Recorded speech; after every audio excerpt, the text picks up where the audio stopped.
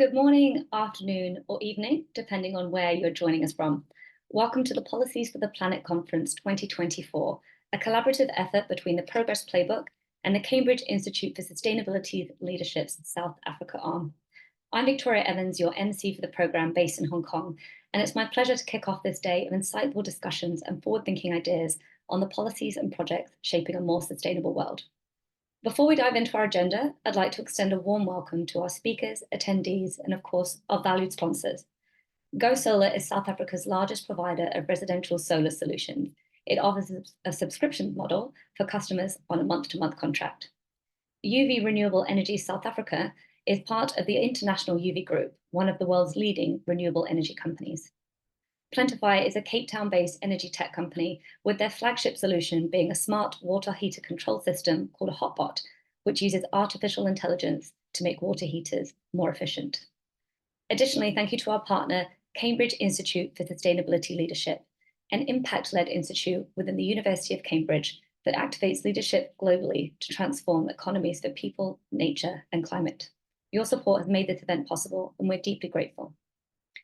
Special thanks to our keynote speakers, Ramón Méndez Galain, Uruguay's former National Director of Energy, and Nick Smith, former Executive Director of the South Australian Department of Energy and Mining, as well as all of our distinguished speakers who will be sharing their expertise and insights with us today.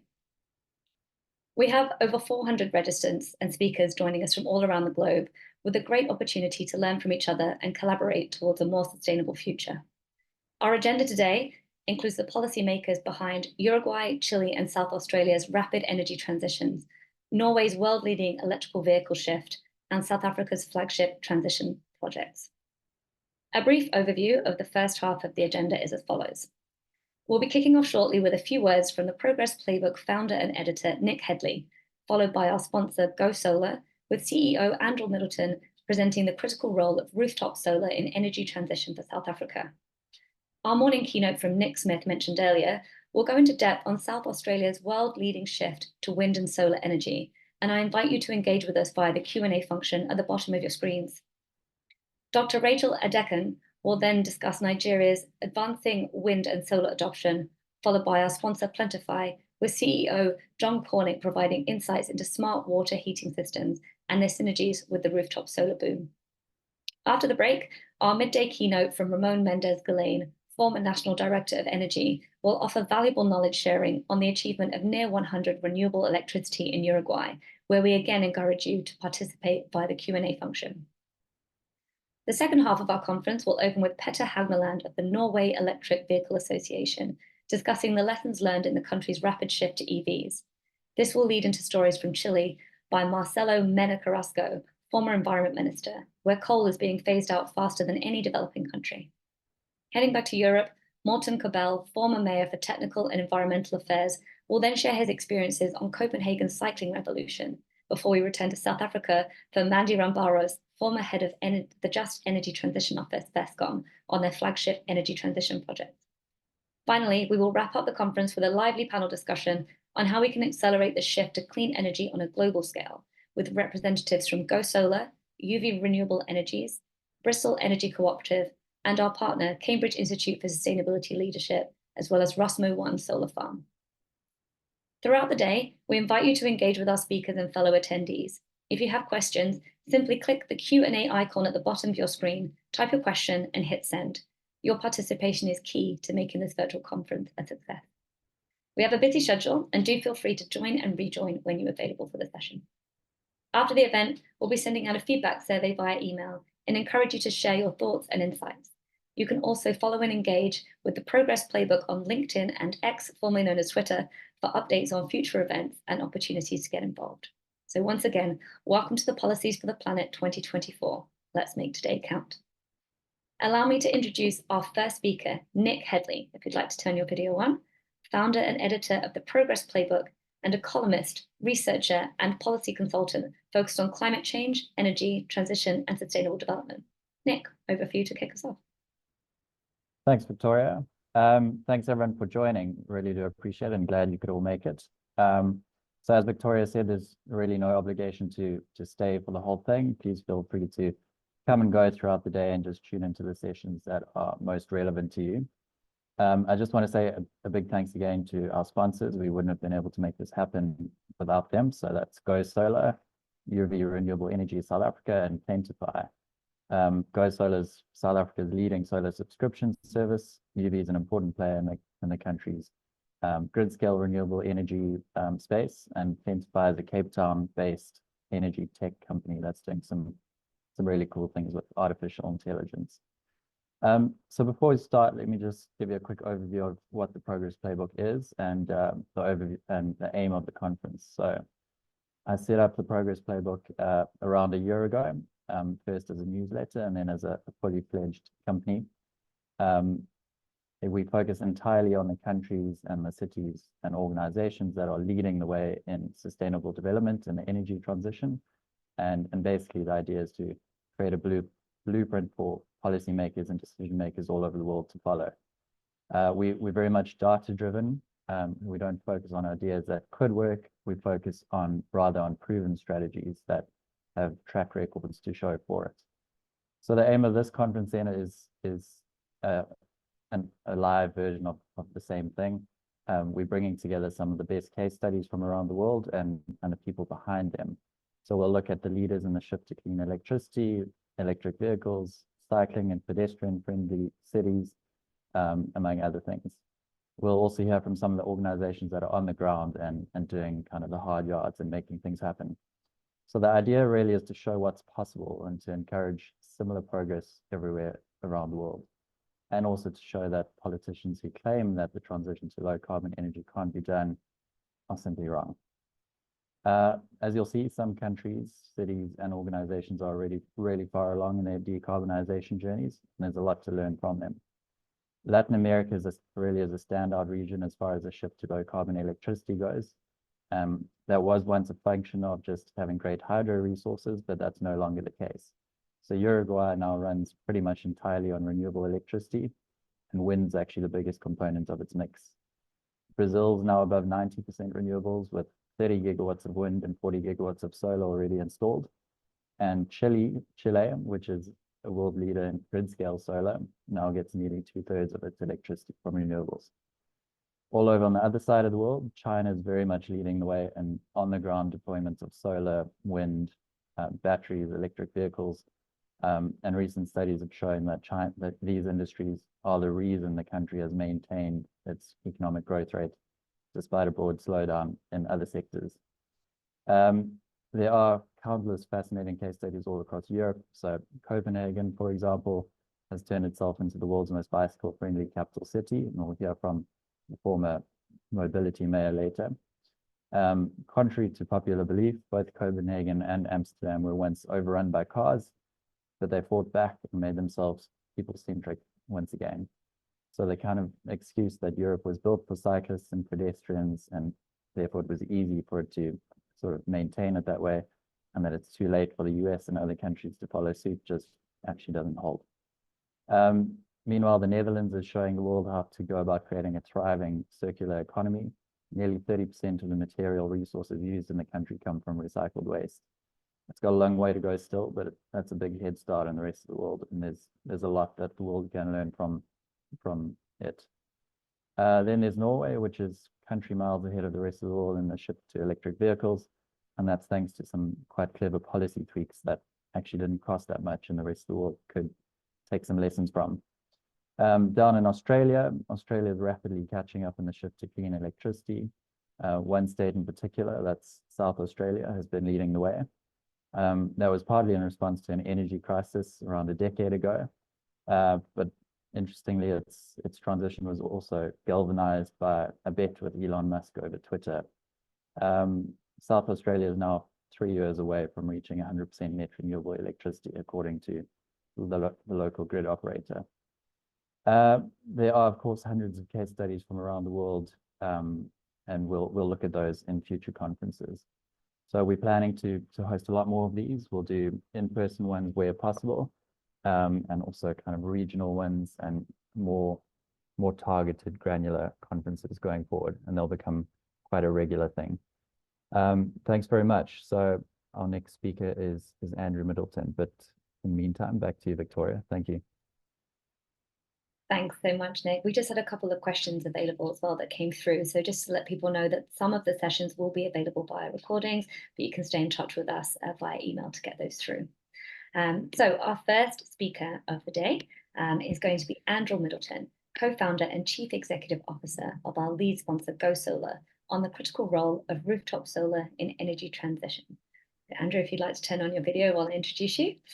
GoSolr is South Africa's largest provider of residential solar solutions. It offers a subscription model for customers on a month-to-month contract and has seen incredible growth in recent years amid a rooftop solar boom in the country. Andrew's career started in boutique corporate advisory before moving to Standard Bank, where he completed a 14-year-long career in investment banking. He holds a deep-rooted passion for the purpose-filled work and positively impacting society and the world, which has led him to co-found GoSolr in 2021. As a reminder, you can submit both named and anonymous questions via the Q&A function at the bottom of your screens to our audience. So welcome, Andrew. Please do introduce yourself and go ahead with your presentation. Thanks very much, Victoria and Nick. Thanks for the very warm introduction. It's a pleasure to be speaking to you today on the critical role that rooftop solar is playing in the energy transition in South Africa. So firstly, I'm Andrew. As Nick and Victoria mentioned, I was one of the co-founders of GoSolr. I'm the CEO. GoSolr is the largest residential solar provider in South Africa. We do that via a subscription model. So we were pleased to pioneer the solar as a service subscription model in South Africa. Before that, solar was seen as a very exclusive product in South Africa, especially in residential. It was there for wealthy households. It was very expensive. There were certain other financing options available, rent-to-own options available, but we felt very strongly that to make it more accessible and democratize the access to solar energy, subscription model would work most for most households. And we've seen that in the last 2 years. GoSolr alone has built 70 megawatts of rooftop solar in South Africa. That's decentralized, not reliant on any grid infrastructure, and with storage, which I think, that I'm sure the topic of dispatchable power will come up a bit later. And obviously with storage, we have the possibility of managing dispatchable power into peaks. So that makes it very sustainable and significant energy that's been developed just by one company, and we're one company. So the transition here is growing, is accelerating at a rapid pace, and there's many other participants that are joining the market, and we're very, very excited about the role that we can play. Before we came into the market, the solar was very complicated, it was very unreliable, and it was very expensive. And I think there's still a bit of work that needs to go into educating the market and trying to further accelerate and give people access to this wonderful technology. So why is South Africa so important to climate change? And I think it's well publicized that continents like Africa that are still coming up the economic development curve are the biggest victims of climate inequality, haven't had the benefit of using fossil fuels to develop the economies yet, but still get a lot of the adverse effects of climate change. So Africa is at risk and is very exposed to climate change, and South Africa is the biggest culprit in this problem, with more than 30% of all carbon emissions coming from South Africa. And that's really the heavily reliance that it is had on coal and fossil fuels. You can see in the chart on the bottom right there still that the black part of the chart is coal power. So coal and nuclear really being more than 90% of South Africa's energy mix still today. And you can see the very, very small slithers of yellow there, solar, wind, blue, that are starting to change, but still heavily dominated by pollutants and dirty power such as coal. The infrastructure in South Africa it's been well underinvested. These coal power stations are very old, so they're not even new technology coal power stations. So they're very heavy on emissions, very bad for the environment, and they're very unreliable. And that's why we've had rolling blackouts in South Africa, very significant rolling blackouts for the last 2 years. It's been 15 years in total, but 2 years in particular, it's been very difficult. We also have heavy industry up in the north of the country. And there's traditional industries such as coal to liquid, gasification. So we have some cities, some towns in South Africa are among the most polluted in the world. So it's extremely important that South Africa plays its part and has a just transition to clean energy. And the good news is it is happening, and I'll show you how. Firstly, what is the catalyst for South Africa's solar adoption? I think this chart here just shows what a lot of us will know, is that South Africa is home to one of the top 5 solar resources in the world. Nick mentioned South Australia. We're very similar to South Australia in terms of the latitudes that we sit in and our position on geographically. So we enjoy top 5 solar resource in the world. So we even parts of the East Coast, which have, you can see the lighter shade there, those are still very good solar conditions relative to places in Europe, which are seeing solar investment thrive. So we've got great conditions. We've got a lack of energy security. As I mentioned, we had over 7,000 hours of load shedding last year in South Africa. This year, unfortunately, looks like it's on track for a very similar number, maybe slightly better. The only reason it would be slightly better is because of adoption of renewable energy. We've also seen the costs come down significantly globally. Technology, solar module technology improving every single year, battery technology improving, and all sorts of cost savings coming through, which makes solar energy we're at the tipping point of it being the cheapest source of power in the country and globally, which then makes it, widespread adoption possible, not just because of backup, but also because of the ability to save money. And of course, the sustainability angle, and that's all about education. We still, as a country, need to educate businesses and households about the dangers the existential dangers that we face as a planet due to climate change. But it is changing and it is developing. But sustainability is a driver, but still, not enough of a reason why people are going with solar. So what's happened in the last 2 years? The data is a bit all over the place, but we think from our perspective that 2 gigawatts of solar energy was installed last year alone. Now, I'll start with the chart on the right. Now, why is that so significant? There was only 3 gigawatts of power added to the national grid last year. That's quite staggeringly low, given the energy crisis and the huge shortage of power that we have in South Africa.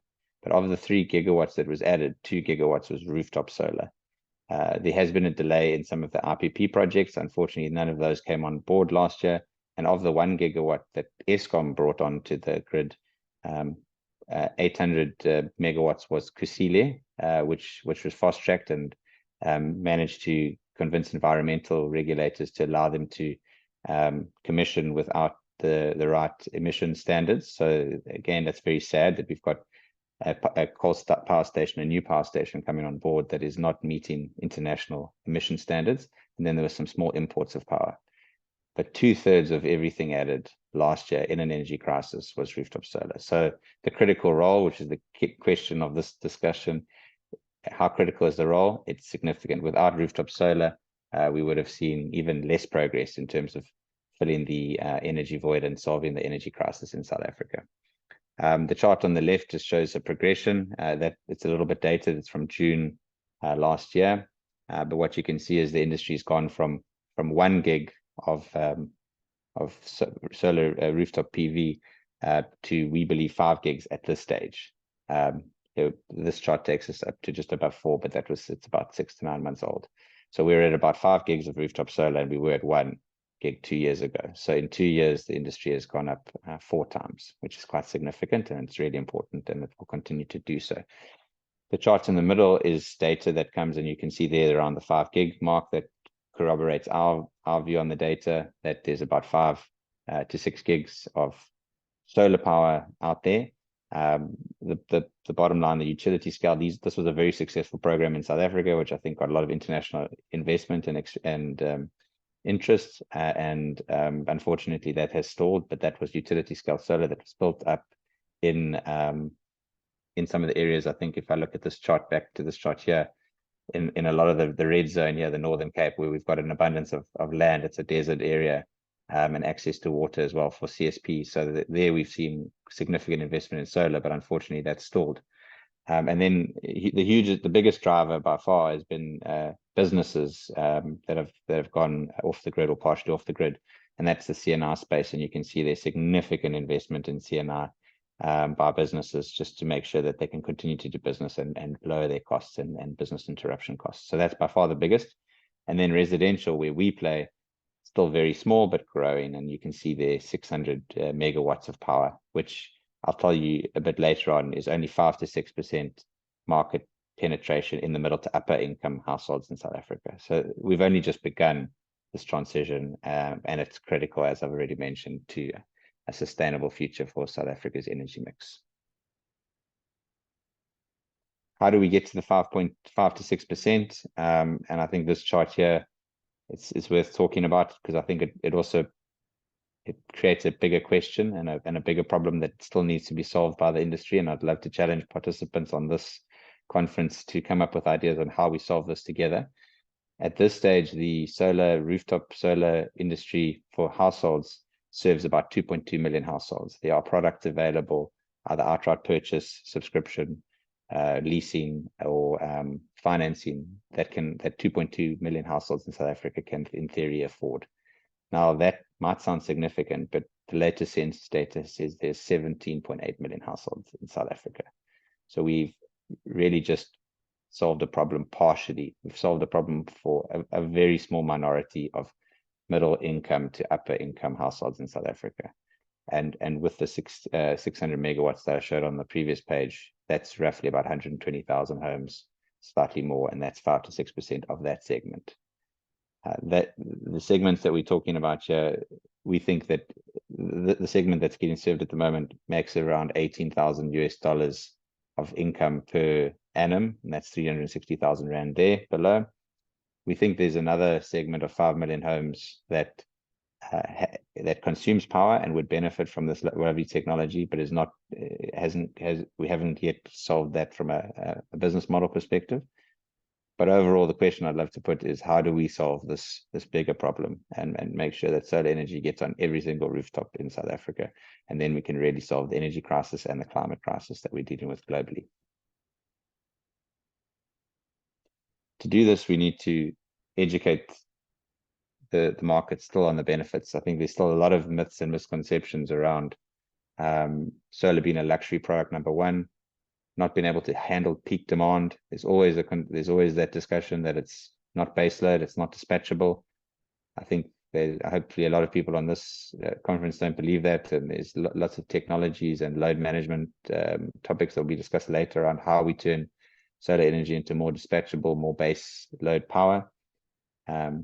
It's still seen as very overly complicated. It needs to be decluttered and demystified, some of these myths. I think there's still concerns around whether it's a fire risk to your household or a surge risk to your household. All these rumors need to be demystified and put to bed, because they are not encouraging further adoption of this wonderful technology that is solving multiple problems for us, both locally and globally. So we need to empower people to understand the benefits and to generate their own power and control and manage their own power at household level. There's also more that can be done from a regulatory perspective. We deal with municipalities and regulators all day. There's over 200 municipalities in South Africa alone. There are 5 or 6 different tariff types, so that means there's almost thousands of different permutations per municipality around what tariff you're on, and the tariffs change whether you're on solar or not. It's very, very complicated. There's also constantly rumors about taxing solar rooftop PV at the household. It's been done in other markets with complete failure when that's been done, and it's completely wrong policy discussions that we should be having, and the media reports on it, and all it does is discourage people from taking the power into their own hands and investing in this wonderful technology. The small-scale embedded generation regulations are cumbersome. They need to be updated. There's no national framework. We are lobbying NERSA for a national framework, and we would like to continue to be an active industry participant to make sure that regulations are clear and they encourage the adoption of this technology. The feed-in rules, there's some positive progress this year. There's some benefit. There's some feed-in regulations that have improved a lot significantly in Cape Town. We think there's still some work to be done there to make it economically viable, but at this stage, it's still not viable for households to install bidirectional meters and feed power into the grid, which has got a huge energy deficit. So it makes no sense that we're not encouraging that type of behavior. Also, solar incentives in households have been very limited and have actually been removed in the latest budget speech, which we're very surprised about. So there's limited incentives and there's very complicated regulations that need to be simplified, and the industry needs to work together to get these corrected. And obviously, private-public partnerships are going to be critical here when we start to dispatch power into the grid, and we talk about wheeling and having access to the natural monopoly being the energy grid. Power generation is getting slowly privatized, but the grid needs to be maintained and managed, and that there we need a public-private partnership. And then finally, I think this transition is happening. It's very critical, and solar PV, I hope I've demonstrated, is the biggest player in this, and the most important player, it seems, and the fastest to solve this issue. But the transition can cause a whole bunch of unintended consequences socio-economically if not managed correctly. And I think what I've just put here is really the need for skills development, a national discussion around this, and making sure that the old way of generating power via our coal fleet, we don't just lose those skills and we lose those economic nodes. We transfer those skills and we retool those communities to enjoy the benefits and join a new industry and more sustainable industry. The chart here on the right is just one of many where many studies have been done to show that from a net job perspective, the transition to solar energy will create jobs, not reduce jobs. However, it won't be doing it in an even and an economically even perspective geographically. So it's going to take a lot of thinking. It's going to take a lot of hard work to make sure that we don't create economic wastelands around old coal power stations, but we're able to redevelop and retool communities to participate in an economy that is coming and is inevitable and will put us in a much more sustainable and positive framework going forward. So that's all I had to say. Thanks very much for the opportunity. I hope it's been useful for those, and I think there's some time for questions. Thanks so much, Andrew. That was really insightful. Yes, we do have a couple of questions that have come through, and I do invite the audience to please type in the Q&A. In the meantime, the first question that we have is, some time back, there was a shortage of installers and electricians, and that was holding back the solar industry's growth. Is this still an issue?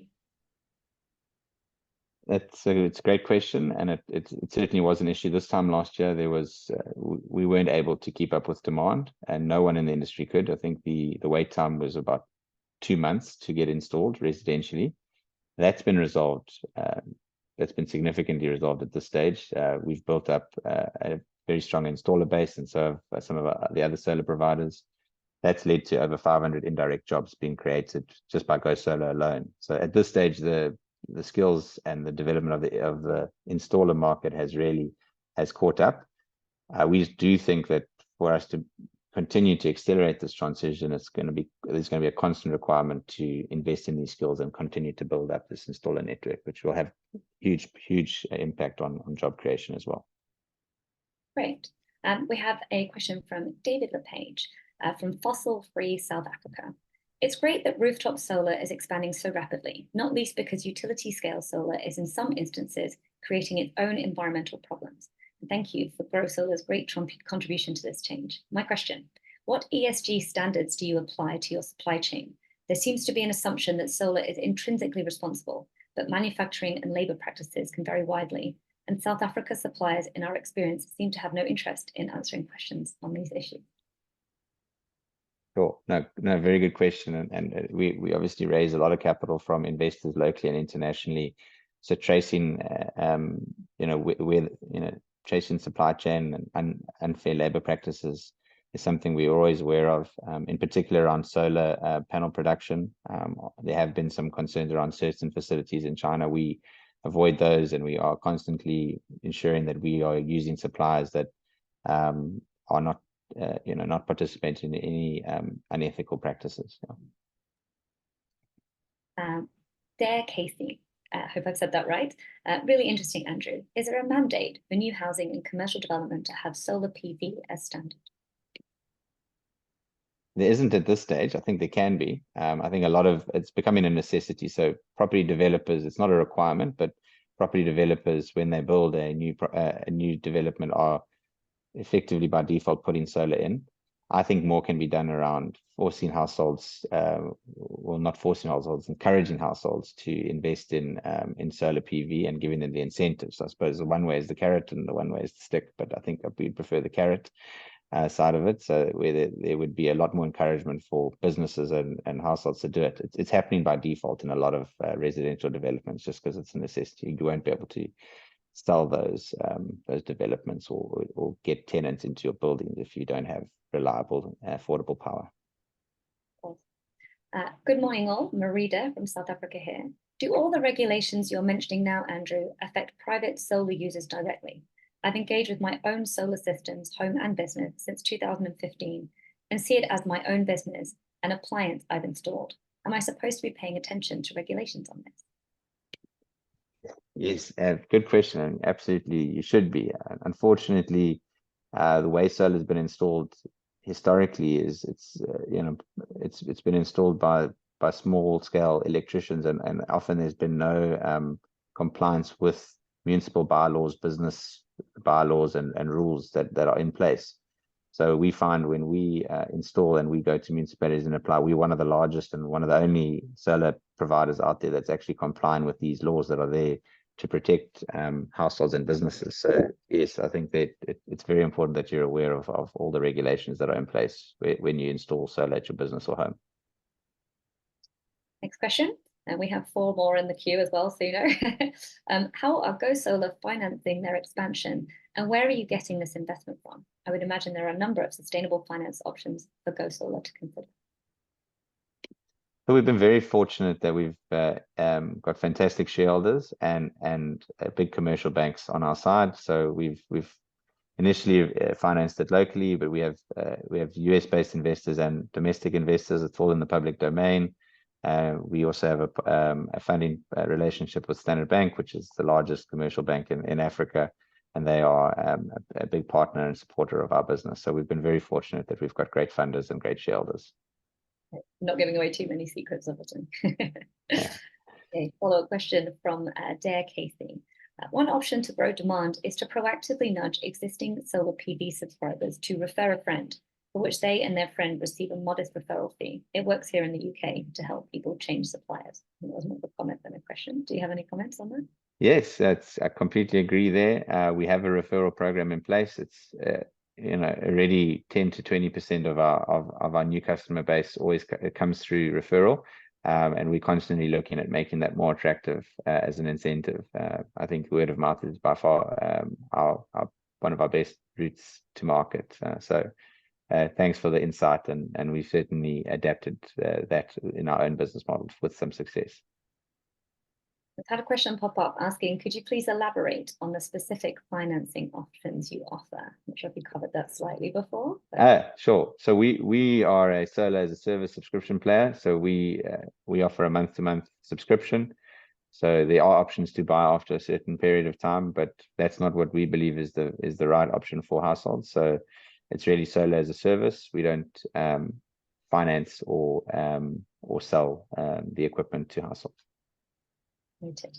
And then from Alistair Anderson at Property Flash, is it possible for GoSolr to team up with private developers and provide the service at discounts to renters? We do, though, and I've spoken to Alistair before, so I think we do. I think it's a possibility. We'd love to engage with Alistair on that. Renters or people that are developing for the rental market is a huge opportunity for us. So we would welcome working with property developers and those that are looking to lease their properties and don't want to invest the capital themselves and want a company like ourselves to manage it. So yeah, it's definitely an opportunity, and we do explore it. Great. I've got more questions popping up, which is great. Have you considered putting all of your, in inverted commas, installation in a VPP and selling your energy? Yeah, absolutely. I think that's something that we would do in partnership with our households. So at this stage, we enable our households to, in places like the Western Cape, to feed in and sell to the grid. But I think there's a much bigger opportunity given the installed base we've got and growing. If we can aggregate it and sell it in as as an aggregated source of power, I think there's plenty of opportunities there, and we're building the technology and the platforms to be able to do that for our customers. We have a follow-up from Dr. Merida regarding my previous question on regulations. If you have your certificate of compliance, you as a private user are following the regulation mentioned. Is correct? A certificate of compliance is critical, and it's one of the most important parts, but that's not where it ends. Once you've got that certificate of compliance, you need to do an application to your municipality or directly with Eskom if you're a direct Eskom customer, and that's the leg that often gets forgotten. Noted. We have a couple of extra questions come through here, and perhaps we can invite people to follow you on LinkedIn as well. You'll notice in the chat that we put the links there for the company of GoSolr and also for Andrew directly. So if we run out of time now with your questions, you can go to him direct. In the meantime, how could the government help to make solar more accessible? Sure. So I think I touched on it slightly in my presentation, but there definitely needs to be more household incentives. So the small incentive on solar panels that was around for a year and has now been removed was a start, but not quite enough. So there should be household incentives to do it, tax incentives. I think standardizing the regulatory environment so that all municipalities have the same standards, regulations, compliance regulations would help. And then also clarifying the tariff reform is required because there is always this talk of a solar tax and getting taxed for generating on your rooftop, which I think tariff reform is required, but it shouldn't do so in a way that discourages investment in rooftop solar. I think then more municipalities need to follow Cape Town, which has made great strides forward in feed-in regulations. They've removed a lot of those bottlenecks that were in place and still sit in place in many other municipalities. It's still not perfect though. There are huge costs to feed in. You need to procure a meter. That costs you a lot of money as a household, and I think the government needs to do more to procure those and bring down the cost of those meters so that people can use their excess energy and sell their excess energy into the grid. I will ask you for a 30-second wrap-up shortly, but we have time for another question. In South Africa's solar boom showing up in reduced electricity demand and therefore reduced load shedding? Yeah, absolutely. So I think what we've seen is the 3 gigawatts that were added, 2 gigawatts of rooftop solar and another gig on there. I think this time last year, South Africa was sitting on stage 6 load shedding. Today it's stage 3 load shedding. So that's 3 gigawatts right there. If you look at the Eskom data, despite what a lot of the politicians say, Eskom's energy availability factor is no better than this time last year. So the coal fleet is not performing better, even though there's been new coal added. And there's no doubt about it that it's been private power generation that is reducing our daytime load shedding in particular and giving Eskom the ability to replenish its emergency reserves. So that's clear in the data for sure. Good to see that there's evidence. David has come back on as well. It's most unfortunate that solar, for now, seems to be going to the households least impacted by rising power prices and climate. Are you looking into ways to serve lower income communities?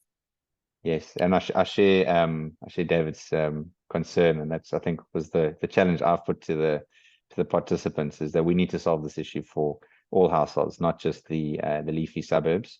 And I think there are some models there that we've explored and some international models. We haven't quite figured it out just yet, but I'm sure that the industry will do it, and we need to get a solar panel on every roof. Sounds like the great next round table to have with a few key people involved to get some Absolutely. ideas. Do you offer, Dare Casey again, do you offer a similar scheme for schools and other public buildings? Schools can be great locations for diffusing knowledge. All children love solar and will take a great message home. Wonderful comment. Yes, we do. In particular, we've got to focus on schools. So residentials are focused, but we do have products that will work in the adjacencies around communities in residential areas, and schools is the focus of ours for many reasons. One, it's critical for there to be stable power in schools where we're educating our youth, and secondly, we want to educate the youth about sustainability so that they become, the driving force behind this transition. I think that a lot of the household owners that are in later generations, climate change wasn't as big a concern when they were growing up, and it wasn't taught in schools. So I think if it's not taught in schools, then we're not going to see the change that we need to see. And still, sustainability still is very down on the reason list for why people go with solar, and it should be right at the top. Instilling it in when people are young and it becomes the norm, right?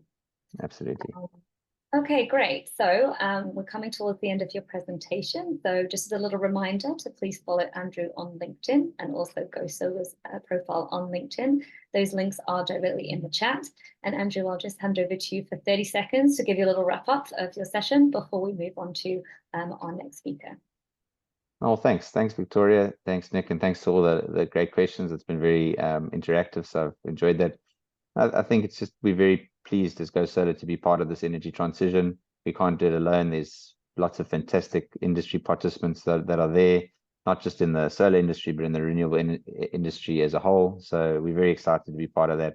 The transition is happening, and there's no doubt that rooftop solar has a critical role to play, given that it is 2/3 of last year's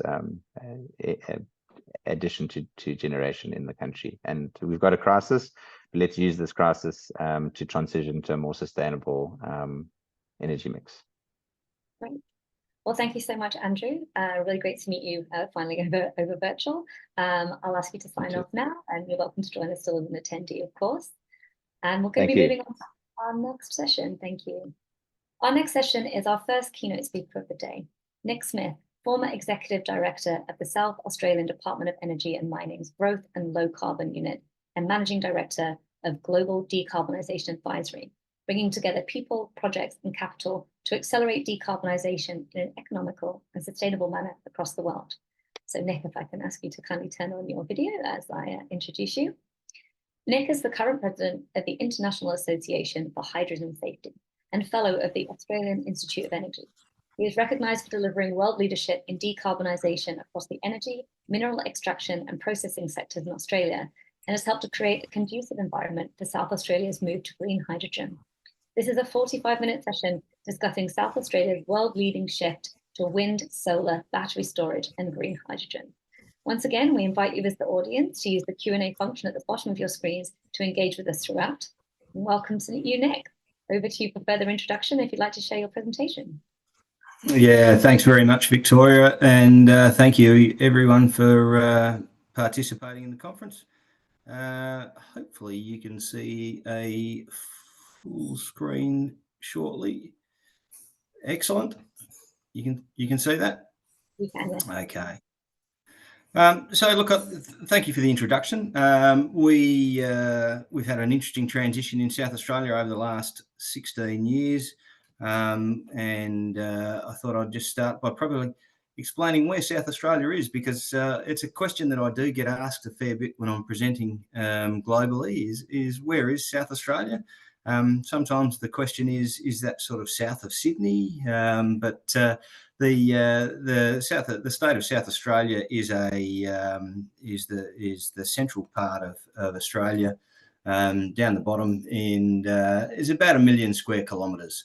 The state's about 1.83 million people. Predominantly 1.4 of that is in the Adelaide city capital, and so it's quite concentrated in the southeastern corner of the state. Predominantly the population sits down there, where the rainfall is a little bit higher.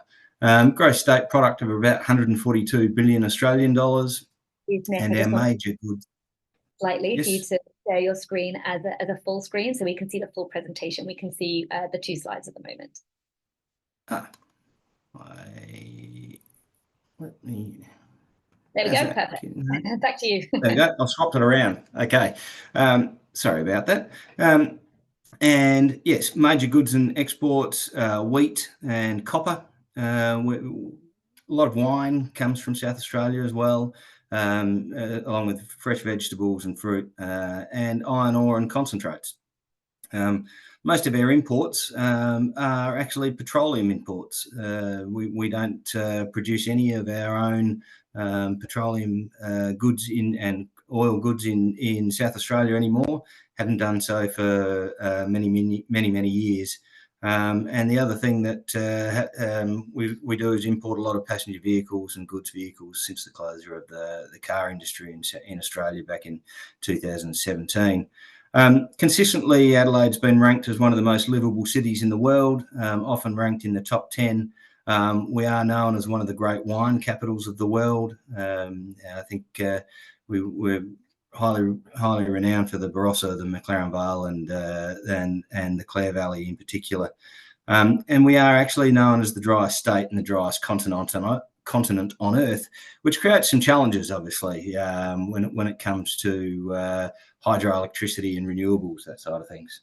But what we are blessed is an abundance of high quality wind and solar. I really like this map, and it's one that the South Australian Department for Energy and Mining pulled together back earlier on in my tenure there. Richard Day and his team put that together, and it really sort of shows the dark yellow is very high grade, high quality solar at above 23.5 megajoules a square metre. The light yellow going further south is solar D&I above 20.5 megajoules per square metre. And then the blue is where you get wind above 7.3 metres per second at a hub height of about 80 metres.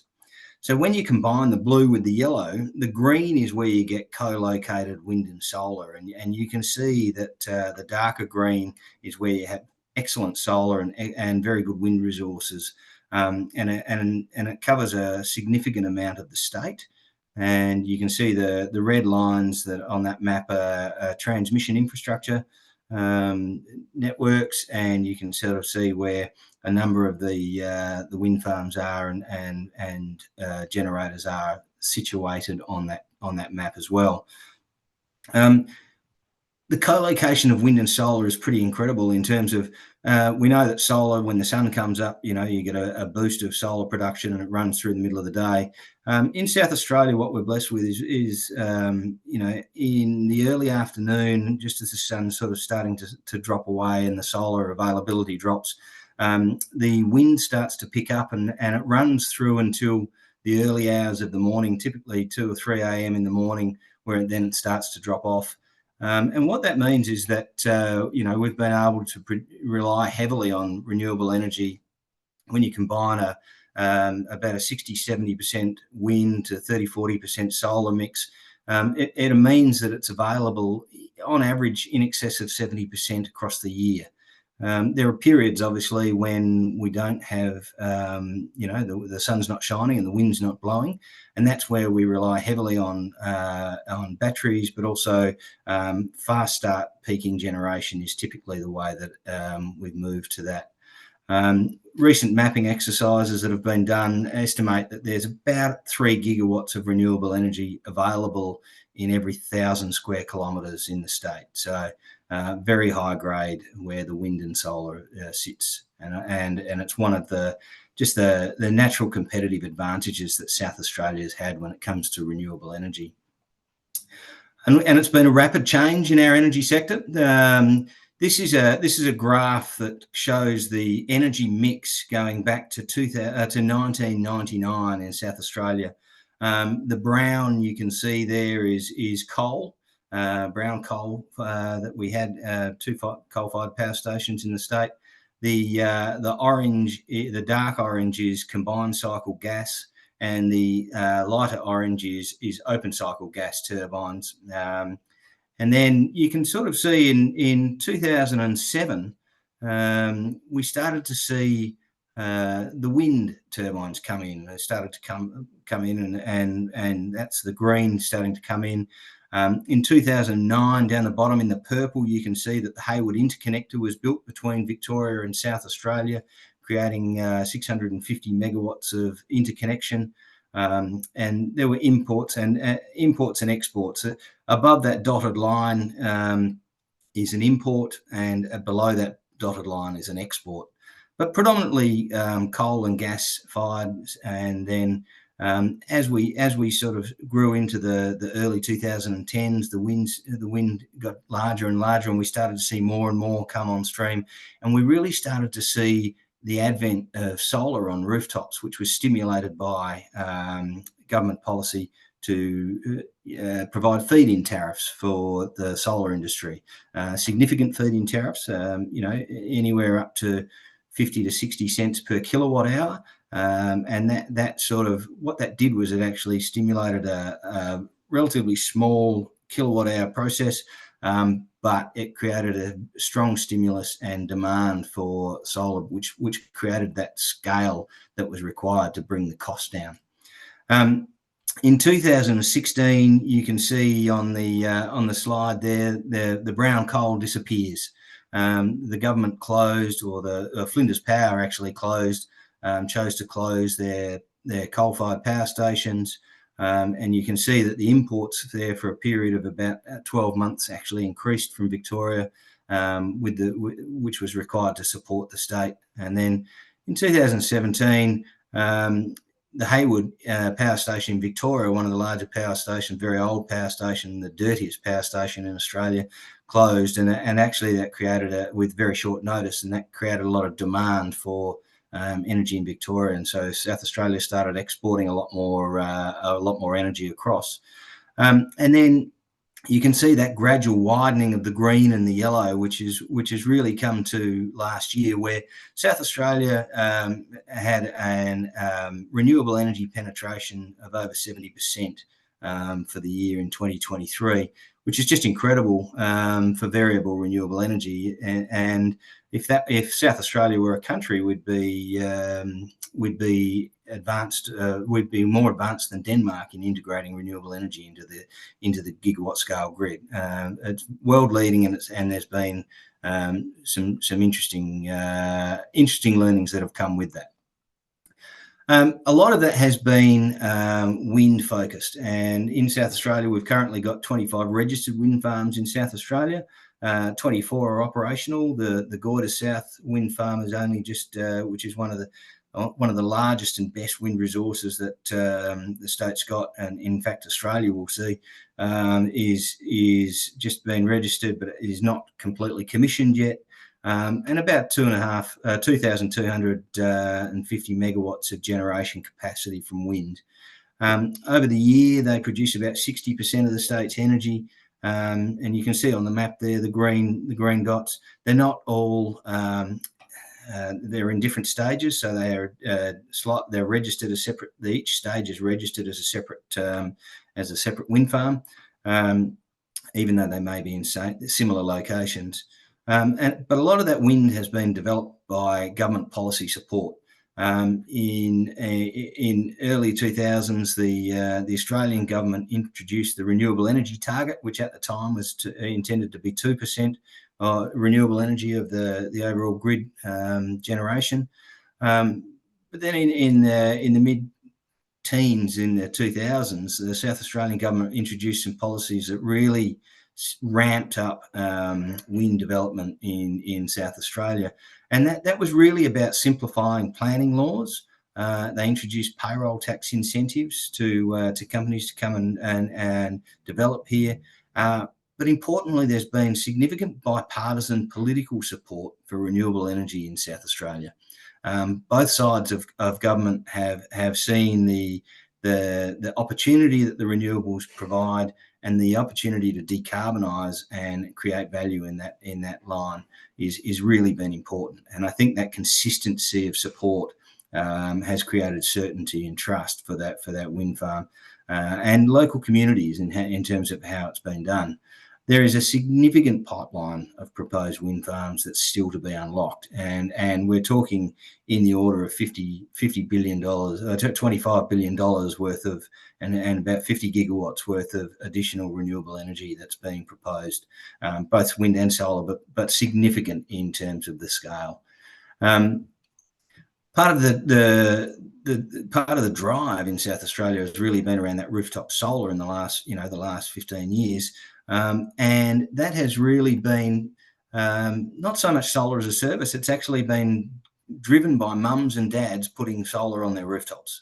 With the feed-in tariffs and increasing energy costs as coal-fired power stations become more volatile. The gas prices have increased due to war and various other reasons. We've seen costs go up, and so households have been using solar as a way to minimise their electricity and their energy costs. You can see there on the left-hand side, the actual rooftop is the black dots that's occurred right through until 22, 23, which is, you know, and then in 23, 24, I think it's now at 2,700 megawatts of installed capacity on rooftops.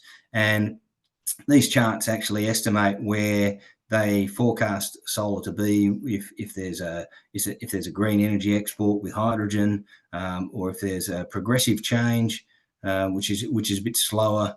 But the central side of things, you can see it's still relatively conservative in where they think it's going.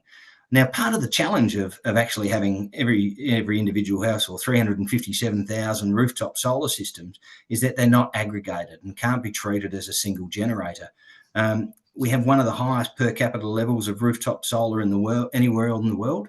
And what this is doing is this is creating a surplus of energy in the middle of the day. You can actually see on the right-hand side the actual and forecast shoulder operational minimum demand, which is in shoulder periods of the year, and it's been decreasing. That line in the middle there, that zero, means that's where supply and demand is balanced. But we'll actually be we've actually had our first negative demand scenario in South Australia just recently in December, where we actually produced more energy than we can consume as a state. And you can see there that all the forecasts are that is a significant challenge moving forward. And that creates a lot of system security concerns in terms of how do they manage the energy system to prevent it from going black or having brownouts. So I think, you know, one of the challenges, and this slide here really sort of shows the operational demand, which is what South Australian, the grid is demanding in terms of energy. And in the middle of the day, you can see over time in 2019, the red line was actually up around, 450, 500 megawatts of operational demand as the minimum. And then in 2020, it's dropped down to just under 400. And then in 2021, down to 200, 2022, down to 100. And in 2023, it's now below the line. And in fact, the lowest point was minus 236 megawatts or 256 megawatts just recently in December. And that is a significant challenge for the state, because the ramp rates in the evenings when the solar disappears means that additional power needs to be brought into the grid, and that's created a lot of challenge in terms of how do you manage that. Part of what the state has done is they've encouraged virtual power plants. We have 11 virtual power plants in the state, and one of those in particular is designed to look at lower socioeconomic areas where they're on housing trust, South Australian government-owned housing, which they lease at low rates to the community, and they've done that with Tesla, and that's actually been very, very beneficial in terms of putting solar and batteries on those properties. And particularly even with batteries on those properties where they're unable to get rooftop solar because they're in a multi-story facility, or they've got too much shade over their rooftop and they're unable to do that, it's still proven to be quite economically viable. And then the government has, in different forms of government, have actually really, stimulated home battery uptake. The former government had a home battery scheme, which we've seen over 43,000 households connect batteries to their solar system to try and help manage that. Part of that scheme has been that they all need to be virtual power plant ready so that they can be aggregated and used to the maximum benefit to supply the grid and use those services that batteries that are very, very fast in terms of responding to grid issues. They actually provide an enormous benefit. There's currently an 800 megawatt interconnector being built between South Australia and New South Wales to enable better trade. South Australia has an interconnector in with Victoria, where South Australia and Victoria have very similar weather patterns. Into New South Wales, they're a little bit more subtropical, have different weather patterns to Victoria and South Australia particularly, and that actually reinforces the opportunity to trade electrons across the state. New South Wales is a very large coal has a very large coal fleet, is the highest demand centre in Australia. But it actually offers up opportunities for South Australia to push their very low cost renewable energy into New South Wales for large parts of the day, and then rely on additional energy to come back in periods of low supply. Part of what we've had is inertia issues in the system, where inertia has caused some rate of change of frequency to be quite large, and as you see older coal-fired and older types of generation pulling out of the grid, the inertia disappears as we move away from those types of older energy generators. And so Electranet, the transmission network service provider, they've installed 4 synchronous condensers to provide additional inertia into the system for system security benefits. And that's been very important in terms of maintaining grid security. But also the Tesla Big Battery, or the Hornsdale Power Reserve as it's formerly known, was introduced back in 2017, and that was an incredible success at the time. 100 megawatts. That was expanded to 150 megawatts under the former government. The original government made it 100 megawatts.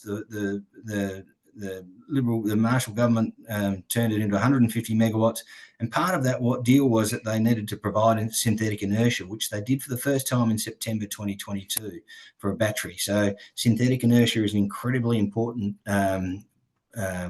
thing to produce.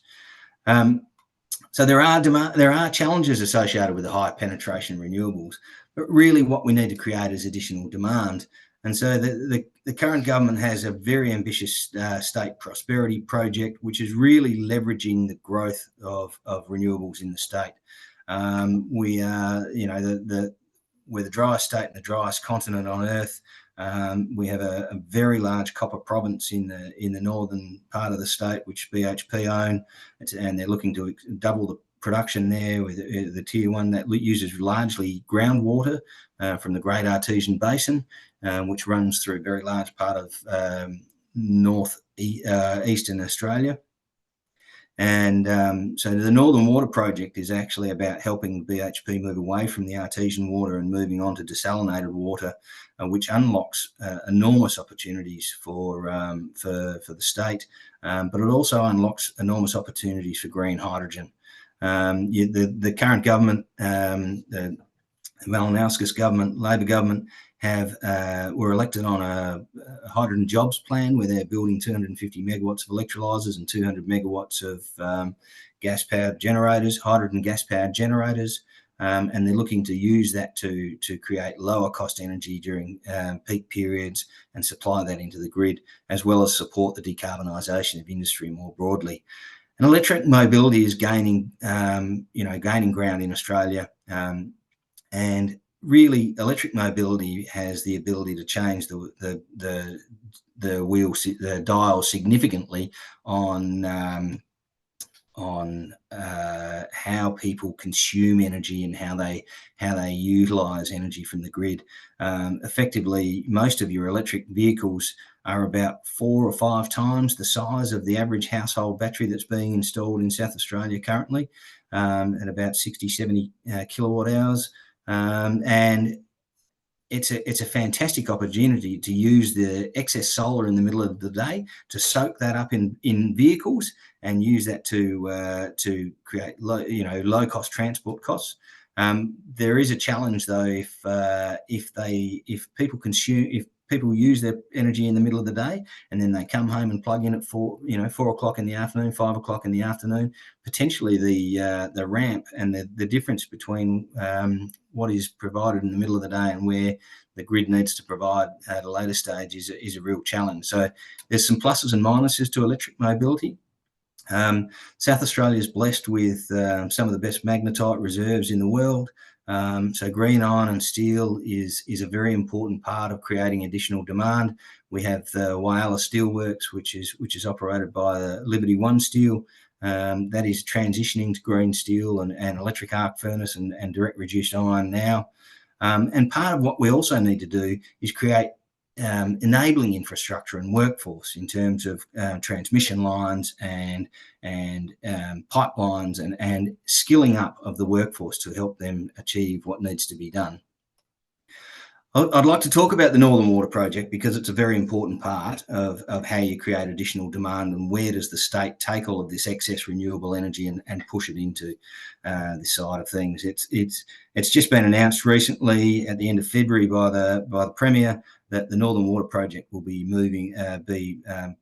put on a site at Cape Hardy, which is a greenfield site, and that's a 260 megalitre a day desalination facility. It'll be built in 2 stages, looking like about 150 megalitres a day and then a second 100 megalitre a day facility. It unlocks enormous mineral processing opportunities in green hydrogen projects. The business case has been estimating that by 2050 that will add an additional $9 billion of royalties and really triples copper production, which, if you think about the electrification age, copper is critical for everything that we do. And electric operations. So it will be very, very important to make sure that that's available. And BHP have seen that opportunity. And that will run a pipeline up, and you can see there on that graph there on the left-hand, the map on the left-hand side, runs from Cape Hardy up the east coast of the Eyre Peninsula through Whyalla, where the hydrogen facility will be, and which is very close to Port Peniton, which is where a hydrogen hub is going to be, runs up through the centre of South Australia to Roxby Downs, where Olympic Dam, the copper, gold, uranium, silver mine that BHP own is looking to be the processing hub for around about a 500,000 tonne per annum copper province. It's a really important part and actually really critical in terms of creating economic wealth for the state into the future. There's no doubt that South Australia has been a leader in hydrogen. In 2017, we released our roadmap for hydrogen, which was a couple of years ahead of us, the rest of Australia, and really looked to leverage the excess renewable energy and the very high quality renewable energy that we had to produce hydrogen that can help support the transition to decarbonisation around the world. The hydrogen jobs plan I've already talked about, but that you can see that in the top slide, the top picture in the diagram there. That's the location at Whyalla, which is going to produce 250 megawatts of electrolyzers. That's been the partners have been announced for that. BOC, the Linde Group, will be doing the electrolyzers. ATCO, the Canadian utilities company, will be doing the generation facility, and they're looking to do storage still to come. But Epic Energy, the pipeline operator in South Australia, are looking to do a lot of that. And actually 30 kilometres away from Whyalla is an existing brownfield facility, which you can see there in that middle slide, that middle photograph, which is the Port Peniton Hydrogen Hub, which is currently you can see the jetty facility there in the processing, which is a Santos liquids facility. And it's a gas refractionation plant. It takes crude oil and LPGs and naphthas from the Moomba processing facility up in the far northeast of the state, which is the Cooper Basin, an old gas province, 50 years old, 60 years old now. And recently 5 parties have signed projects to say that they are looking to develop that hydrogen hub with common user infrastructure, and that's looking to produce in the order of about 1.5 million tonnes per annum of hydrogen. Very, very important for the local production of green iron and steel, but also for exporting to partners in around the world who we already have existing trading relationships with. And one of my last jobs that I committed to before I left the government back in at the start of November was to make sure that we had the Hydrogen Renewable Energy Act in shape to be put into Parliament. That occurred on in mid-September. It was introduced to Parliament in South Australia, and currently the Act's been approved. The regulations have only just been released, and they're out for consultation now, which will be closing around 14th of April. That's really about mapping. When I talked about how we mapped South Australia, it's really about looking at where are the best, most prospective renewable energy resources in the state, making sure that we look at what's the current use of that land? Is it environmentally sensitive? Do the First Nations people have sacred sites there? How do we create common user or infrastructure corridors that enable renewable energy to be built at a scale, and we're talking tens of gigawatts of scale, to support the hydrogen industry and the increased energy demand in South Australia.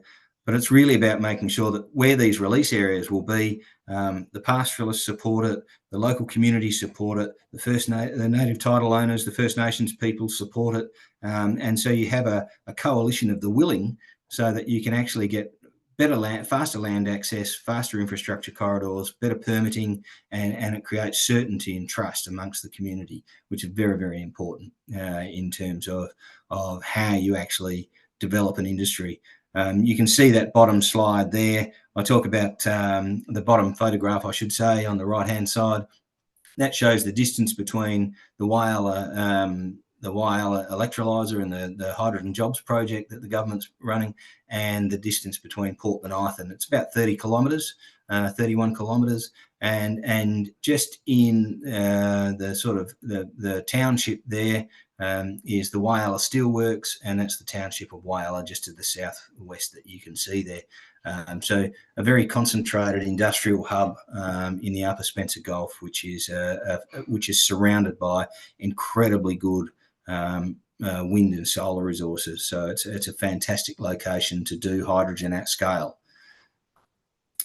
And of course, I've talked briefly about the Whyalla Steelworks, but there's no doubt that green iron and steel is a real challenge to decarbonisation. If everyone goes and builds the renewables that they're looking to build and the planned decarbonisation side of things,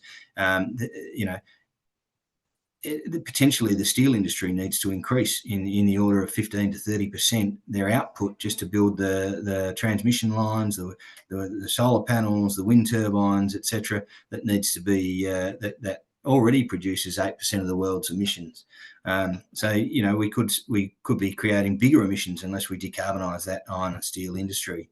And when we look at South Australia, and this is a really important thing, is that when you look at the combination of very high quality wind and solar, the availability of hydrogen that's coming, and in excess of 6 billion tonnes of high quality magnetite.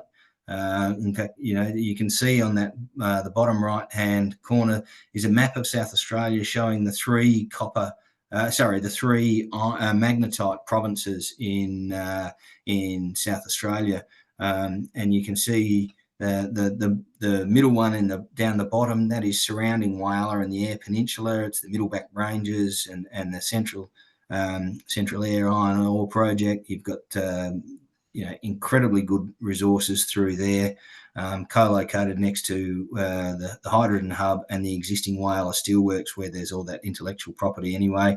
Up in the north, there's also significant magnetite deposits, some very, very high grade magnetite up in that area, and that's been discovered.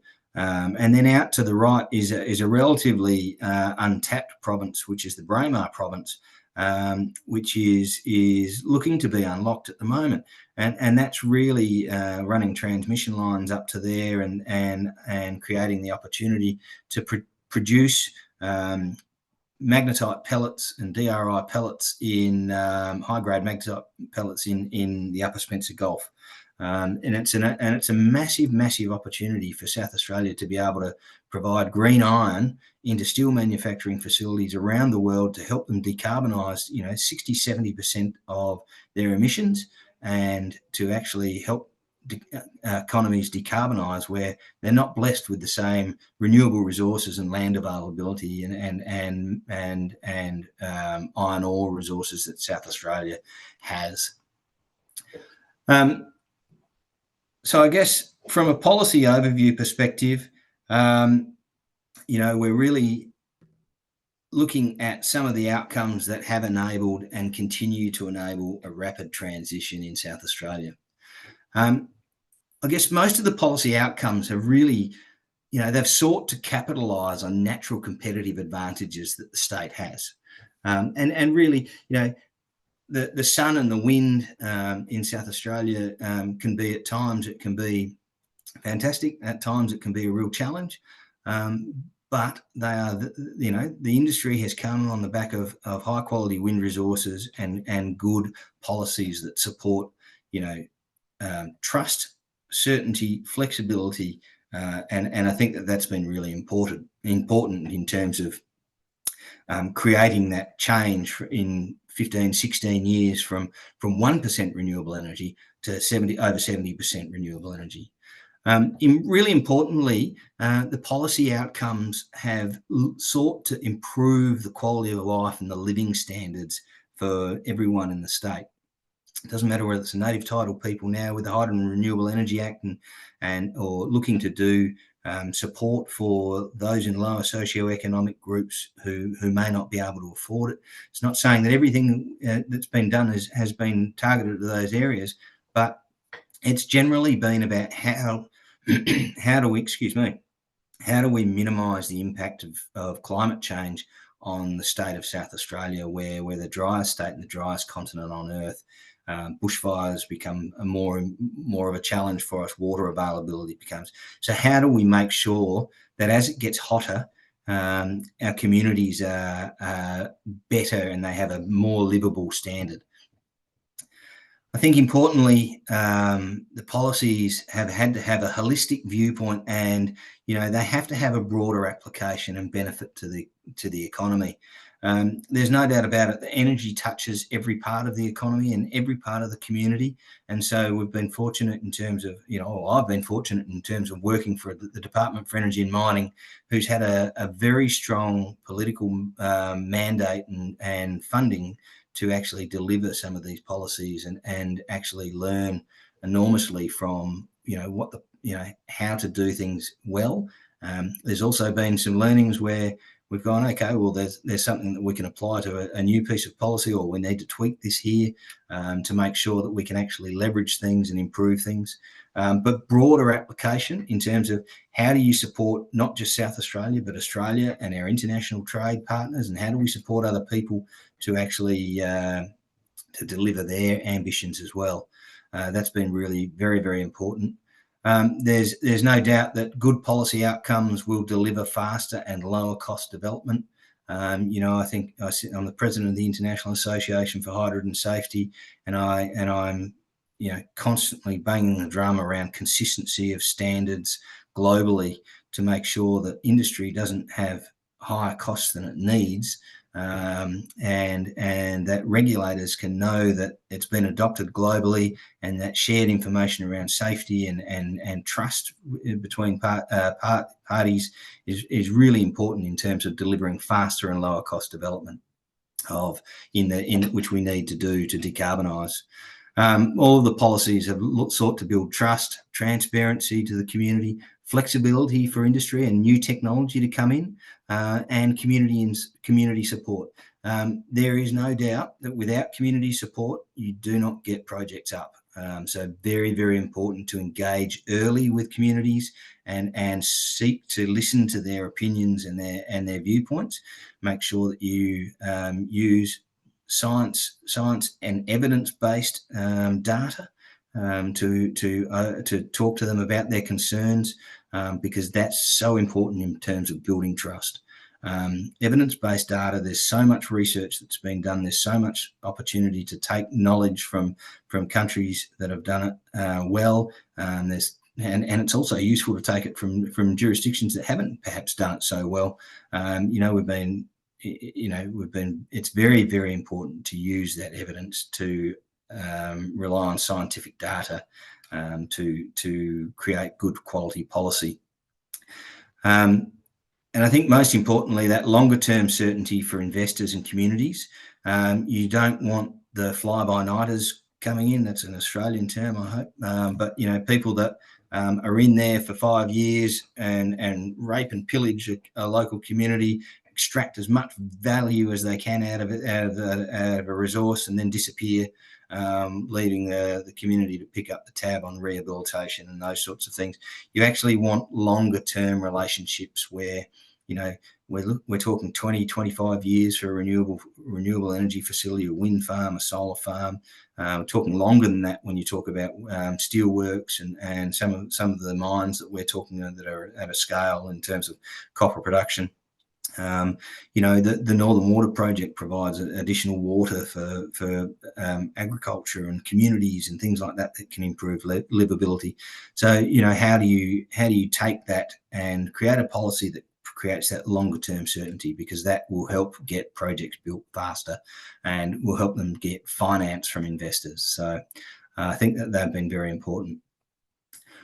So that's been a little bit about the journey of South Australia and where we've been and where the state is going now. The current government has a very ambitious plan, and it's one that is a once in a multi-generation opportunity. I think Australia has for many years, Victoria had the gold rush in the 1800s. New South Wales and Queensland have had high quality coal that they've supplied to the rest of the world, which has underpinned their economies and their growth.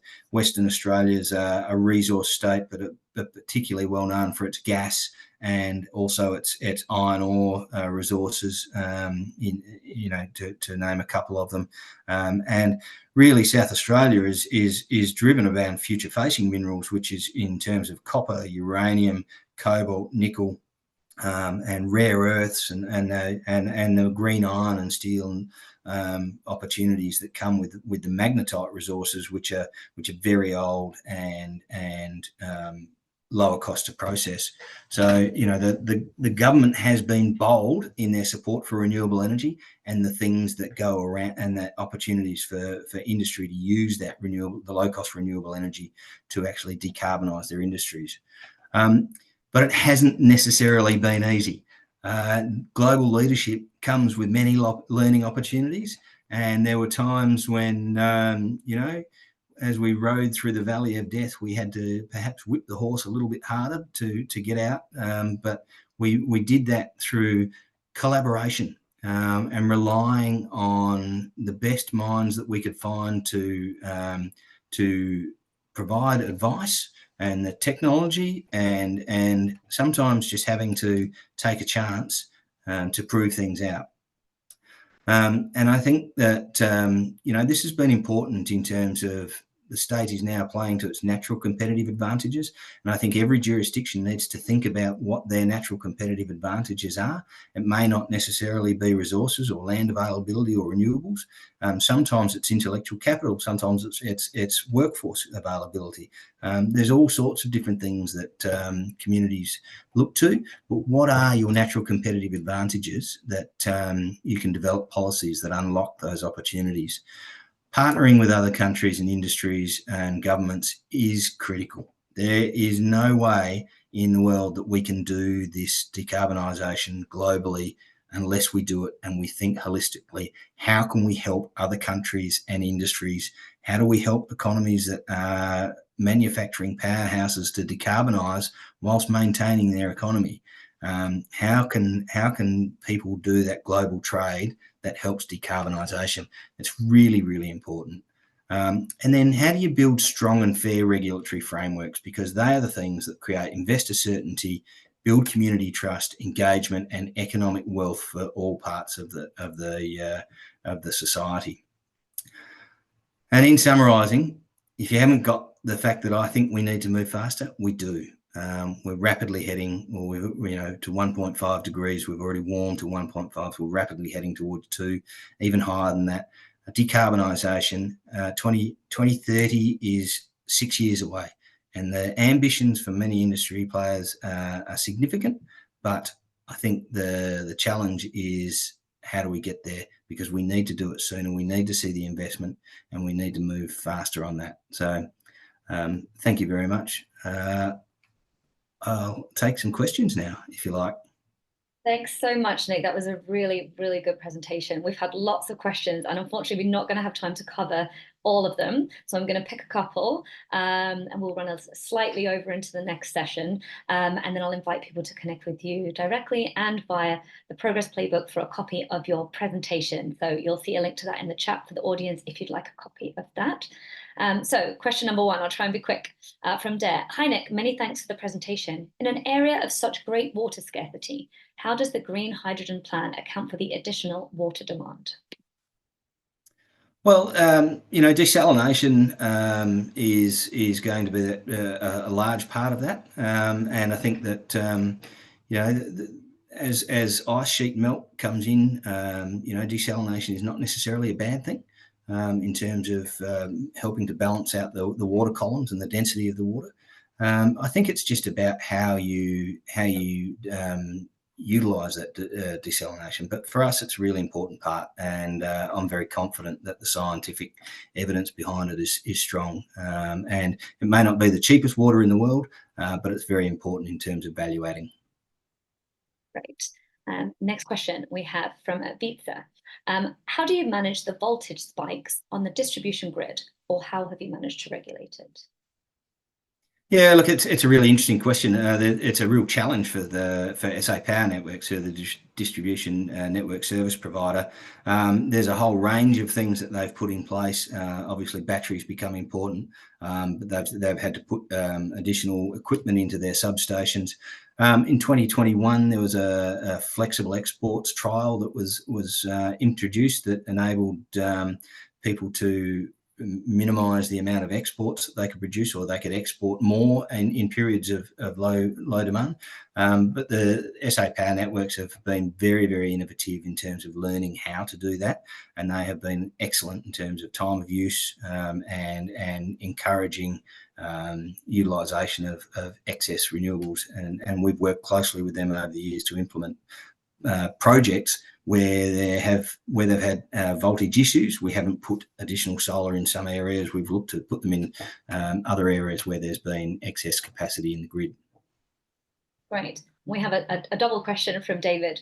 Thanks, Nick. All very interesting and encouraging. It looks like the role of fossil gas in South Australia is tapering out. Can you see a point where it's phased out completely and supplanted by utility scale storage, green hydrogen, or vehicle battery virtual storage? And he follows up with, also curious whether you've had to fight off the nuclear lobby.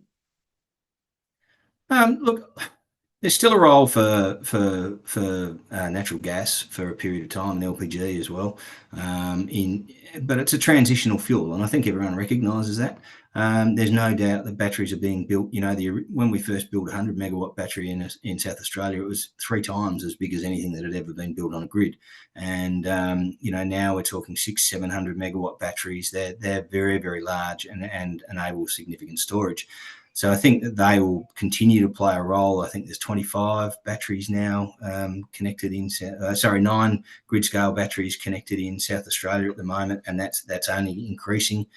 So I think that they will play a role in that 4 to 8 hour range, but you really need some form of long duration storage where you don't have wind and solar, particularly in winter. Now we're starting to see that in South Australia, where it may be that you need that long-term generation. So I think hydrogen can play a role there, but it's not there yet. We still need a significant amount of infrastructure to be built. But on nuclear side of things, there's interest around it in Australia, and South Australia's got 27% of the world's uranium resources. I don't think the world can necessarily get to decarbonisation without some form of nuclear adaptation in some other countries, but it may not end up being part of the mix in Australia. Great. We did have a couple more questions, but I'm afraid that we have run out of time. So thank you so much. Do you want to just give us a quick 30 seconds wrap up? I know you had a great summary, but just to finish up, say goodbye to the... Yeah, thank you. And thank you very much for your questions. I'm happy to take questions after the event. My contact details are on my LinkedIn page if you'd like to connect. I'm happy to work with you around that side of things. All I can say is that there's opportunities to learn from countries and jurisdictions that have actually been able to do it. And collaboration is key. Good, strong regulatory frameworks are really important. Learning the technology challenges and making sure that you're covering that side of things is really important, because we need to go faster. Because going faster unlocks enormous decarbonisation opportunities, particularly around green iron and steel and cement, which are very, very hard to decarbonise. So thank you very much for your time, and I apologise to Racheal for overrunning a little bit, and I look forward to seeing some questions in the future. Great. Thank you so much, Nick. And once again, to our audience, if you would like to connect with Nick or to follow up with the questions, apologies that we didn't get to cover them all today. We'll shortly be moving on to our next session. So please contact the Progress Playbook via the newsletter, which you will see in the chat now under subscribe. So moving on the subject of advancing wind and solar adoption in Nigeria, our next speaker, Dr. Racheal Adedokun, will provide insights from a study by Robert Gordon University's Professor Peter Strachan, Dr. Racheal herself, and Dr. Anita Singh.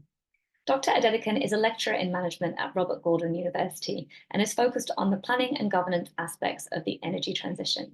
As part of her research, she is focused on the best ways to implement renewable energy projects in Nigeria. Welcome, Dr. Adedokun. Do share your screen as you are, and please begin your session. Thank you very much, Victoria, for the wonderful introduction. And thank you to the previous speaker, Nick Smith, for the wonderful presentation on Australia's context of energy transition. So I'm Racheal. I'm Dr. Racheal Adedokun. I'm from Aberdeen Business School, Robert Gordon University in Aberdeen, Scotland. This particular presentation is based on a research conducted by myself and Professor Peter Strachan and Dr. Anita Singh, also lecturers at Aberdeen Business School, Robert Gordon University. So today's session, I'll be covering advancing grid connected wind and solar energy adoption in Nigeria by exploring some of the dynamics of socio-technical transitions. But before I go on to start my presentation, I want to thank the organizers of this program for inviting us to present our work. So thank you. So I'll run through the background of the study, talking about some of the global context of transition and also look at it in terms of the Nigerian context. I'll also touch on some of the policy landscape and the problems that we looked at in the study, and introduce or explain some of the concepts and how we've applied those concepts in the study. This will lead me nicely to discussion around the aim and objective, the approach we adopted, an analysis process we also followed. And then I will share the findings from the study we conducted, and then give a conclusion in terms of policy recommendation and even some of the practical recommendation. I'll also touch on some of our next project in terms of focus area based on this study. At the end of this presentation, I'll be happy to take questions. Victoria has nicely introduced me, so I won't go on to introduce myself again. But just to say, I'm a lecturer in management at RGU. I approach energy transition from a domain of business and management, specifically looking at strategy, strategic planning process, policy, and then even governance. So I'm very much from the management perspective when it comes to transition. So globally, there have been a heightened need for us to transition. There have been issues regarding climate change. Based on the Intergovernmental Panel on Climate Change report for 2023, it was stated that children who were born in 2022 will feel or will experience some of the warmest climates by 2100. However, this is not even projected to stop there, but projected to increase. Based on statistics also by IPCC, they also stated that the Earth is actually getting warmer. It has actually gotten to a point of 1.1 degrees Celsius warmer in 2011 to 2020 compared to the 1850 to 1900 weather or temperature increase. Aside from the issue of climate change, which some of us are conversant with, we also have, on the other hand, the issue of air pollution. Based on the World Health Organization's report, 99% of the global population breathes in air that is above the guideline limits, which contain a high level of pollutant. They also indicated that there is about 7 million premature deaths yearly as a result of air pollution. And therefore, it's important for us to address the issue of climate change, but also the issue of even air pollution. Globally, we've decided to join forces through the Paris Agreement in order to limit global average temperature to well below 2 degrees Celsius above the pre-industrial level, and also to aim to ensure that temperature increase does not go beyond 1.5 degrees above the pre-industrial era. Now, this brings us to conversation about some of the policies that have been, or some of the efforts, global efforts that have been enacted. We have about 294 countries which have actually signed who are signatories to the Paris Agreement and had actually gone on to come up with their nationally determined contribution. We also have countries who have even gone a further step by coming up with a net zero target, which we have about 146 countries coming up with net zero targets. At the end of COP28 last year, December, there was an emphasis on ensuring that we begin to have conversation about the end of the fossil fuel era. So this, in a way, brings us to further conversation as to how we can address the issue of climate change and also air pollution by also reducing fossil fuel consumption.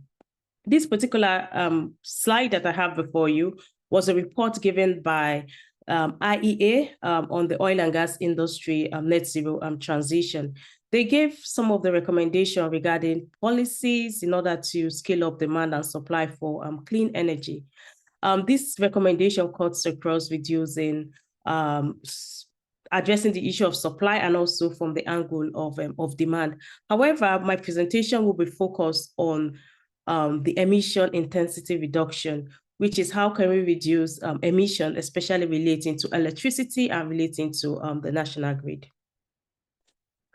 Global context still, we have based on data, based on our World in Data and also the World Resource Institute. They published some of the emissions based on sectors, and it was indicated that 73.2% of greenhouse gas emission relates to the energy sector.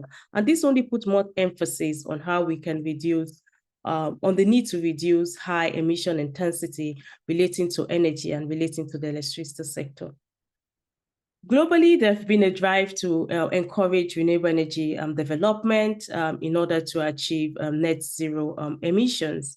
And we've had various countries come up with net zero policy, as I said previously in my slide. But some of them have actually gone on to even introduce this into law, like the UK, and some of them are also included in the policy document, which is the case of Nigeria, while some other countries have given declaration and pledged, and even some have even achieved it. But the emphasis here is the fact that renewable energy is critical in terms of achieving net zero emissions and even decarbonization. Now, bringing it to the Nigerian context, Nigeria has about over 213 million.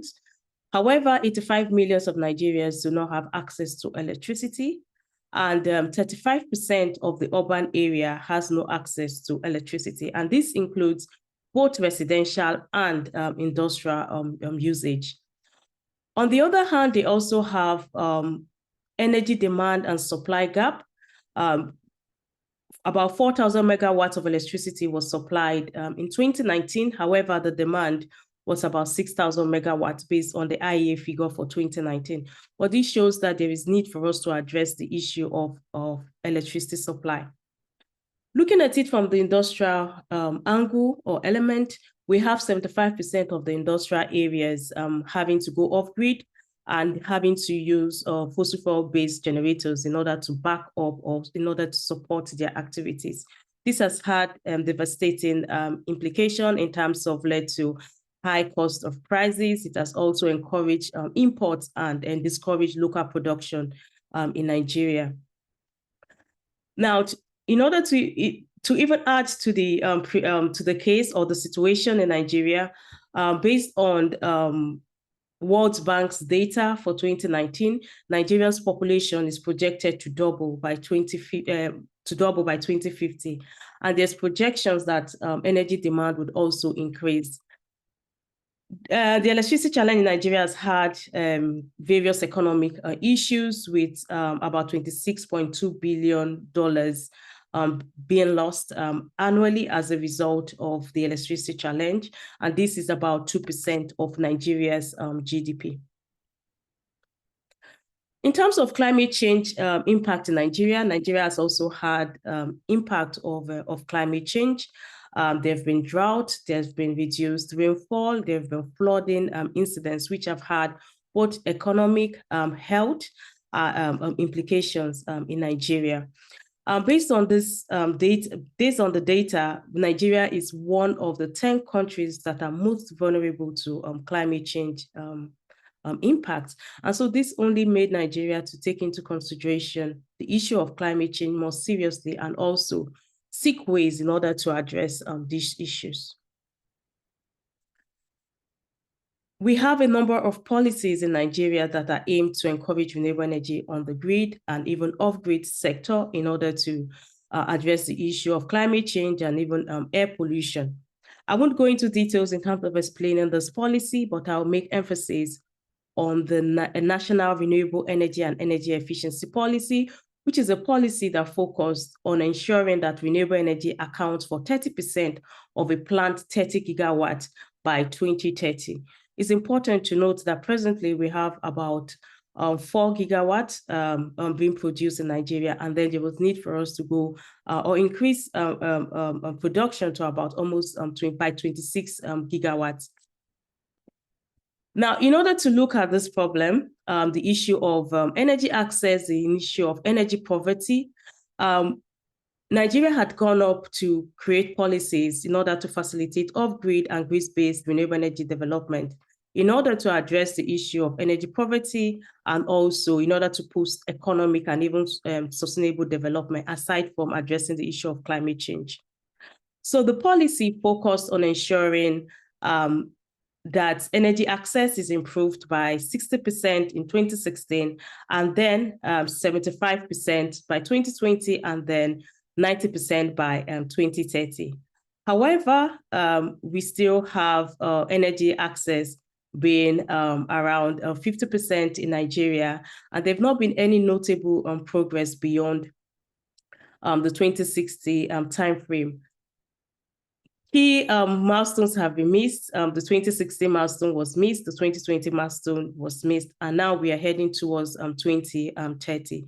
So it was important for us to understand why we've not had progress or we've not had success in terms of renewable energy integration on the national grid. We've had success in terms of the off-grid renewable energy space. We have agencies such as the Rural Electrification Agency handling off-grid renewable energy development, especially leveraging solar system. However, in terms of incorporating that into the grid, we've not been able to achieve that. Now, given the huge economic costs of about $26 billion being lost to electricity challenges, it was important for us to understand why we've not been able to actualize solar and wind technologies on the Nigerian grid. And we looked at it from the strategy, governance, and even planning process perspective, taking into consideration stakeholders' involvement and even the support mechanism and renewable energy instruments put in place. So to define some of the concepts that we had looked at or we'll be looking at in this presentation. When I talk about governance of transition, I'm referring to a governance arrangement that facilitates and accelerates the transition process, looking at even actors' role within that space. While when I talk about grid-based renewable energy, I'm talking about utility-scale renewable energy that fits into the national grid. While in terms of strategic planning process, I'm looking at the renewable energy strategies, policies, plans, and even projects in place. So we came up with an aim, which was to investigate the renewable energy planning process and governance for implementing grid-based renewable energy strategies in Nigeria, in order to identify barriers, enablers, and drivers for transition. And this particular aim were divided into 3 achievable SMART objectives, which you can see on my slide. So we adopted, in terms of the approach we used to address the issue, we adopted a socio-technical perspective where we try to understand the interaction between the social system and also the technology system. So we applied something called a multi-level perspective, which only explains and describes some of the interactions when new technologies or niche technologies like renewable energy development have to penetrate existing or incumbent regime system, and some of the challenges and some of the complexities that occur with such transition. So we looked at the Nigerian electricity sector as a case study because of the unique context of Nigerian renewable energy electricity system. And we carried out a qualitative study by interviewing 31 energy and non-energy actors. So it was a semi-structured interview that occurred between April and December 2021. We analyzed this data because it was at the peak of COVID and we didn't want the project to stall. We had to conduct this interview on Zoom and also on Teams. But to give you an idea of the stakeholders or the actors we interviewed actors in terms of public authorities. This includes regulatory bodies, policy-making bodies, and even government ministry and parastatals. We also interviewed research and development institutes and also universities and independent researchers. We also got useful input from association, climate change movement, NGOs, and also renewable energy companies and businesses. It was important for us to also get insight from the electricity value chain. So we interviewed representatives from the generating companies, distribution companies, and transmission companies. These were elite individuals, these were directors, these were experts, and these were policymakers within this domain. So some of the, in terms of specifically who was interviewed, is being kept confidential because of the sensitivity of the study.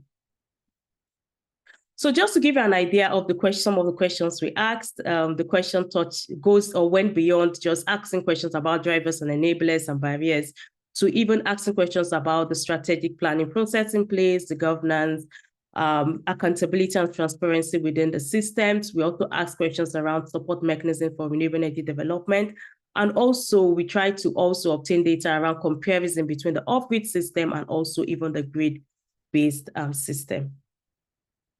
So we adopted a rigorous data analysis process, which we call thematics analysis process using the Brand and Clark's method, which involved us familiarizing ourselves with the data, generating initial code, searching for themes, reviewing this theme, defining and naming this theme in order to produce the report. So our findings is what I have before you. Our conclusions was that the Nigerian electricity system is faced with complex problems, which are multifaceted as it cuts across various dimensions and elements. But we've also went a step further by also dividing the issues or barriers to grid-based renewable energy development by identifying those barriers that relates to the grid network and those relating to renewable energy development specifically. So in terms of the policy and regulatory, there were conversations about lack of continuity in government policies and also lack of deep thinking policy in terms of policy and strategy formation. And there were significant emphasis on the issue around implementing this policy and even support mechanisms that were made available by the government. When we looked at the socio-technical or socio-cultural barriers here, there were elements that relate to the grid-related network, which has to do with existing distrust in management of the national grid and even insecurity issue. While in terms of the renewable energy development issues, there were discussions around lack of awareness in terms of societal awareness of the benefit of using renewables, and even challenges around not in my backyard and syndrome in terms of land use issues. Then in terms of economic barriers, there were discussion about social budgeting, and because Nigeria is mainly an oil and gas generating company in terms of revenue, country in terms of revenue, there were conversation about how the budgeting is attributed to oil and gas revenue, and so it's a bit difficult for them to channel this revenue to support renewable energy development. On the other hand, there were also conversations about the fact that the economy is slowing down or is even declining, and this in a way has inhibited government's will to actually invest in renewable energy relating to solar and wind development. There were also conversations about national debt of Nigeria and the fact that the government is not ready to take on more debt. Looking at it in terms of the political barriers, based on the existing grid network, there were conversations about existing corruption regarding even accountability and transparency. But when we looked at the renewable energy development aspect in terms of barriers, there were conversations about lack of government synergy across the three levels of government in terms of federal, state, and even local government, and the fact that government commitment and political will is not sufficient in order to facilitate and encourage development. They also indicated political risks and influence with the fact that there are attributions to cost-reflective pricing of electricity production in Nigeria, and that if the government should try to ensure there is cost-reflective systems, then that will mean it will impact on the political domain of the government. When we look at administrative barriers, they indicated that there are existing bureaucracy and even management challenge. Then looking on in terms of financial barriers, they indicated that there are existing consensus in the Nigerian grid system, whereby power supply in Nigeria has been divided to distribution companies in Nigeria, and therefore renewable energy companies coming in to provide electricity would mean that they will be faced with significant bottlenecks with distribution companies having autonomy to some regions in Nigeria. Then they also stated that the cost of developing solar and wind is really substantial, and that it requires a lot of investment. This is totally different from the existing energy mix, where we have 85% of fossil fuel in Nigeria being generated for use as a source to generate electricity in Nigeria. And then we also have about 15% from hydro. And there were conversations as regards the costs and also the investment needed to develop that. When we look at some of the institutional barriers, they stated lack of institutional synergy and mandate overlap, and that the fact that there are too many agencies tasked with or relating to the electricity sector. However, there is lack of specific agency just looking at grid renewable energy development. This is totally different from the off-grid space, where we have the Rural Electrification Agency presiding over off-grid renewable energy development. There were also market-related barriers that were discussed. They stated that the pre-existing industrial agreement in terms of concessions and even resistance in terms of incumbent energy producers who felt that they were not making sufficient income in the sector, and are having to more or less dilute the market share by also encouraging renewable energy development. They also discussed the issue of liquidity challenge. Presently, that the cost of electricity is not a true reflection.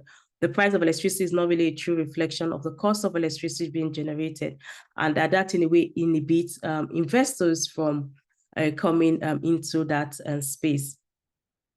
In terms of the technological barriers, they indicated that there are some limitations regarding wind and solar development in Nigeria as regards the expertise that locals have not been able to develop expertise, and the expertise are being imported. There were also concerns as regards unreliability of the renewable energy technology due to the intermittency, and also cost of the technology, and also narrative from the off-grid system, where we are having more substandard solar systems, for example, being sold in the market space.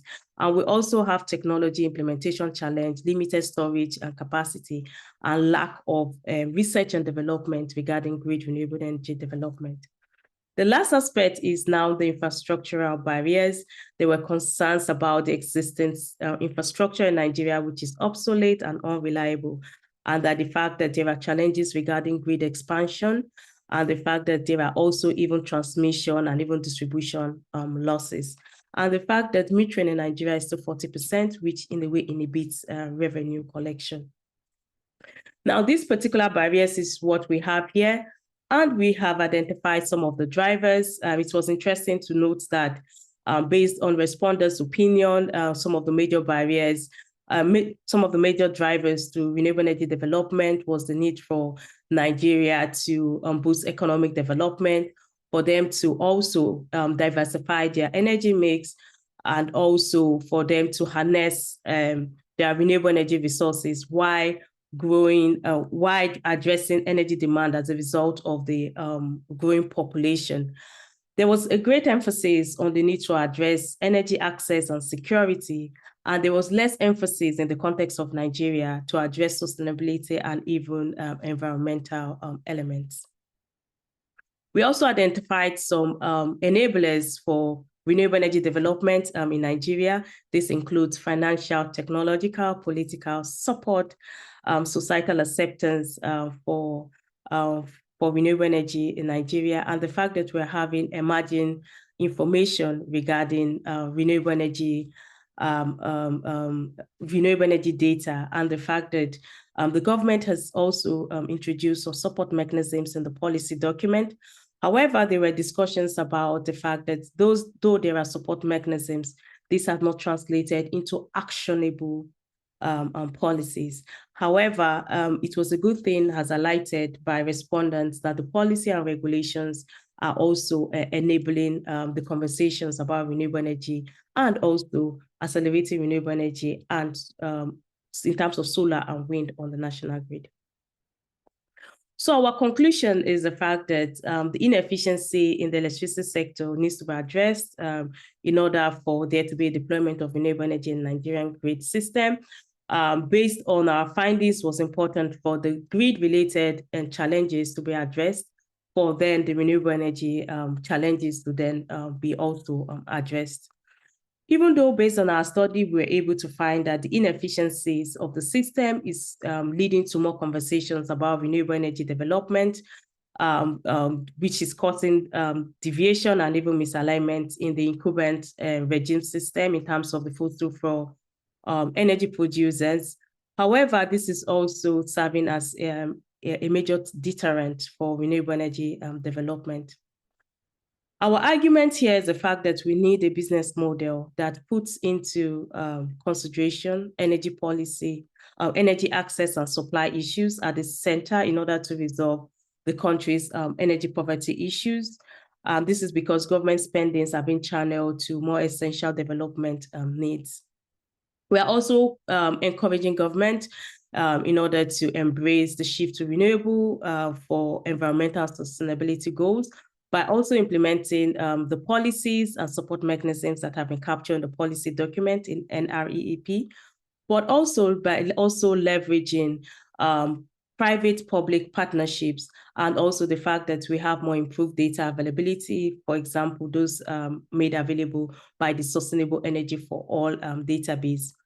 There is also scope for community and societal engagement, because our finding shows that there have been more positive perspective and attitude from the population in terms of renewable energy development, and this can be harnessed by introducing smart grid system and even government and partnership. An important element was also that was raised was also the need for synergy across the federal, state, and even local government levels, because policies in Nigeria are made at the federal level.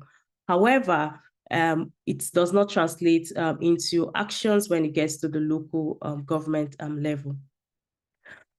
In the context of Nigeria, transition cannot just be facilitated only by the government. It also includes other stakeholders, such as investment communities, political actors, including even the existing electricity generating and even distribution players. This is a very good study that sets a very good foundation for other countries with socio-technical and techno-economic and even political landscape as Nigeria, and also that is faced with energy poverty issues. Our next project is then to go on to develop a policy brief, and also because this particular study was done based on input from elite groups, so it was a top-down approach. We are going to take it a step further by also encouraging a bottom-up approach by getting input from communities in order to understand the dynamics of transition on the grid system. And then we'd also try to understand what kind of inefficiency in an existing energy system could also inhibit renewable energy development. Lastly, we aim to also develop a business model in a developing countries context that embrace the issue of energy access, supply, affordability, and also sustainability dimension. Thank you very much for listening to my presentation. I will take any question. That was wonderful. Thank you so much, Racheal. I'm so sorry, but we have actually run out of time. We're a little bit short. So we have a couple of questions that came through, and I'm going to encourage that they contact you directly. Thank you to Iris and Vitsa for your 2 questions that will come through on the chat. And we had a couple of others sent ahead of time. We will connect you directly, and please do follow Racheal on LinkedIn. Thank you so much, Racheal, for your presentation. We're going to Thank you very much. Thank you. Moving swiftly on to our next session, which will be covered by our lead sponsor, Jon Kornik, co-founder and chief executive officer of our sponsor Plentify, discussing how smart water heating systems can tame the solar duck curve and unleash a global rooftop solar boom. Plentify is an energy tech company based in Cape Town, South Africa. The company's flagship solution is a smart water heater control system called Hotbot, which uses artificial intelligence to make water heaters more energy efficient. It helps households to reduce costs while also helping grid operators to manage peak demand. Jon previously led Google's energy business in South Africa, funding the largest wind and solar farms on the continent and developing tech for expanding electricity access. He also built and ran African offices of the Global Climate Finance Company before co-founding Plentify with the aim to fight off load shedding and support energy transition by connecting home appliances to cheaper, cleaner energy. Welcome, Jon. Do feel free to share your screen and introduce yourself to our audience, and over to you. Cool, thank you very much. And it's a great pleasure to be here. Thank you for having me. Do you mind just confirming that my slides are showing on the screen? Yes, correct. Perfect, excellent. Cool, so good morning or good afternoon, everyone, wherever in the world you are joining us from. As mentioned, my name is Jon Kornik. I'm the co-founder and CEO of Plentify. And today I'm going to be telling you about how intelligent water heating can fight the solar duck curve and enable the transition towards solar.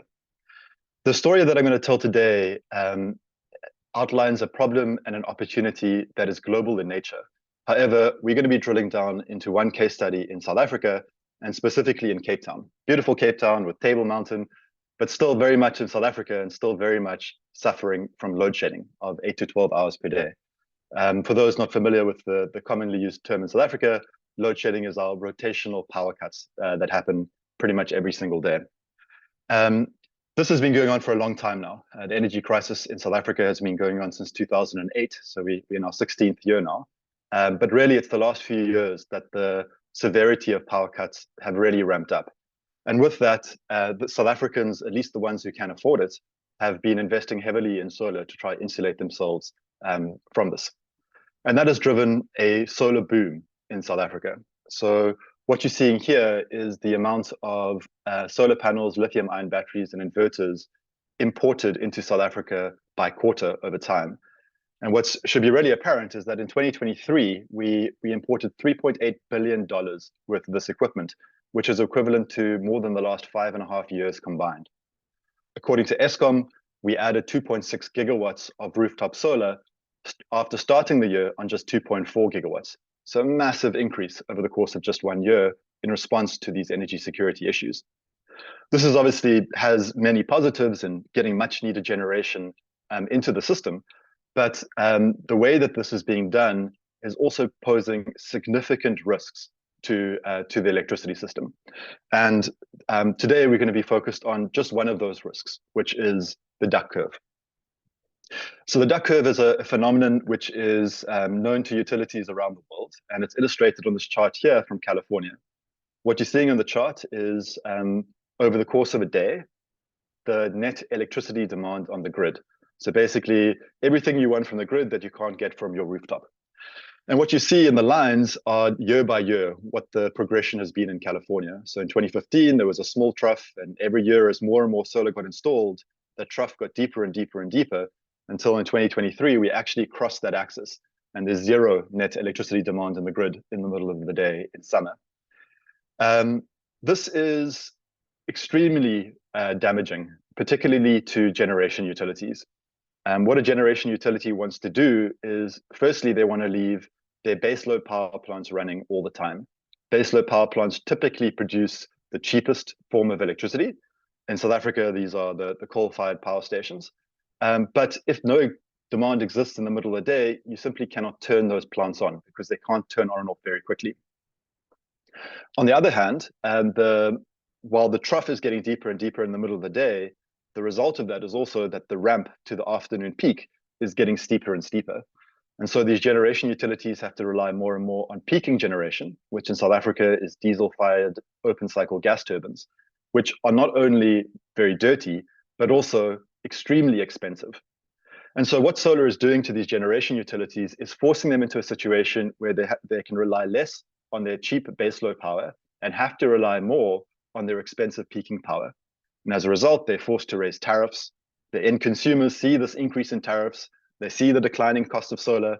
And if they haven't done it already, they defect and they move over to solar, leaving the burden of the problem of the grid on the remaining consumers, and the problem perpetuates, leading to something called the utility death spiral. Drilling down then to Cape Town, we've already started to see the impact of defections. This is actually data from the city of Cape Town.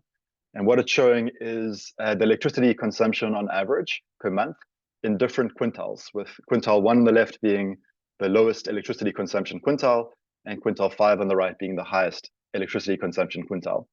The colors or the bars are different years from 2008 through to 2019. So what should be apparent from this is that, particularly in quintile 5, there has been a massive decline in electricity demand. And the city is simply selling less electricity to its most valuable customers.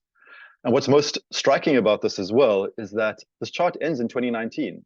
The amount of solar installed in 2019 was pretty immaterial. Think back to the chart of the explosive growth that South Africa's experienced in the last few years, and imagine what's happened to that quintile 5 electricity consumption in Cape Town as a result. What's more, these municipal utilities are structurally penalized by solar. And the reason for this is the way that electricity tariffs are structured. So a municipality, a municipal utility like the city of Cape Town, they buy their power from Eskom on time of use tariffs, specifically a tariff called the Megaflex tariff. And under this time of use tariff, they don't pay a flat price for electricity, rather they pay variable prices depending on the time of day that it's consumed. So what you're seeing on the screen here is an example from the high demand season, the winter season, where you can see that tariffs are low until about 6 in the morning. They rise up for a couple of hours, they drop down for the middle of the day, they rise up in the evening and carry on, etc. And the difference in prices should be highlighted here, because those peak electricity prices in the mornings and the evenings are about 5 times higher than the off-peak prices in the middle of the night. That makes sense though, right? The generation utility, they are incurring more costs during peak times to generate their electricity. It makes sense that they pass on those costs to their customers, the municipal utilities. The problem is that the municipal utilities don't have the same benefit when it comes to the end consumers, like the households. They charge tariffs that are flat, irrespective of time of day that it's used. And so this is real data from the city of Cape Town. You can see that, in the mornings or the middle of the night and the middle of the day, they're selling electricity at a higher cost than procuring it. but in those peak hours, they're actually selling power for less than they're procuring it for. The result of that, if you look at the margin on electricity sales through the time of day, is you have nice positive margins on reselling electricity if you're a municipal utility in the night, in the middle of the day, but you're actually making a loss in those peak hours in the mornings and the evenings. Now, if you think what this means in the context of solar, it's you can see why solar is so damaging for utilities, because what it is doing is it is cannibalizing those really precious, profitable daytime sales, and it's leaving the balance of sales more and more concentrated in those loss-making peak electricity hours. The reason why this is so material is because how reliant municipal utilities in South Africa are on electricity sales. In Cape Town, for example, 32% of the entire municipal budget, or the municipal revenue rather, comes from electricity sales. So we've got a situation happening where these municipalities are selling less and less and less electricity to their most valuable customers in terms of financial return. And they are doing so at more and more the loss-making times. And how is that going to play out? How is it going to play out when that revenue or that margin simply doesn't exist to invest in service delivery in these local municipalities? The result, obviously, is that the impact needs to filter through to tariffs. And we've already seen evidence of that starting to happen. In Cape Town, for example, there's actually a legal dispute at the moment between the city of Cape Town and NERSA, the electricity regulator in South Africa, because NERSA claims that the city of Cape Town implemented a tariff increase 2.5% above their guidelines. They implemented a 17.6 increase versus a 15.1% increase, both of which are gigantic numbers, and hopefully the future is not indicative of what's going to happen in the future. But either way, City of Cape Town implemented this higher tariff increase than NERSA wanted them to. In justifying this, one of Cape Town's reasons is because it's due to lost sales due to energy efficiency and self-generation. And if they were forced to abide by NERSA's guideline, it would leave a 500 million rand hole in their budget, a $25 million hole. So they're already feeling this. They're already quantifying the effect of these defections, and it is already leading to problems at the regulatory level and ultimately at the consumer level as well. Fortunately, it is not all doom and gloom though, and I'm here to tell you not about the problem, but about the solution. And the solution was demonstrated, or at least we tried to demonstrate a solution through something called Project Smart Geyser. Before people not from South Africa get confused, geyser is the term that we use for water heaters in South Africa, like those water heater tanks. They're typically 150 to 200 liters. You heat the water, you store it for when you need it. And as part of Project Smart Geyser, we set out to answer the question, can intelligent water heaters address this and other problems on the grid? And we set out to do that by trying to demonstrate how well they could provide three services. The first service is load reduction, seeing how much water heaters could shift electricity use outside of specified times. For example, shifting electricity use outside of those peak time of use hours. Secondly, we wanted to test maximum demand management. This is where all those water heaters talk to each other and they coordinate, and they decide at each moment in time who should turn on to ensure that the user gets hot water, but also that the aggregate demand from the whole fleet of water heaters remains below a limit. The third is solar load building, where again, the water heaters are talking to each other to coordinate. But now, instead of trying to keep aggregate demand below a limit, what they're doing is they're shifting their energy use into solar times and shaping demand to match the output of solar generation. And what's more, we try to achieve all of this while still promoting energy efficiency for the end user and never serving a cold shower. And what I'm going to take you through now is some of the results from this project. Before we get there though, obviously the focus of this talk is primarily on that third piece, the solar load building and how we fight the duck curve. This project was a collaboration between many partners. On the funding side, it was funded by and pioneered by GIZ, the German Development Agency, through their SAGEN program in South Africa. EEP Africa, which is a European-based financier of catalytic clean energy projects, and Plentify. We had implementation support from several important partners, including the City of Cape Town, who hosted many of these devices. Hesekwe Local Municipality, who was also a great partner in hosting and supporting the devices. Schonenberg Estate, a high-end residential estate in Cape Town, and CPOA, a retirement village company, for which we did a site in Cape Town as well. And then finally, measurement and verification support came from University of Cape Town's Energy Measurement and Verification Center.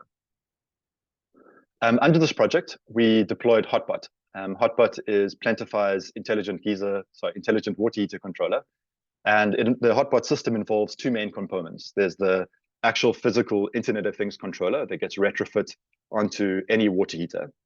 And then there's the intelligence engine, which takes all of that data from the controller and uses it to make control decisions, effectively uses it to decide when to turn each water heater on and off with 3 goals in mind. The first goal is make sure you get hot water when you want it. The second goal is give you that hot water using as little electricity as possible so that you see a meaningful reduction in your bill. And the third is that it times its heating for when it makes the most sense for the system. So for example, don't use electricity if we're at risk of load shedding or during peak time of use hours, but do if it can contribute towards using more solar, as an example. We deployed 500 of these hotbots across the Western Cape, specifically 418 in City of Cape Town and surrounds on the west side of the map, and 82 in Hesekwa municipality on the east side of the map. We deployed these and we ran this project for 30 months, so about 2.5 years of data that we collected from this project. What we found, firstly, in the baseline, so absent any interventions, what you're seeing here is the average demand from a water heater over the course of a day. And so what we found is that if left to their own devices, a water heater will have spikes in demand in the mornings and the evenings, which actually perfectly align with peak time of use hours. And therefore, again, demonstrating that water heaters are actually a big problem because they're driving a lot of their demand during exactly the wrong times. We then set ourselves a challenge of a solar target. We said, okay, cool. Given the number of water heaters in this fleet, what would be an appropriately sized solar system? And we figured out the size of the solar system, and we figured out what the solar generation profile would be given cloud cover, etc. And we said ourselves, cool, this is the solar target that we want to satisfy with these water heaters. Next, we then tried to shift that energy use into that solar target. And this was the actual result as measured by the system. So you can see what we did was extremely effectively. We took all that electricity demand from the morning peak period, and we shifted it into the middle of the day, shaping it to match that solar target. What's more, the evening peak, while we didn't need to do anything with it, couldn't actually serve solar, it didn't need to be there. And so for the benefit of the utility, we shifted that energy outside of the evening peak all the way to the early morning. The reason why we shifted it all the way to the early morning and not just immediately after the evening peak is also to drive efficiency for the end user, because you can maximize the efficiency of your water heating system if you heat your water as close to when you consume that water as possible. And because most of that heating that happens in the evening is actually for your shower tomorrow morning, a lot of that, excuse me, a lot of that electricity consumption was able to be moved to the early morning.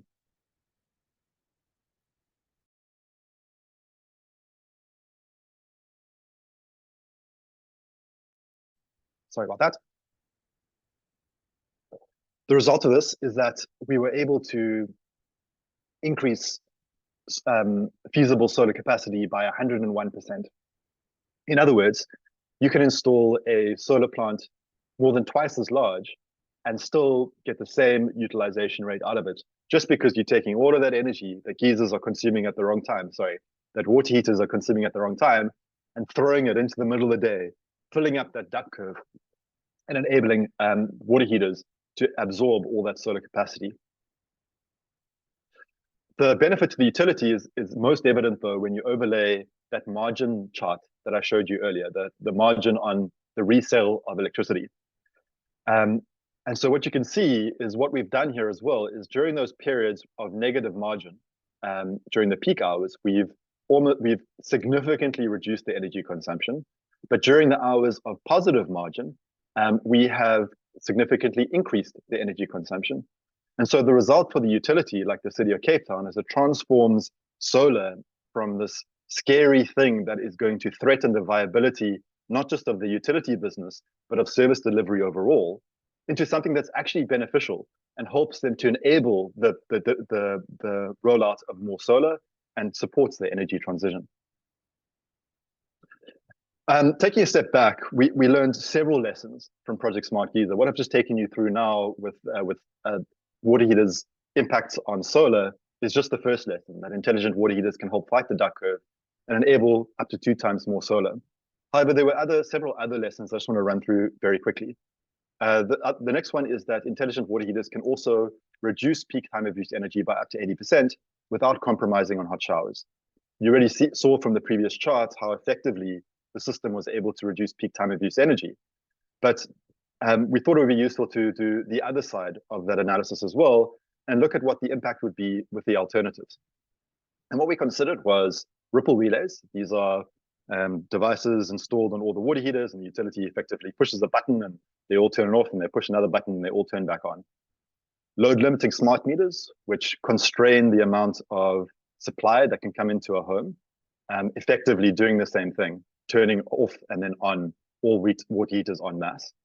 And internet connected switches where the utility has more control, but again, they're just turning things on and off. What we found from all of these techniques is that they're great for the utility because they eliminate demand at the right times, but they are terrible for the end user because they turn things on and off irrespective of what it's going to mean for service delivery to the end user. And from our analysis, what we found is that if you live in a family home of 4 or more people, 15% of your showers are going to be cold in winter. In other words, assuming that you bathe once per day at least, once a week at least, you're going to have a cold shower. And that's the best case, because you can't actually turn all these ripple relays or load limiting smart meters or internet connected switches back on at the same time. Because if you do that, all the water heaters are going to start heating at the same time, causing major spikes in demand in the grid. And so what utilities actually do is they stagger how these things come back on at the end of the period. And that means that the outage period actually gets lengthened for those unlucky people that are in the later batches, extending those 15% cold showers into something much bigger.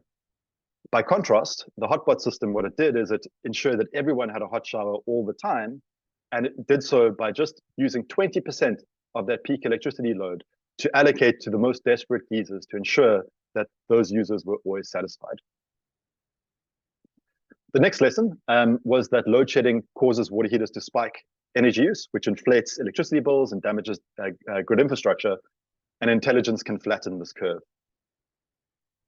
So to look at this, we split our experimental fleets into 5 different fleets. There was Blue Downs, which is a low to middle income neighborhood, Direct to Consumer, which was a general set of households in Cape Town, Hessequa, general set of households in Hessequa municipality, Crunendal Retirement Village, and Schonenberg, a residential estate.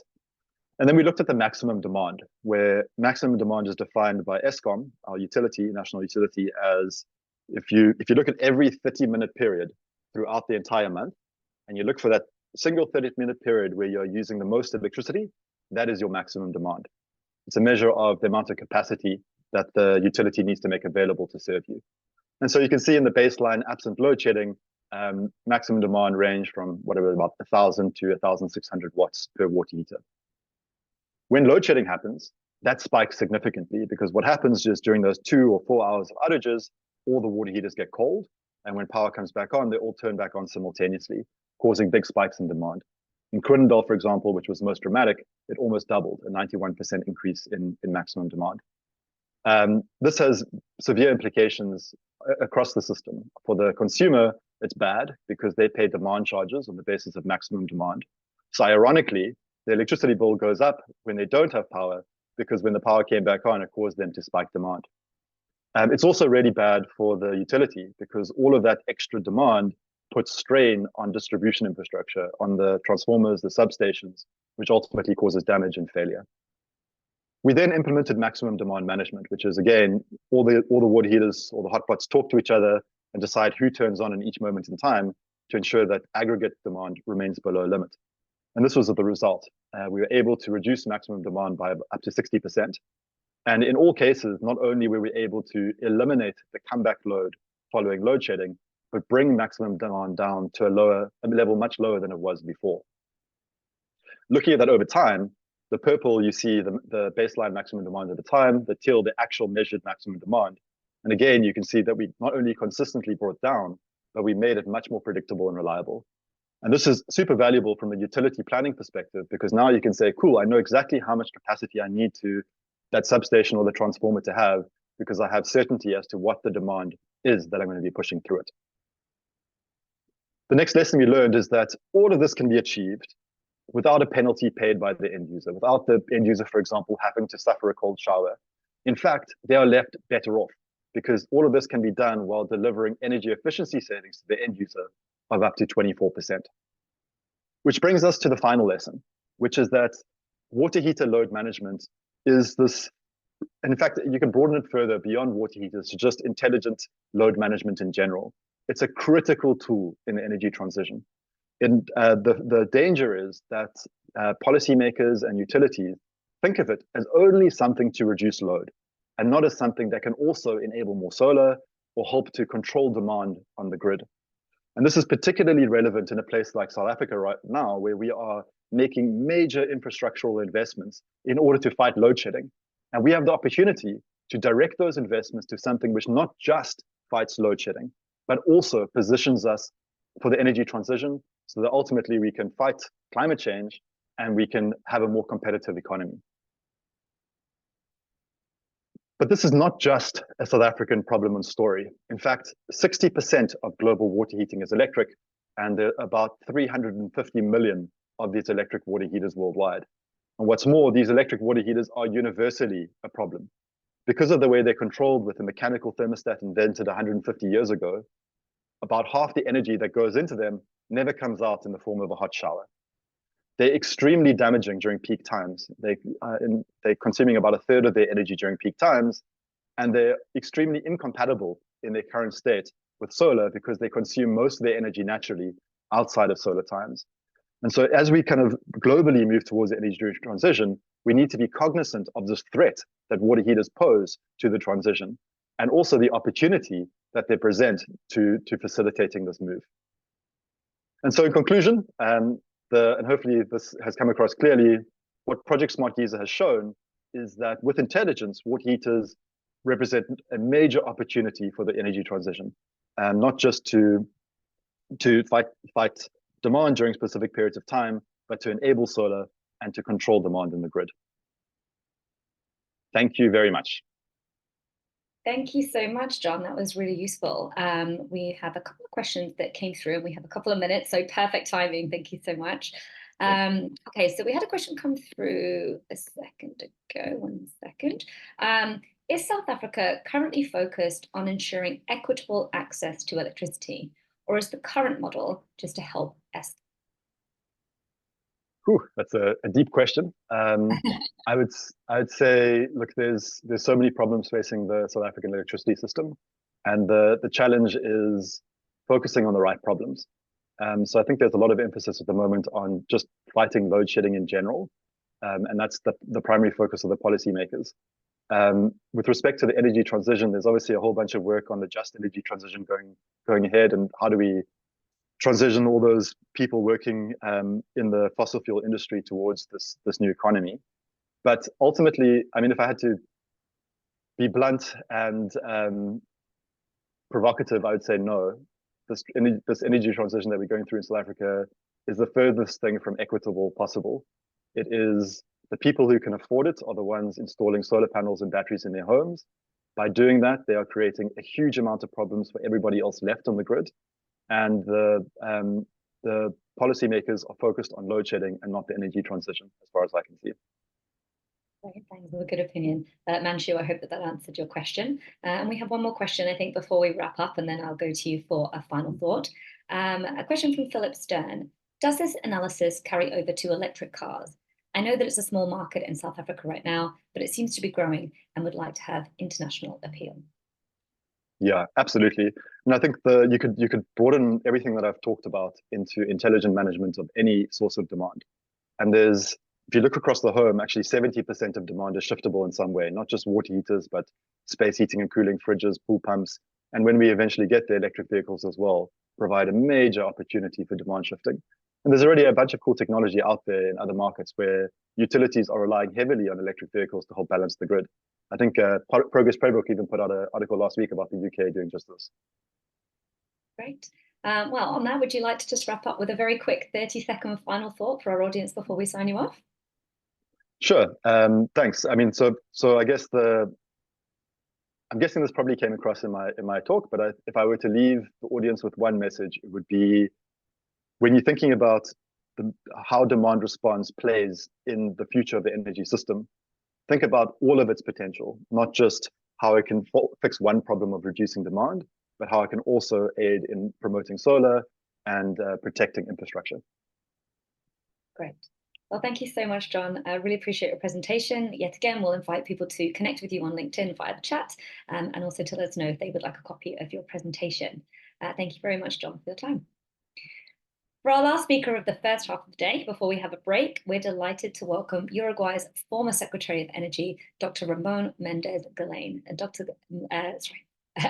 Ramón, please do switch on your video. Hi. Dr. Méndez led his country's globally recognized energy transition to 98% renewable electricity sources, with wind being the largest component of the electricity mix, and will be sharing his story with us today in this 45-minute keynote session. I don't believe further info is required for such an impressive introduction.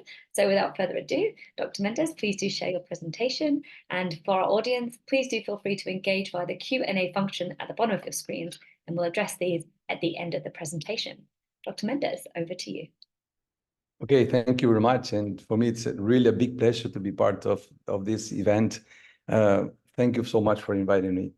So yes, in fact, I will try to share what happened in Uruguay, what happened with our energy transition, which in many places is known as the Uruguayan energy revolution, because we made dramatic change in a short amount of time. But before entering specifically to describe what we did, first, let me try to share with you our point of view. What is the energy problem? What happened in Uruguay, but also what is going on all over the world? Because in fact, the energy problem is not just country by country difficulty; it's an overall problem. So, if I try to begin with this first point, please first allow me to talk you about this.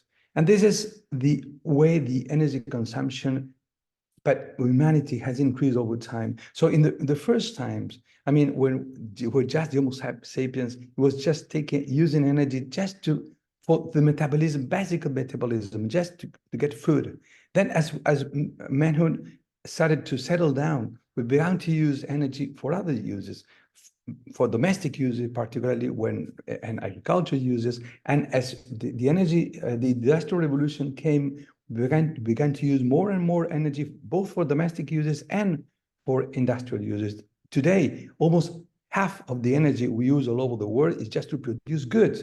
This means that we are not just consuming energy when we are using a car or air conditioning, but when we are buying a new pair of shoes, we are consuming energy, because in order to produce this pair of shoes, we use a lot of energy during the whole lifetime of this production. But on top of this increasing amount of per capita use of energy, we have this. And this is the way the world population has increased over time. And if we put these two things together, we get this, which is an incredible increase of the world energy consumption over the last years, particularly. And if we put some figures on that, we see that since the Industrial Revolution, the per capita energy consumption has been increased by a factor of 10, and the world population has been increased by another factor of 10. So the energy consumption for the last couple of centuries was increased by a factor of 100. And the difficulty is that the world energy mix, in fact, the primary mix, is this. This means that more than almost 90% of all the energy we use for all uses, to produce electricity, to run cars, for all kinds of transportation, to heat, for industrial heat, and for everything that we are using energy all over the world, well, almost 90% is coming from non-renewable sources. So a way of phrasing the energy problem is that, in fact, we have to secure energy for an extremely growing demand all over the world. But there's more than that. We cannot talk just about one energy problem, because in fact, we have this. This is the incredible variation of main energy commodities over time. And I'm not showing here the last 3-4 years.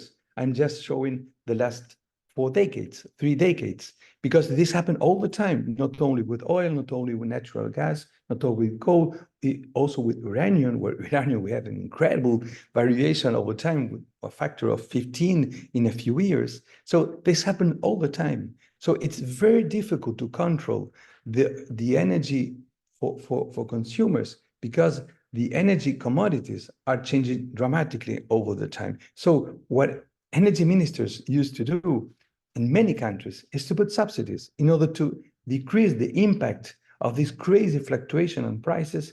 They use subsidies, and subsidies are being more and more important. The last year, according to the International Energy Agency, fossil fuel subsidies were as high as almost $1 trillion just in 1 year. And this is twice South Africa's GDP, just to have an idea. So this crazy variations, fluctuation of energy commodities are having a strong impact on the economy. So in fact, we wouldn't say that it's just one energy problem. In fact, at least we have an energy dilemma, because we not only have to secure energy for a growing demand with almost 90% of non-renewable sources, but we also have to avoid all these incredible economic difficulties caused by different geopolitical instabilities. But this is not the end of the story, because we have this. This is the variation of the concentration of CO2 in the atmosphere. And yes, for sure, if we are showing the last million years, at least, that we know better, I mean, yes, there have been a lot of changes in the concentration, natural changes in the concentration of CO2 in the atmosphere. I mean, we have been having climate change over this time, because yes, when we have low concentration of CO2, so less greenhouse gas effect, we are having ice ages. Yes, we have, the last ice age was about 11,000, 10,000 years ago. But what is going now, right now, is completely different to what you are seeing in this picture there, because this was the CO2 concentration only a few years ago, a few decades ago. This was the CO2 concentration in 2008, and this is the CO2 concentration today. So this change, this dramatic change, has nothing to do with those natural climate changes that occur in the past. And if we put a zoom on what happened in the last decades, or what happened in the last years, what we see is this, in that, in fact, if we're seeing what happened with the CO2 concentration in the Earth atmosphere, we see that the most dramatic changes occurred in the last couple of centuries, and more specifically, in the last decades. And if we compare this with this, we can see what happened. In fact, the origin. I mean, there is in this picture, what we can see is the evolution of mankind greenhouse gas emission due to burning of fossil fuels. First oil, first coal, particularly since 1.5 centuries ago, then oil, and then natural gas. But the point is that we having a dramatic increase in emissions due to fossil fuel burning. And of course, as there was some doubt all over the world if this was a human or not human origin, the point is that what is going on once again is that more than 80% of the energy we're using worldwide is fossil fuels. I mean, so there are those that when we burn them, we are producing CO2. There were discussions about that, but United Nations reacted very rapidly more than 35 years ago. So in 1988, both together, the World Meteorological Organization and UNEP, United Nations Environmental Program, they created what is called the IPCC, the Intergovernmental Panel on Climate Change, where thousands of our best scientists from the 195 countries from the United Nations meet together in order to analyze what are the scientific data, available data, to understand if there's something going on or not. And the conclusions are very clear. Conclusions of all the asset reports we are producing every 4 or 5 years are more and more clear every time. This is the temporal anomaly. This means that the difference with the average temperature, the base load here is the decades from 1950 to 1980. This is the base. And what you see there, when it's more red, you see that there is a temperature which is above normal temperature. And when it is blue, it's below average temperature. So 50 years ago or 40 years ago, we're seeing that something that was, yes, perhaps in the poles, a temperature anomaly more important. But what is going on today, it's completely different. I mean, the temperature anomaly mostly close the poles are more and more dramatic, with almost 4 or even more than 4 degrees of different with the average temperature only half a century ago. But what IPCC is showing us is much more than that, because, for example, 90% of our glaciers are decreasing in volume right now, and some of them are really decreasing in size very rapidly. At the same time, data shows that there are increased number of floods in some regions. In other regions, the droughts are becoming more and more important. In other, there is a strong increase in wildfires, and also in other regions we can have an extreme hurricanes that are making that becoming more and more important. Because in fact, what we can see from data all over the world is that there is a extreme rise in extreme climate events, and this rise is coming not only in intensity of these extreme climate events, but also in intensity, but also in the frequency of these extreme climate events. And this is causing extraordinarily high economic losses. For some countries, it can be as high as half of GDP of a given year, as happened, for example, with some Caribbean countries some years ago. But it's not only about money. The point is also what happened with living beings. As living beings, as though they are having the most important consequences for this climate change which is going on right now. And of course, the most important of the living beings are human beings. And in the world right now, the most vulnerable people are those that are having less and less opportunities to adapt to rapidly changing things. So climate migrants are becoming more and more important, and impacts for vulnerable people are becoming more and more important. So in fact, in the fifth assessment report already 10 years ago, IPCC concluded that according to the present data, it is extremely likely, with more than 95% of confidence level, that human influence has been the dominant cause of the observed warning since the mid-20th century. And in fact, having such a high agreement within science is something which is not that common. I'm a scientist, I'm a particle physicist in my origins, and I can tell you that having the whole science community with backing so strongly those results is something that is not something that we are seeing usefully, commonly in the scientific community. And moreover, IPCC concludes that in recent decades, changes in climate have caused impacts on natural and human systems on all continents and across the oceans. And moreover, the IPCC studies what could happen if we continue doing the same. And the conclusion for the last assessment report says that continued greenhouse gas emissions will provoke further warming and long-lasting changes in all components of the climate system, increasing the occurrence of severe, widespread, and irreversible impacts to people and ecosystems. So in fact, I wouldn't say that we have an energy dilemma. At least we have an energy trilemma, because not only we have to secure energy for a growing demand using non-renewable sources, not only we have to avoid those economic instabilities caused by the geopolitical problems, but you also have to stop climate change. But this is not the end of the story, because in fact, we have this.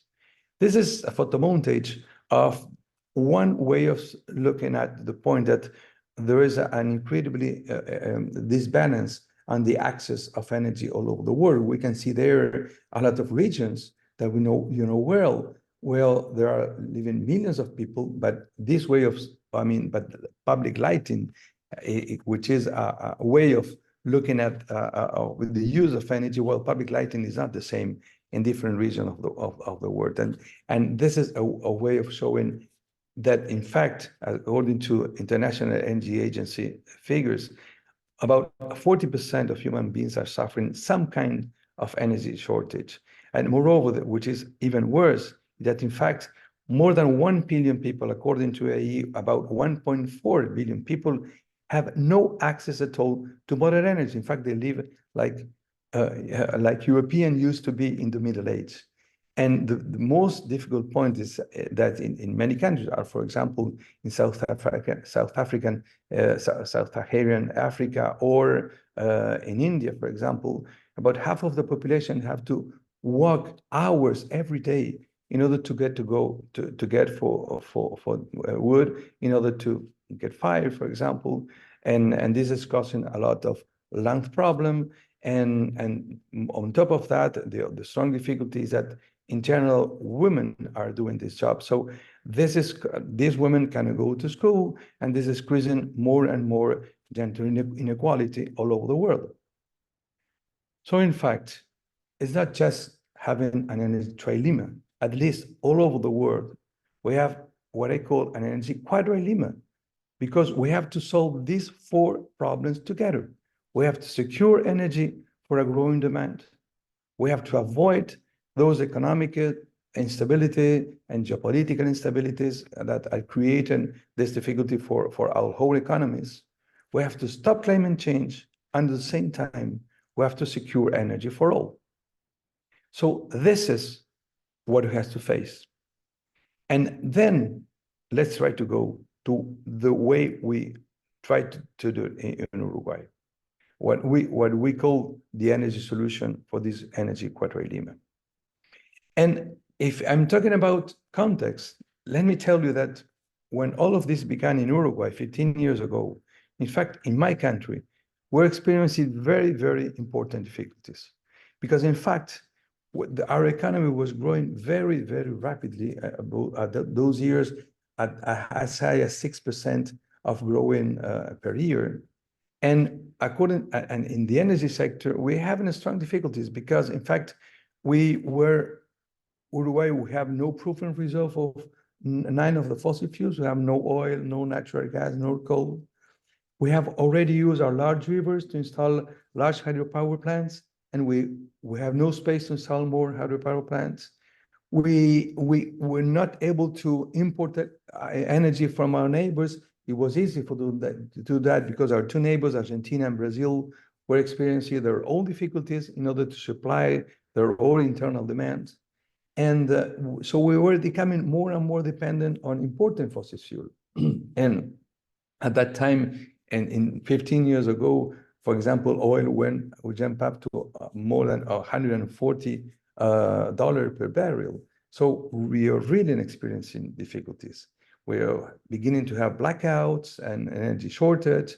And moreover, when we have dry years, in dry years in particularly, when hydropower plants couldn't deliver as much, and we have to import much more energy, even we're importing electricity from our neighbors at extraordinary prices, or we were forced to import more fossil fuels also at very high prices, where we have extremely high cost overruns, which were as high as 2% of our GDP, $2 billion of cost overruns just in 1 year. And this was as the perfect storm. I mean, it was we really needed to do something different. So sometimes crisis bring us opportunity. And this is where we took in our case. And we rapidly realized that the solutions for all of this were renewables energy. Because with renewables, we can solve all the problems of this energy quadrilemma. We were solving all the problems that we had in our country 15 years ago, because renewables are abundant. And of course, if you use them correctly, it's an inexhaustible resource. So we can solve the first difficulty, which is having energy for the growing demand. for a growing country, for a growing economy. It's a domestic resource, so we don't have to import energy at all. There's no fuel to purchase. I mean, we don't have to pay for renewable energies. They're free. So in fact, we are not dependent on this crazy fluctuation of energy commodity. We have a fixed cost of the energy. At the same time, of course, even if you include the whole life cycle, renewables have an extremely low greenhouse gas emission rate.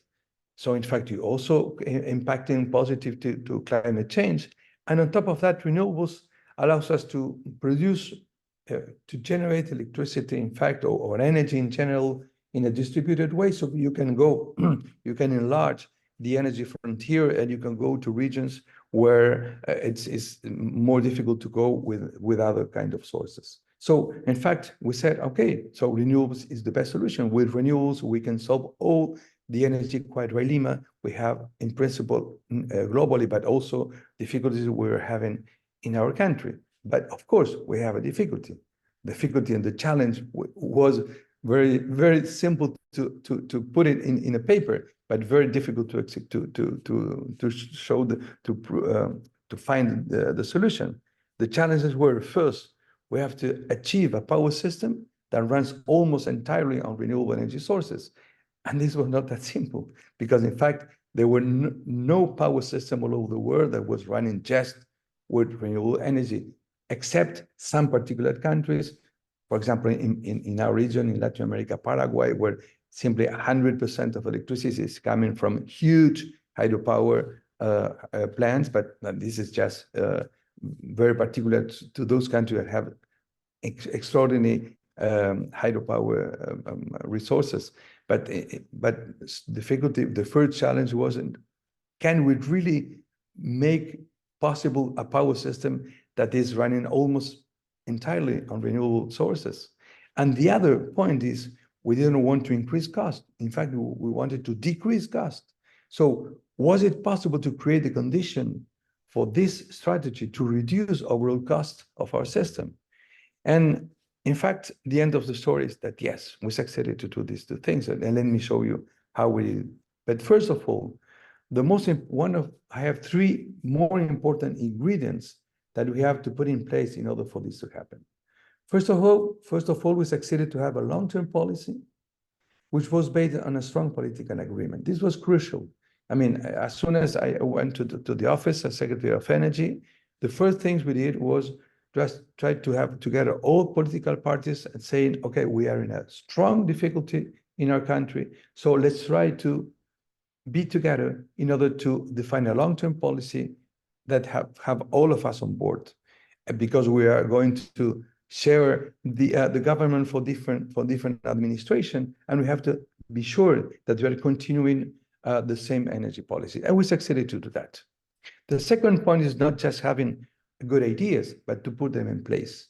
So we had to build what I call a transformative ecosystem with a completely different strategies, innovative strategies that I'm going to share some of them in a few minutes.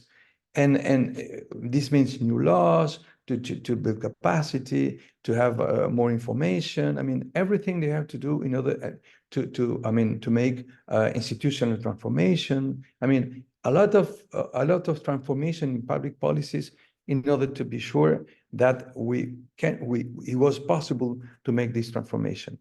And last but not least, not only have to have a good idea and to create the condition for things to happen, but also the governance of all the process is crucial. How to deal with different stakeholders and how to convene everybody to go in the same direction. I mean, these were the three more important pillars that allows us to do the change that we succeeded to do. And this was why in only 5 years, we made a dramatic transformation. I would say from 2010 to 2015, in 5 years, we went to a traditional hydrothermal power system with almost 50% of renewable sources to an almost completely decarbonized system, which already in 2017 has 98% of renewables in the mix. But the most interesting point is that these 98% renewables are mostly based on new sources, not just hydropower. For example, 40% of our electricity is obtained just from wind. And this figure, this number is comparable to the other wind world champion, which is Denmark. It's not easy to get 40% of wind. I'm going to share with you a little bit of how we did it. But it's not only wind. For example, biomass waste is 15 and even up to 20% of the electricity consumed in the country. It was, of course, we have zero wind 15 years ago. We have zero biomass 15 years ago. And very, very rapidly we succeeded to have that. I consider biomass, for example, Uruguay is an agro-industrial country. So we have abundant organic waste, which has a strong energy content, like, for example, rice hulls or black liquor from pulp mills or bagasse.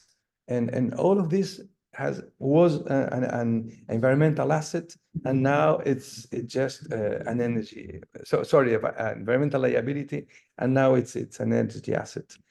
But of course, in order to do all of this, in order to build this completely new system in such a short amount of time, we succeeded to have a dramatic decrease in the CO2 emissions. In fact, nowadays in Uruguay, the per capita emissions or the per kilowatt hour emissions are 30 times more than the world average. This is why people used to say that we had already done the energy transition in the power sector in Uruguay. And this is why people used to talk about this as the Uruguayan energy revolution, because we succeeded to do it in a short amount of time. And not only, moreover, another extra interest of what we succeeded to do in Uruguay is that 15 years ago, we were importing electricity from our neighbors at extraordinary prices. And now we are exporting electricity, energy surpluses, renewable energy surpluses. And for some years, we are receiving this energy exports allows us to have more than to receive more than 1% of our GDP coming just from these non-traditional exports, which are renewable energies. And so perhaps this may sound very interesting, but in fact, believe me that it was not at all easy, because what we understood is that in order to make all of this happen, we really had to innovate. We cannot just add in renewables to the grid and then expect things to happen. We have to innovate mostly in two more important points. The more important point, which is we had to develop a new planning and a new dispatch strategy in order to make these things happen. Just to begin with, the dispatch model is absolutely different than the traditional ones. Our academics worked for years in order to develop this new model, which is based in the probability of occurrence of different weather scenarios based on a century of historical data and weather forecast. And this allows us, for example, to have a prediction of the wind and solar electricity we're going to have in the grid with almost a week in advance. As you can see, I don't know if you can see the pointer here, but these two colors here, the pale one and the more dark one, it's the prediction and the real occurrence of wind electricity that we had with almost a week in advance. And from time to time, we can have 30% errors, but in general, we have less than 5 or 10% errors in the prediction of the wind amount. And for solar, it's even better. You can even have a better prediction of what is going with solar. So this allows us to have wind and solar and intermittent sources are ruling the whole system. And let me show you, for example, one week of dispatch of the country, which is the origin of the electricity that we're dispatching in the country. And this is six days. This is yellow is solar. This was not a sunny day. This base load here is biomass waste. thermal power plant running with biomass waste. In wind, we have wind with, of course, extraordinary variation all over the day. And in blue, there are different hydros. There's no fossil fuel here in this week, for example.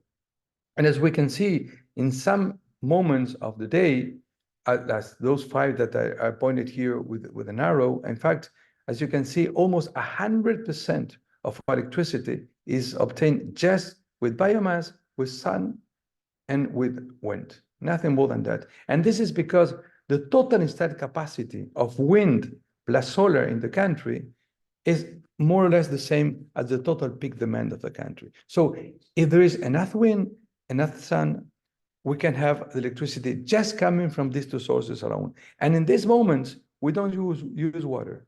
Water from the dams only enter into play when the wind goes down or when the sun goes down. And in this moment, for example, like this one here, yes, here we had to use a lot of hydropower, but this is because we were using the water in a completely different way as we did it before having this large amount of wind and solar. And then you can say, I mean, but perhaps this was a windy week. And in fact, this was one of those windy weeks that we can have all over the year. This is not a just windy week when, for example, for some couple of days, we have to use much more water from the dams than in other moments. And you can say, but of course, but what happened if I don't have hydropower?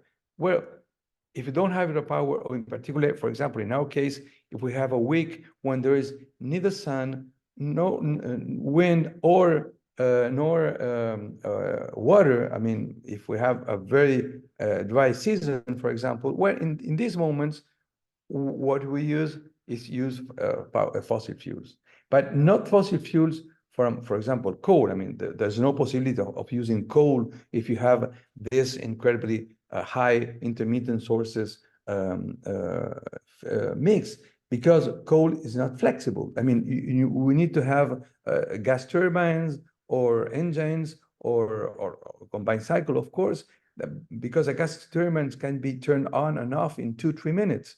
So you can follow the variation of wind, just put in more and or less gas in your turbines, and then you can follow the variability and intermittency of the sources. But the point is that as the amount of wind, the amount of sun, and the amount of biomass is so important in the country, now there are a few moments all over the year that we have to use such an amount of fossil fuel. So this is why fossil fuels are right now not more than 2% in an average year, and perhaps can be 5-6% in a very dry year. But in general, I mean, we can succeed to manage the variability of wind and solar intermittency of these sources using a small amount of fossil fuel.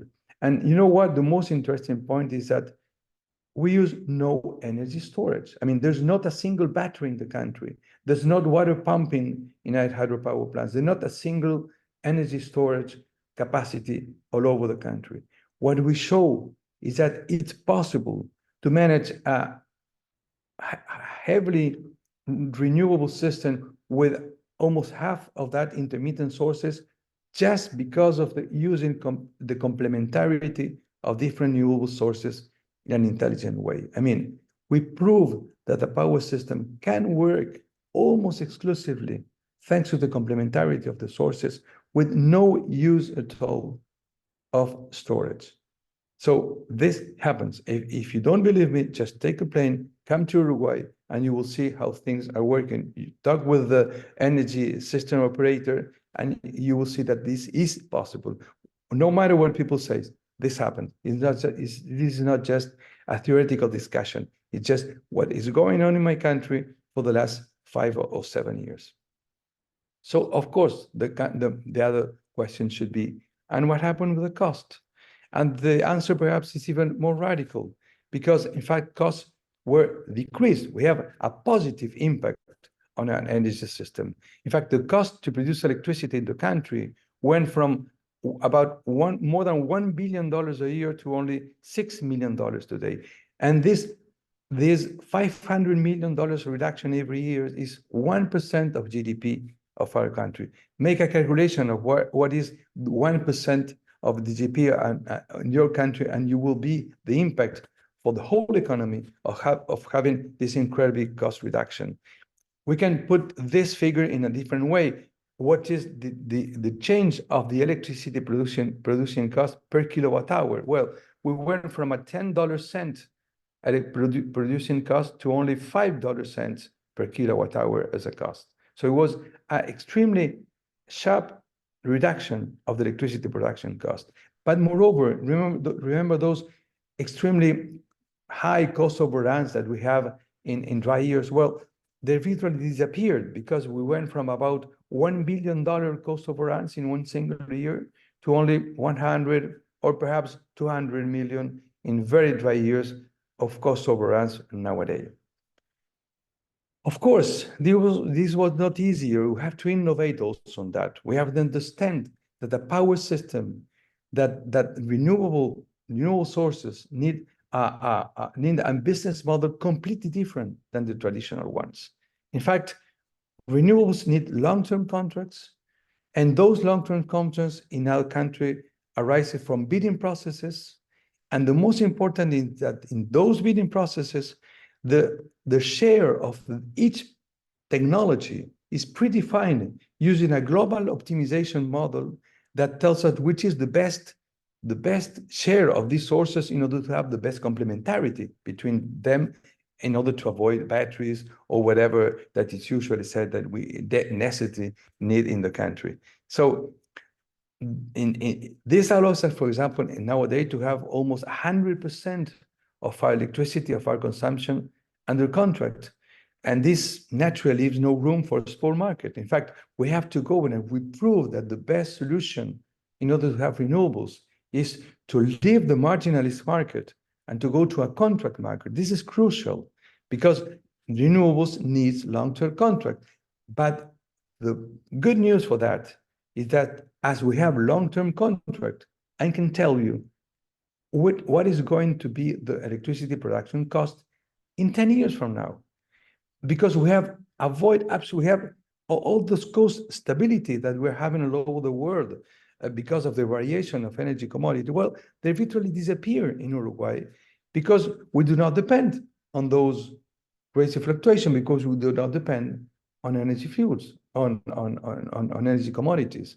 And so this is why, for example, I mean, the electricity sector in Uruguay was completely insensitive to the tragic war in Europe. We haven't seen the impact on our economy, on our energy system.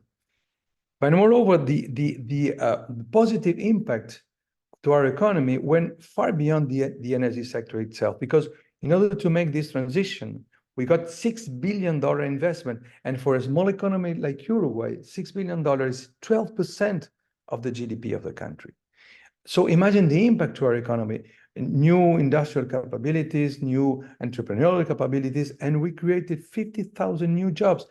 This may sound small for you, but for a small country with only 3 million inhabitants, this is 3% of the country's labor force. So it is a huge amount of impact, both for our economy and for the workers in general in the country. So we prove that we can have a very positive impact due to an energy transition. And last but not least, we are nowadays 99.9% of our households are having electricity with different strategies.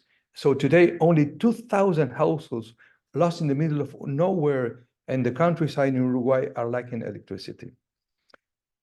So in fact, just to finish, what are the three main takeaways from my presentation today? The first one is that, in fact, we broke two false paradigms, two things that is continually repeated, but in fact, they are not true. First of all, yes, it is possible to manage, to make work a system with nearly 100% of renewable electricity. And even if this high renewable system is mainly based on intermittent sources, yes, we can manage systems with 50% of wind and solar in our countries. This is possible. And second false paradigm is doing an energy transition do not have a cost. You have a negative cost in the sense that we are reducing the cost of the system, because nowadays wind and solar are the cheapest options that we can have all over the world. I mean, it's cheaper.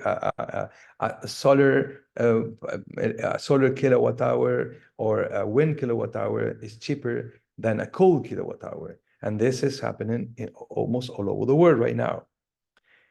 The second takeaway is that renewables that were used to be presented all over the world to fight against climate change, they're not just a solution for the global scale problem of climate change, because renewables nowadays, they had very positive impact on our economies, on our socio-economic national level, because we can create jobs, because we reduce costs, because we can have a lot of investment coming from that, because we stabilize costs, make them independently of fluctuation on energy commodities.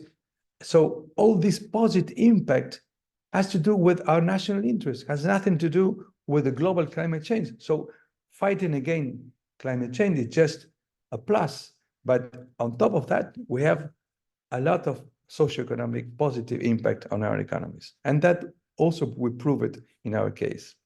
And last but not least, and this is my last transparency, in fact, we cannot think that just making an energy transition is just adding renewables to the grid. No, this is just the title of the book. In fact, we really have to innovate. We really have to understand that we need to do different things, both from the planning of the model, the dispatch of the model, the business model, the market model. We have to make very deep changes in other things to happen. So these are my main takeaway, and thank you so much once again for inviting me for this event. Thank you so much, Dr. Méndez. That was absolutely fascinating. As I'm sure that you can imagine, we've got a few questions that have come in. So I'm going to do my best to get through as many as we can, and we'll go a little bit over because we've got the break next. So if you're okay to stay for a few more minutes. Yep. Wonderful. Sure. So first question from Vita. Thank you very much, Vita. How is Uruguay, progressing with battery electric vehicles? How has this decreased fossil fuel imports? Yeah, in fact, we have done what we call the first revolution, then we are going the second revolution, which has to do with molecules. And so, yes, of course, if we have an almost 100% electricity renewable, we are trying to go deeply to electric vehicles. We have a lot of policy in this direction, but we're not subsidizing electric vehicles because, in fact, subsidies are going to electric vehicles producers, which are not in Uruguay. So we'll be subsidizing other countries' industries, and this is not our goal. So we are progressing as costs are reducing, but we are creating all the condition in order to have chargers in many places, in many cities, and all over the roads. So this is the strategy. And for sure, we will be going more rapidly than in other countries, particularly in our region, because it's on our best interest. On the same time, we're trying to go rapidly to be part of the green hydrogen production chain, and we have 3 projects right now in order to have as quick as possible. I mean, this will mean in 10 years from now, something like that. Green hydrogen in order to fuel our different vehicles. Great, thank you. Next question. Uruguay is in general a very revolutionary country, leading with the CARE Act, gender equality, legalization of same-sex marriage, and the green energy. What do you think what do you think is the key enabler of this in comparison to other Latin American countries, which arguably have more resources? Well, I mean, in principle, yes, this is clear. We are a particular country in the region, but in fact, what we did in Uruguay can definitely be repeated not only in the region, but I would say at least in 70 countries all over the world. But we have to create appropriate conditions.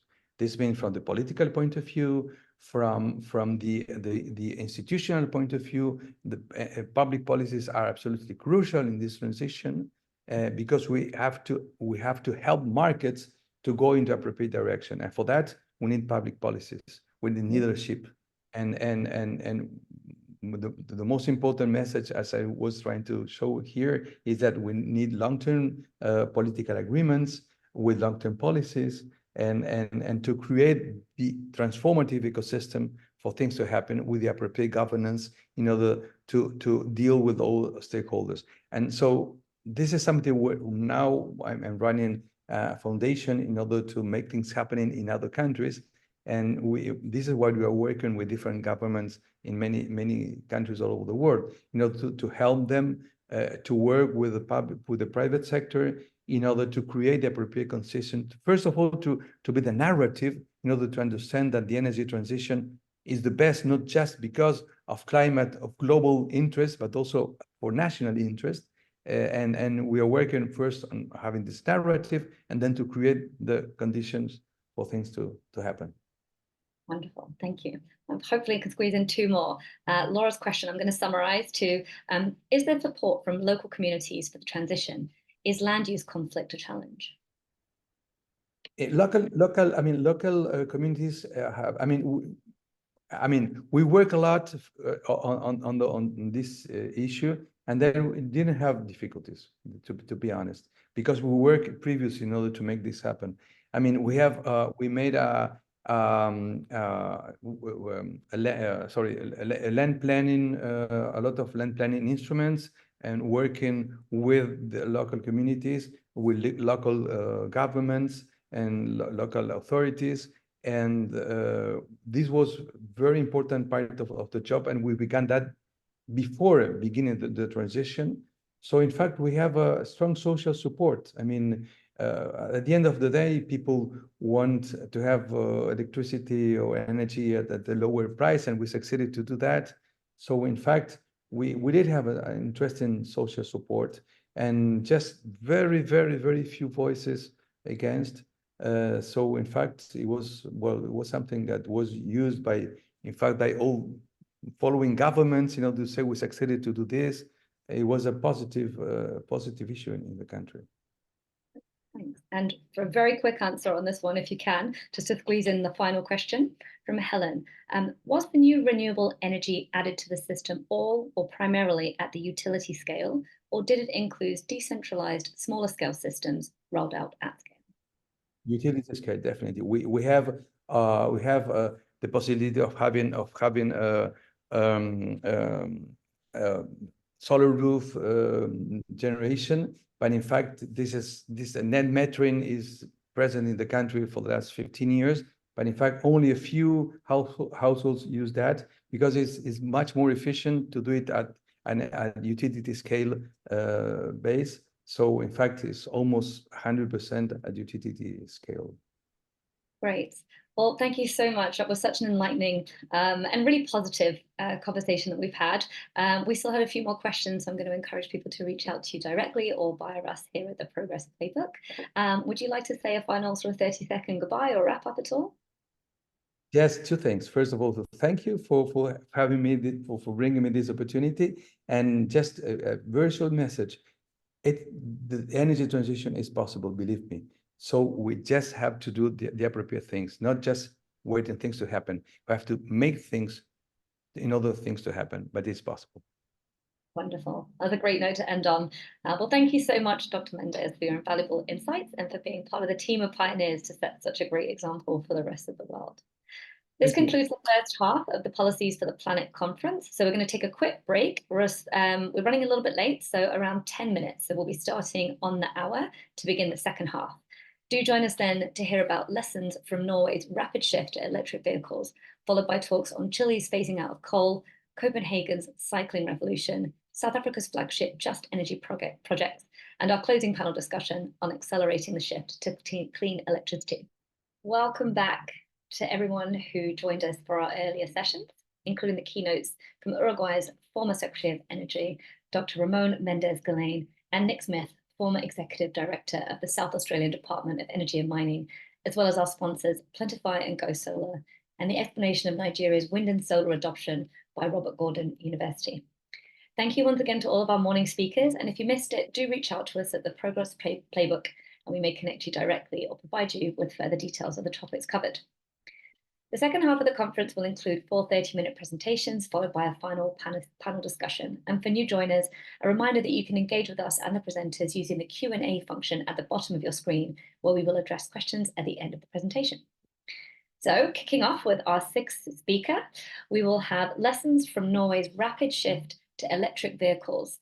Petter Haugneland, Assistant Secretary of the Norwegian Electric Vehicle Association. Oh, I'm making a right pig there with this one. I'm sorry, Petter. The association represents over 120,000 Norwegian EV owners and cooperates with policymakers, the electric car industry, and other organizations to facilitate the shift to zero-emission cars.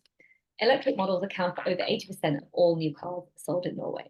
So, welcome, Petter. Please do go ahead, share your presentation with us, and I'll pass over to you. Thanks a lot for the invitation for me to share some insight and experience from the Norwegian EV policies and market. I want to show how and why Norway is the world leading EV country, and also give you some background on the policies, the market developments, and also touch upon on charging infrastructure and charging behaviors with the users, our members in mind, the user experiences that we see in Norway. So I'll just start my presentation. So first of all, a bit about our organization. So we are a non-profit NGO. We have currently over 120,000 members. Mostly private EV owners that pay a yearly fee to finance us, our work, and they get a lot of benefits back from our organizations, and they also support our work to speed up the transition to electric vehicles.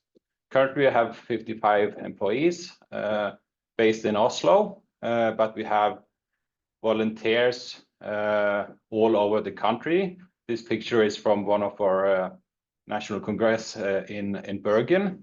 And our goal is to electrify transport as fast as possible. So we think Norway and other countries will follow on electric vehicles, replacing diesel and petrol cars. And the technology is much better, but we need it to happen as fast as possible. Just a background about Norway first. We are about 5.5 million people, almost 3 million passenger cars, so high car penetration. And currently, 700,000 of these passenger cars are fully electric. We also have a very high share of renewable, as you see. 89% hydropower, and the rest is wind and some solar. And for the transport sector, the government and the parliament has worked for this goal that by 2025, all passenger cars and light vans should be zero emission, so either fully electric cars or hydrogen. And the policies to support these goals is mostly economic. When you purchase an electric car, you have a very low purchase tax, and you are also exempt for VAT, 25% VAT, up to 500,000 NOK, so it's about 50,000 euros. So you only pay VAT over that 50,000 euros. And so that makes the EVs competitive when you in price when you're buying it. In addition, you also have some benefits driving the car. You have reduced toll roads for electric vehicles compared to what you pay if you drive a petrol or diesel car. 30% discount. Also on all ferries, we have a lot of ferries in Norway. They are also becoming electric. So there you have 50% discount for electric vehicles.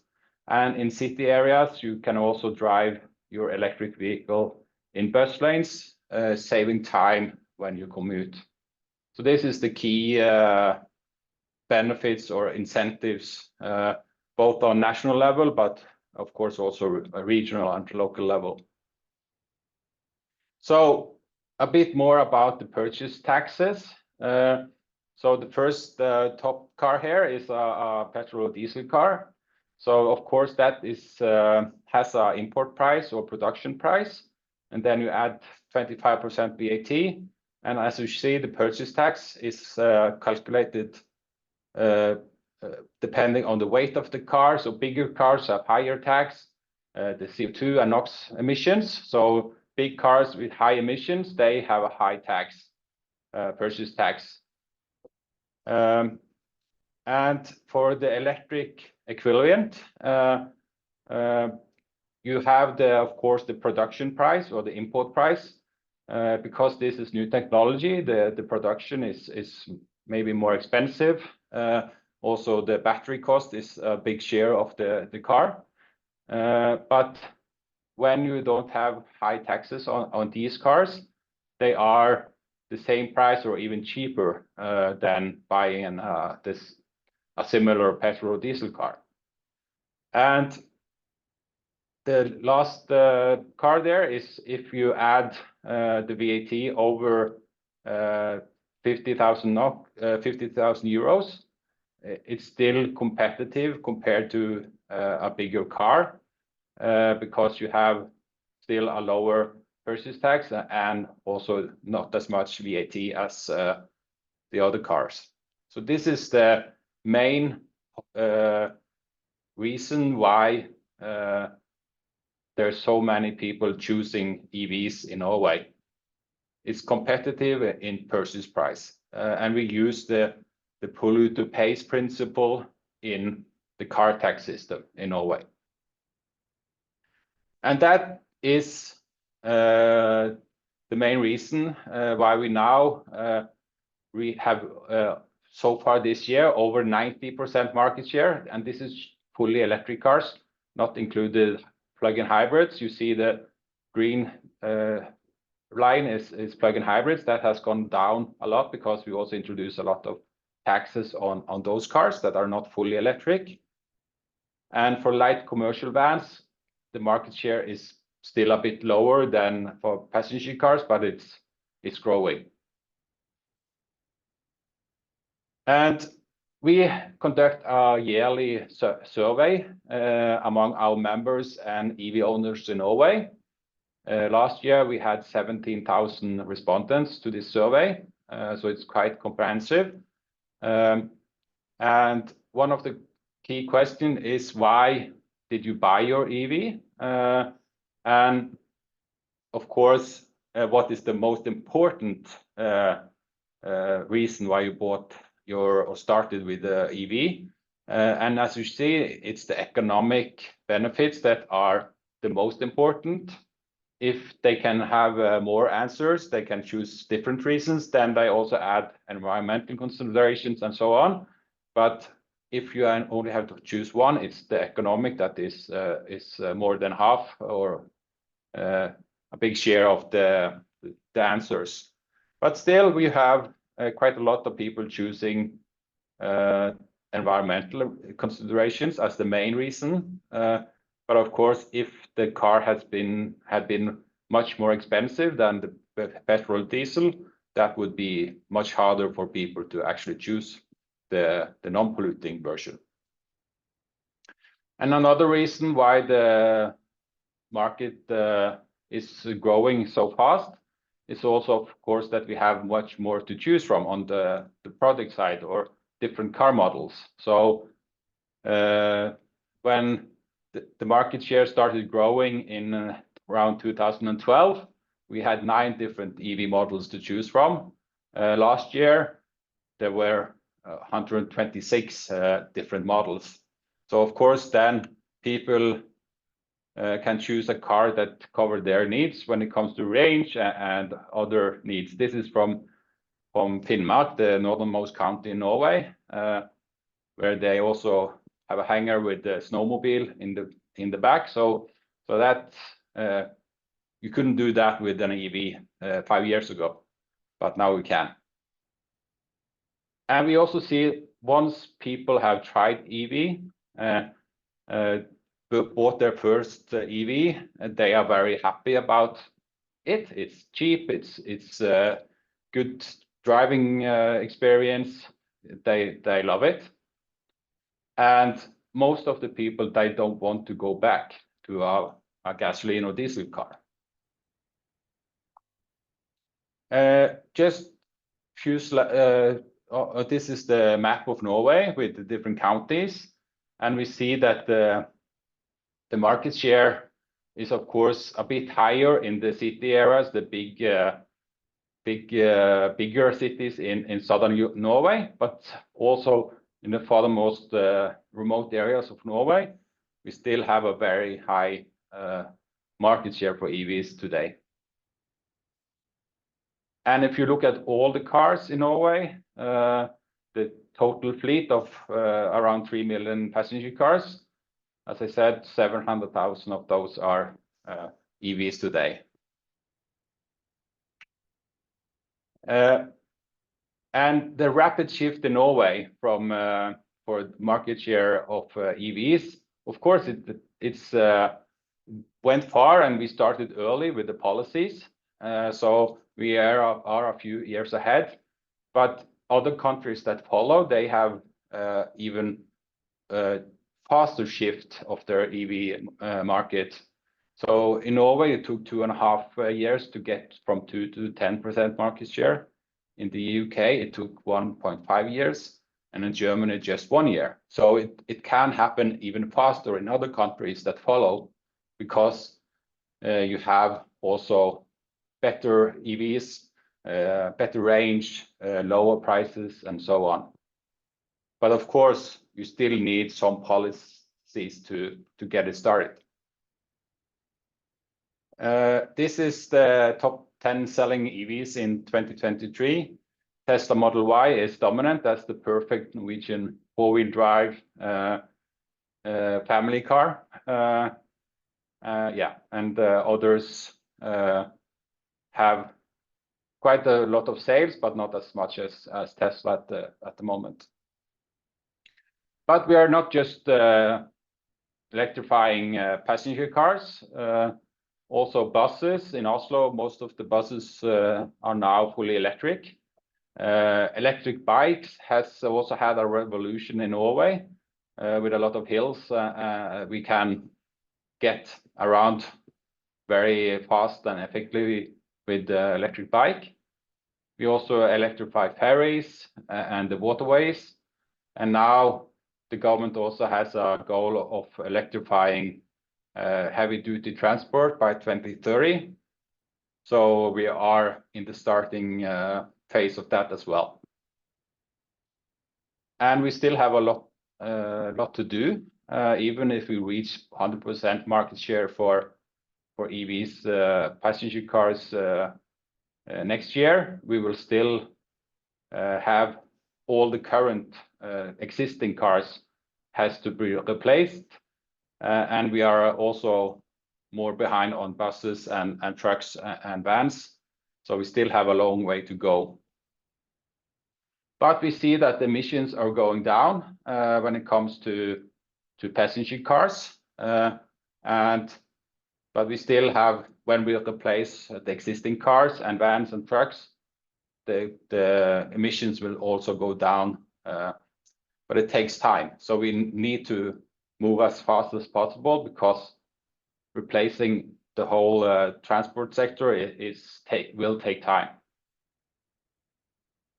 Just a few notes about charging in the end here.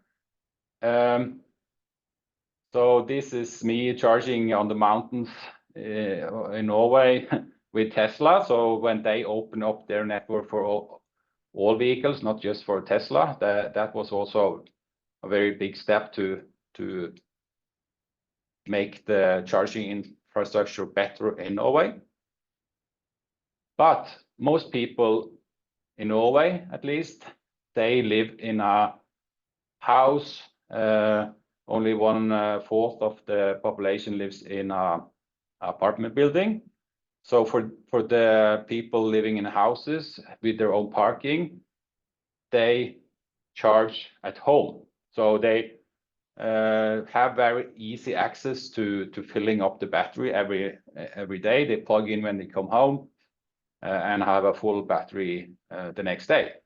And depending on the range of the car and how long you drive every day, you typically charge at home daily or weekly if you don't drive that much, or you don't or you have a car with a long range. When you see the never group, under 5% of the Norwegian EV drivers don't have access to charging at home. So most of them have, and that's also the most convenient, easiest, cheapest way to charge your car. But of course, you also want to use your EV to going longer trips. And last year, 64% of the EV owners planned on driving their car on holidays with at least one overnight. And then they need fast charging. So most EV owners also do fast charge. You see the never group is just below 10%, but they do it much more seldom. Most of them less than monthly. So it's home charging, it's the bread and milk, and fast charging is more the restaurant visit you do occasionally. But still, with 700,000 EVs, there will be a lot of fast charging as well. So this is a relatively new fast charging station or energy station by the traditional gasoline station chain Circle K. So this new one, when you drive into the station, you have the fast chargers first, then the service station, and you see in the back there's the petrol pumps. So they switch around from going more and more the providing with electricity and fast charging. And the development of fast chargers and HPC, high power chargers, has been growing a lot, mostly commercially. So it's companies that invest in this.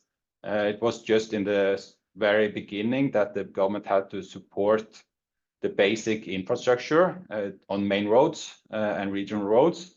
After that, it has been a commercial market because we have a lot of EVs that there is a demand for fast charging. So then it's easier to also establish chargers that are heavily used. And we see that the orange line here is showing how many EVs share each charger. So when the graph is going down, that's good because then you don't have that much queues. You have better coverage. But we do have some difficulties as well. Of course, Norway is a cold country, at least in winter time. Here, it's not very pleasant to charge when there is a snowstorm. But it's not very pleasant to fill gasoline either, but it takes less time. Also, last year, 53% of the EV owners experience charging queues occasionally or more often. Now, as I showed, they have built a lot more chargers. So we expect that this will go down for this summer or the next year. But still, it's something that we need to be aware of. And maybe the most difficult now is that there's no payment method that is everyone can use. You have to download the app for every company or use different payment solutions. But now it will be mandatory to pay with your credit card, but that's just for new chargers. So it will take some time before we can use your card, tap your card anywhere. But this is something other countries should get right from the beginning, because that has been a very unpopular thing about charging, and also slowing down the process of getting more people to choose EVs. But again, I want to mention also again that even if there is some problems, especially with charging on the road, people are still very satisfied. And this was just an introduction to the Norwegian EV market and policies. We are organizing a big summit in Oslo in April. That's a 2-day conference, exhibition and social events, where we invite international decision makers from policies, organizations, car charging and battery industry. And we will have a networking dinner at Oslo Opera House. You see the picture there, very nice building, iconic, not as known as the Sydney Opera House, but still it's very nice. And last year we had over 1,300 delegates from over 40 countries. So it's an international summit for the EV market and EV policies in Oslo. Thank you. Wonderful. Thank you so much, Petter. We do have some questions from the audience, so I'll go from there. First question is from Helen. Was the charging infrastructure private sector or public sector driven? Yeah, as I mentioned, in the very beginning, before we had any fast chargers, the government had a grant where they supported some chargers two fast chargers every 50 kilometers on main roads. So that was then you had the basic network where you could drive an EV all over the country. But then, because we have support for the cars, not the infrastructure, then with all the EVs that we have in Norway driving, then you have a demand, people are willing to pay for charging. So then after that, the initial grant for the basic infrastructure, that has been more or less without any public support. Great. We have one from Vitsa. Is it true that new cars drive relatively more kilometers than older cars? Does this mean the majority of kilometers are now powered by electricity in Norway? Yeah, we see that the electric cars have a higher average kilometer per year. Of course, in the beginning, when you had just small EVs commuting back and forth, it was maybe lower because the range was lower. But now, of course, it's the daily kilometers that add up, not your vacation trips. So we see that, of course, when EVs are cheaper to drive than a petrol or a diesel car, then of course you also choose you use that the most because it's cheaper to drive. And even if you have two cars, it's the diesel car that is the second car. It's not the electric one is mostly used, and also the environmental life cycle assessment emissions are better when you use it as much as possible. Next question. What is the future role of EVs in the electricity mix? Can you repeat that? Sorry. What is the future role of electric vehicles in the electricity mix? Electricity mix. Well, if I understand it correctly, it's the electricity production. So of course, many people think that EVs will be a problem for the electric grid and power or electric usage or demand. But there has been calculations that because electric vehicles are so energy efficient, you don't use as much energy as you do with petrol and diesel, because with petrol and diesel, most of the energy in the liquid is waste heat. But for electric vehicles, the electric motor is much more energy efficient. And in Norway, if we're going to replace all cars with fully electric overnight, so 3 million electric cars, that will only use 5% or around 5% of the electricity production or hydropower production in Norway. So it's so efficient that it will not add that much on the demand for electricity. Also, electric vehicles can support the grid, electric grid in many countries, because they are flexible. You can charge them during night when the demand is low, people sleep. So you have the flexibility to charge the car whenever the demand is low or the production is high. If you have solar panels, you can charge your car when the sun is shining and use electricity either for the car, but also actually giving or take electricity from the battery to power your house. So you add EVs and renewable energy production locally is a perfect match. Right, yeah, and that answered the next question that we'd had around the strain on electrification of transport on the electricity grid, so we won't repeat that one. One other question about the cold climate, does that help with moving to electric vehicles?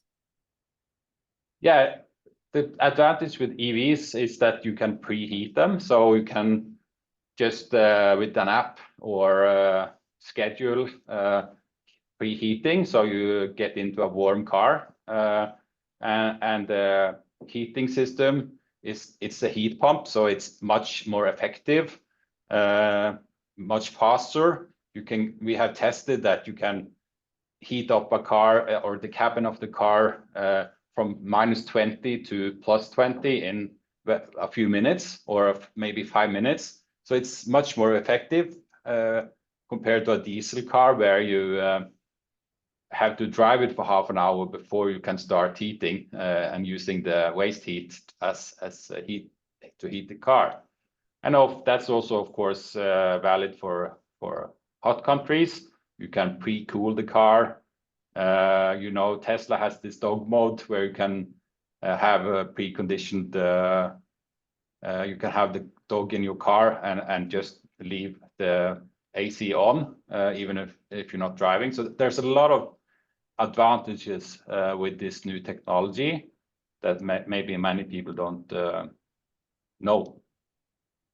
Definitely helps with me. I'm based in Hong Kong. We've seen a bit of a shift to electric vehicles with the taxis, but only really in the last year we started seeing changes like that. So I think we've got time for one more question, and then I'll ask you for your little wrap up. Is the country's charging infrastructure good enough yet, or is there still a long way to go? Well, we are quite happy now that with the right to charge, there was a new law that you allowed, or if you have an EV and live in an apartment building with shared parking, for instance, you can say that I want charging. Of course, you have to pay for the electricity, but still you have the right.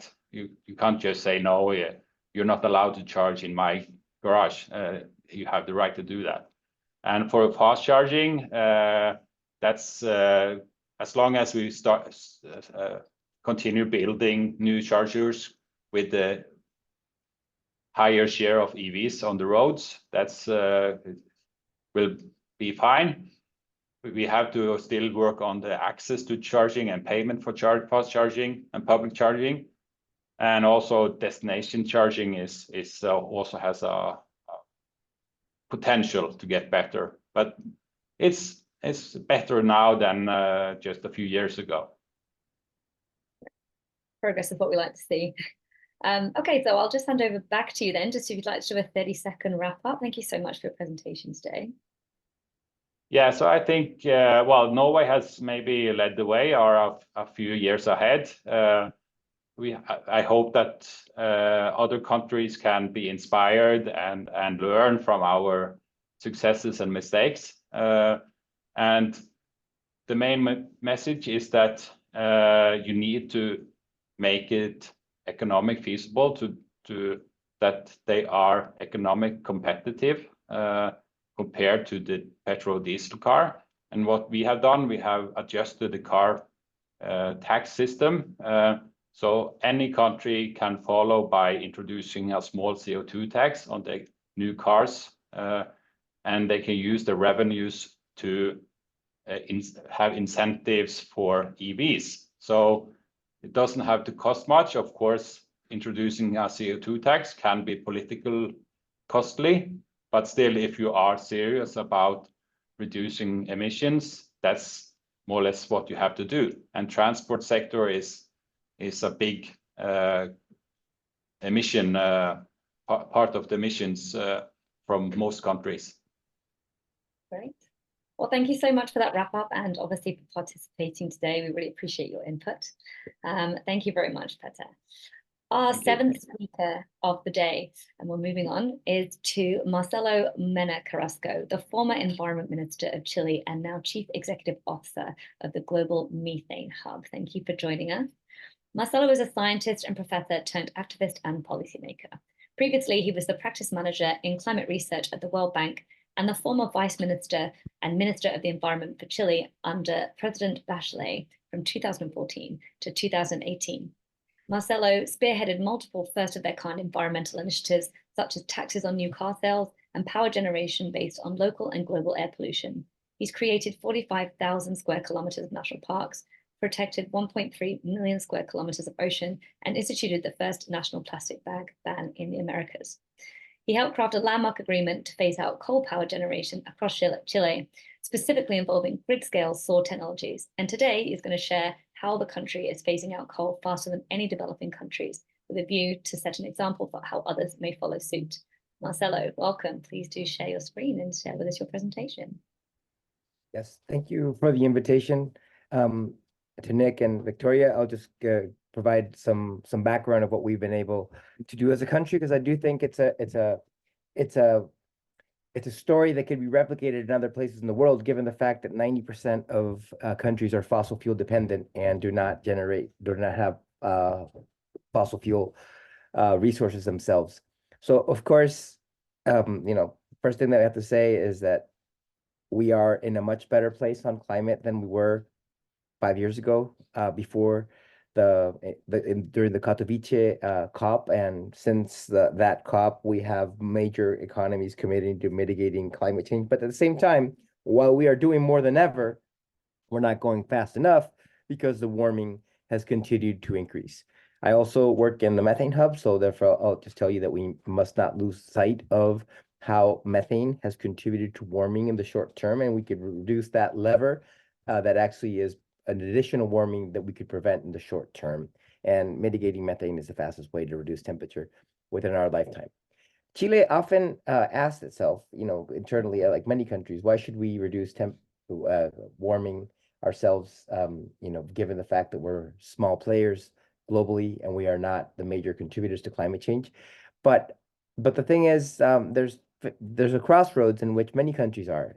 On the left, you can see what Swiss Re estimates as potential GDP loss for the country, indicating that by 2050, around 27% of all GDP could be lost because of climate impacts. But at the same time, early on, during my tenure at the World Bank, we helped support the Chilean government, in which we looked at the GDP impacts of the net zero policy, in which there would be an additional growth. And in fact, IDB later on did a study that said that if we aspire to net zero earlier on, our additional growth potential will be even higher, almost 5.1% in the case of the 2040 net zero target. But at the same time, things happen every year, and this is really important to bear in mind. Every 1/10 of a degree matters, and those who pay for that are the most vulnerable people in the world. And Chile last year, 2023, faced some of the largest impacts on climate change, given its large fires and its large flooding. Two of the top 20 climate disasters in 2023 at cost per capita. So the agro-industrial sector, the the agricultural sector, lost around $2 billion because of flooding, and the forestry sector lost 1.3 billion. These are only the material damages caused by these events. We're not talking about the human impact of the flooding also, and the air pollution impacts, the biodiversity impacts that occurred.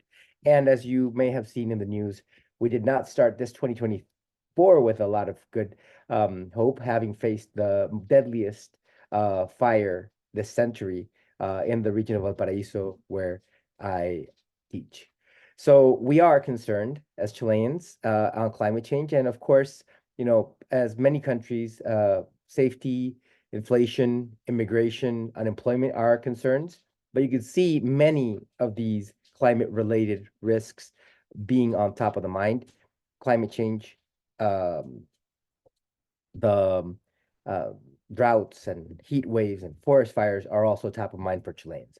So the thing is, what we need to be acknowledging is that didn't happen. What we're doing now wasn't a result of necessarily policymakers coming together in thinking of something different. Many times our policy was captured by incumbents, and we were prey of very uncompetitive energy markets in which incumbents determine the marginal cost of energy. And we were faced with a binominal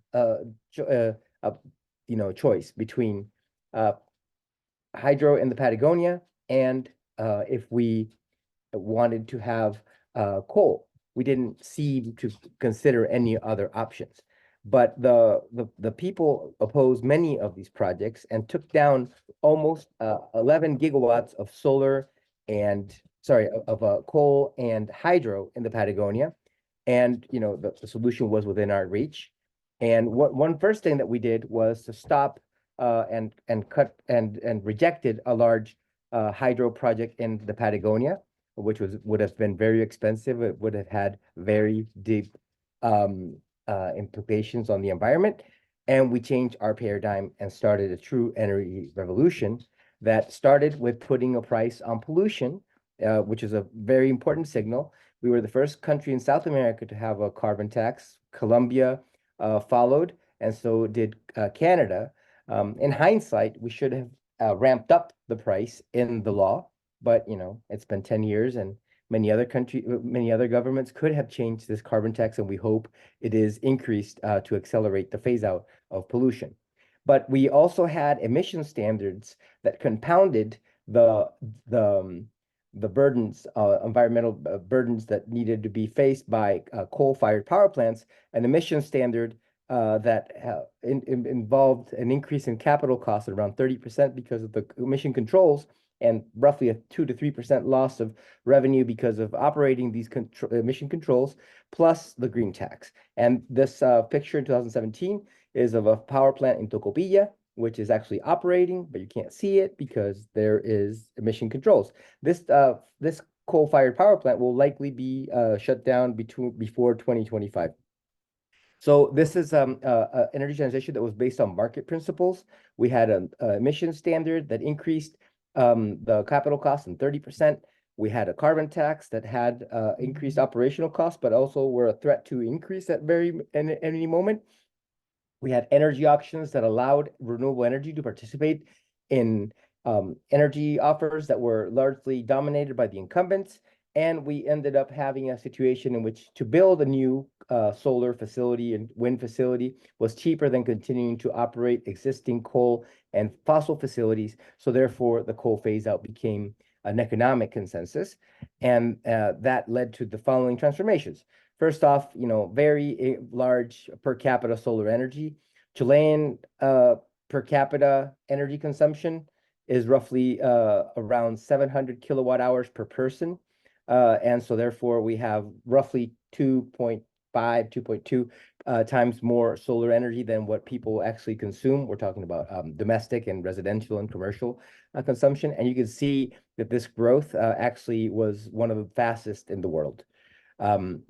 Then the results of these things, you know, the coal phase-out agreement existing since 2018 and the consecutive implementation through the governments of the announcement by President Bachelet, the continuation by President Piñera, and and also with President Boric now, we have seen that the power sector has reduced its emissions by a third in the last 4 years.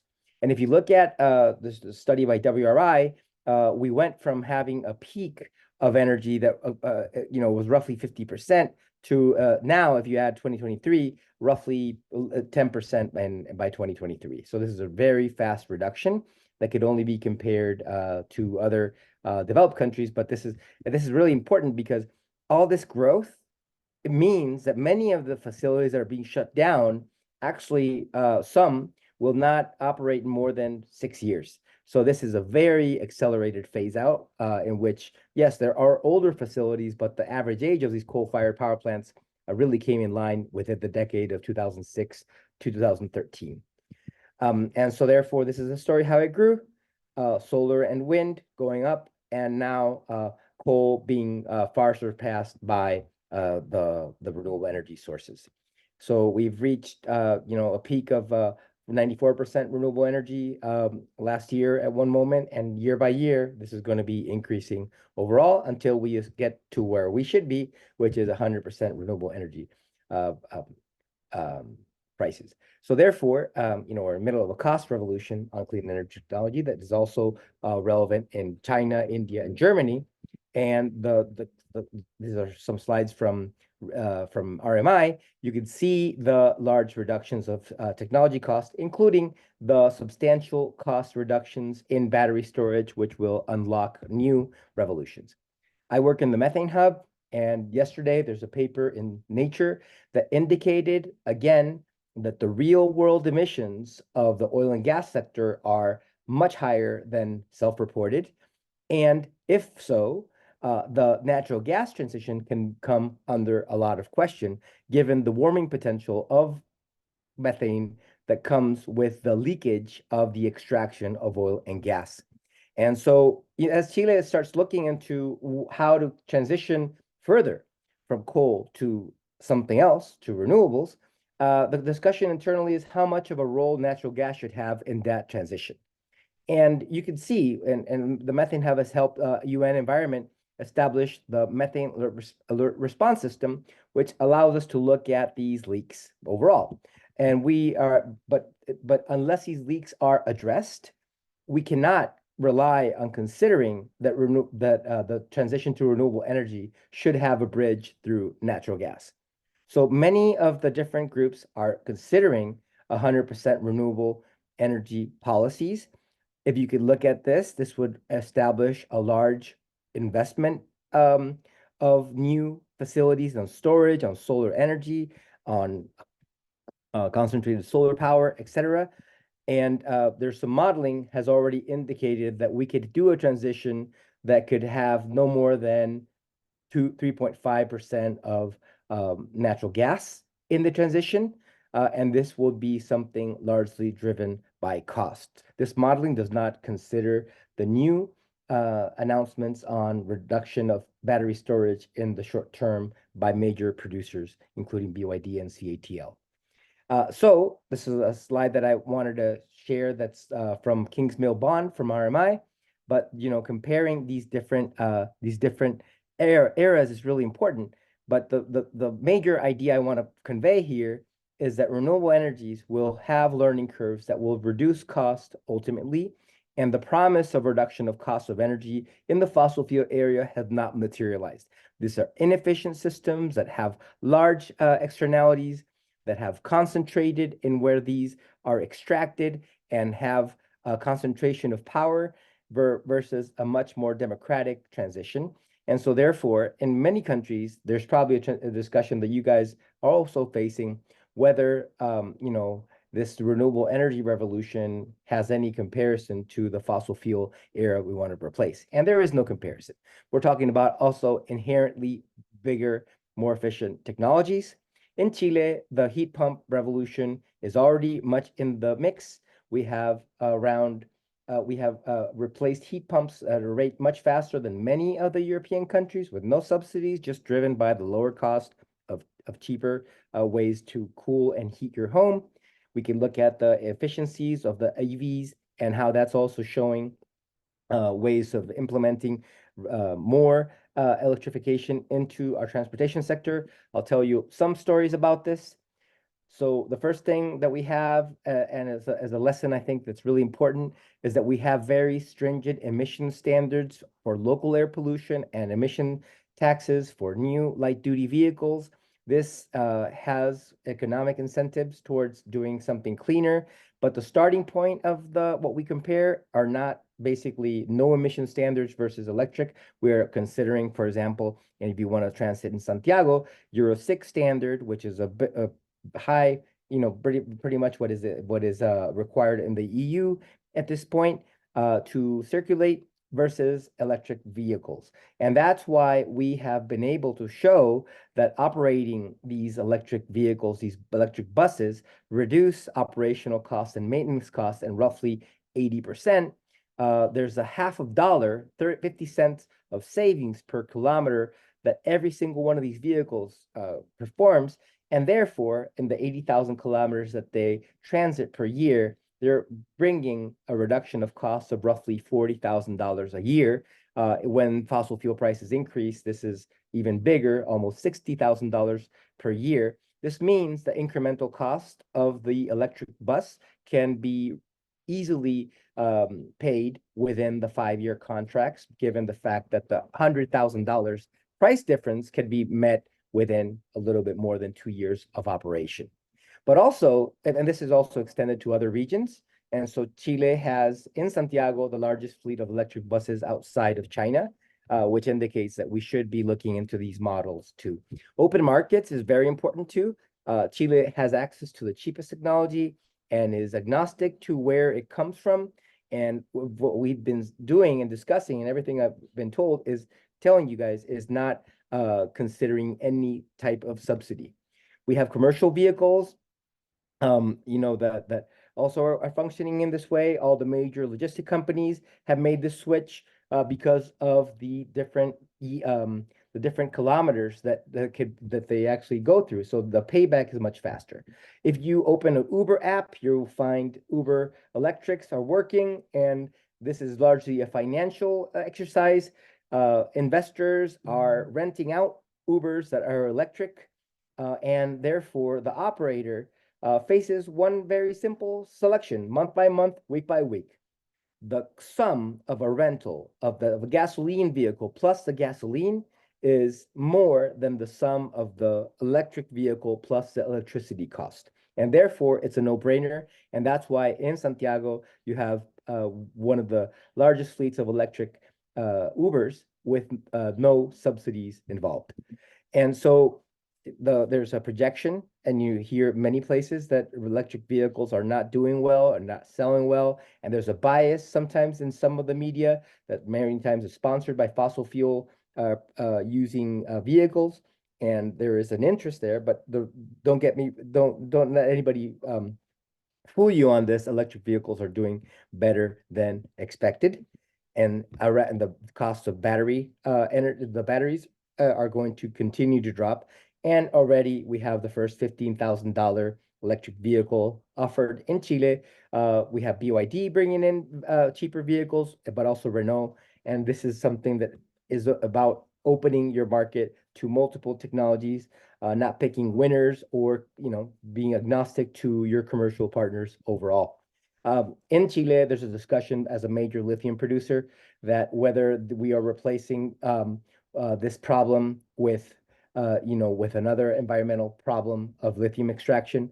But the lithium extraction companies are committing with the new regulations that are in place to have direct lithium extraction that will have substantial reduction of impacts on water use.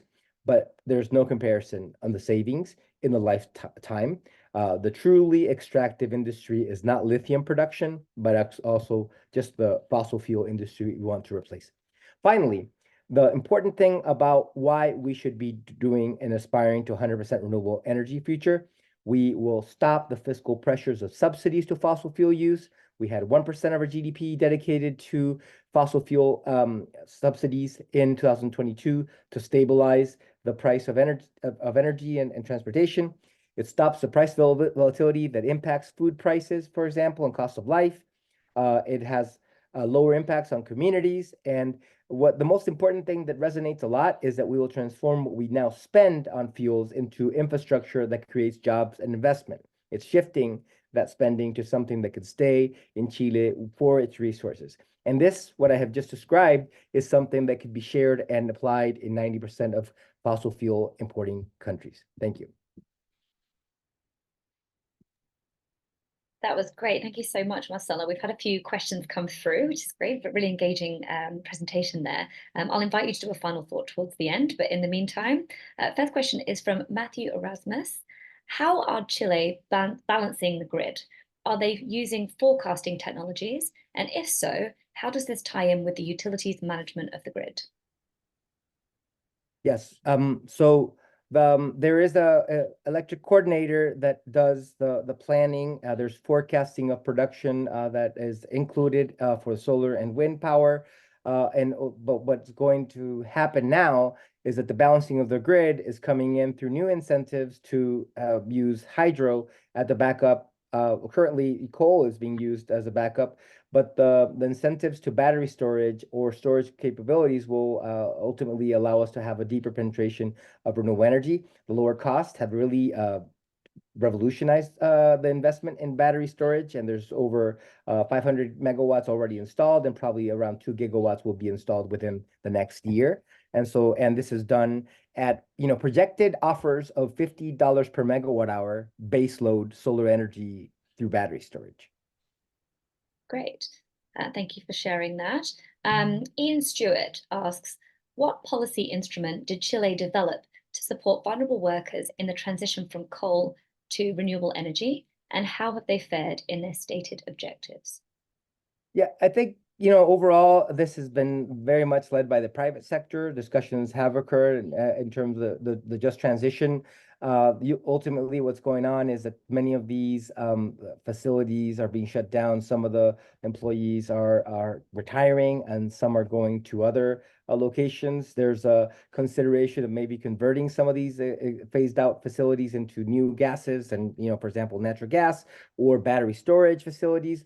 Overall, it hasn't been a huge deal, but it's something that I think we need to keep an eye on, because many of these cities rely on that coal power generation because of all the additional jobs that are associated to this, all the housing, all the rentals, all the food, all the multiple services. So yeah, usually it's maybe 300 people work in the power plant complex, but it's around 3,000 people that support that. So it's something I do think that we have not fully looked into, and we have left to the private sector, but the private sector has responded well in that regard. Thank you. How is Chile doing outside of the electricity sector, such as decarbonizing transport, agriculture, etc.?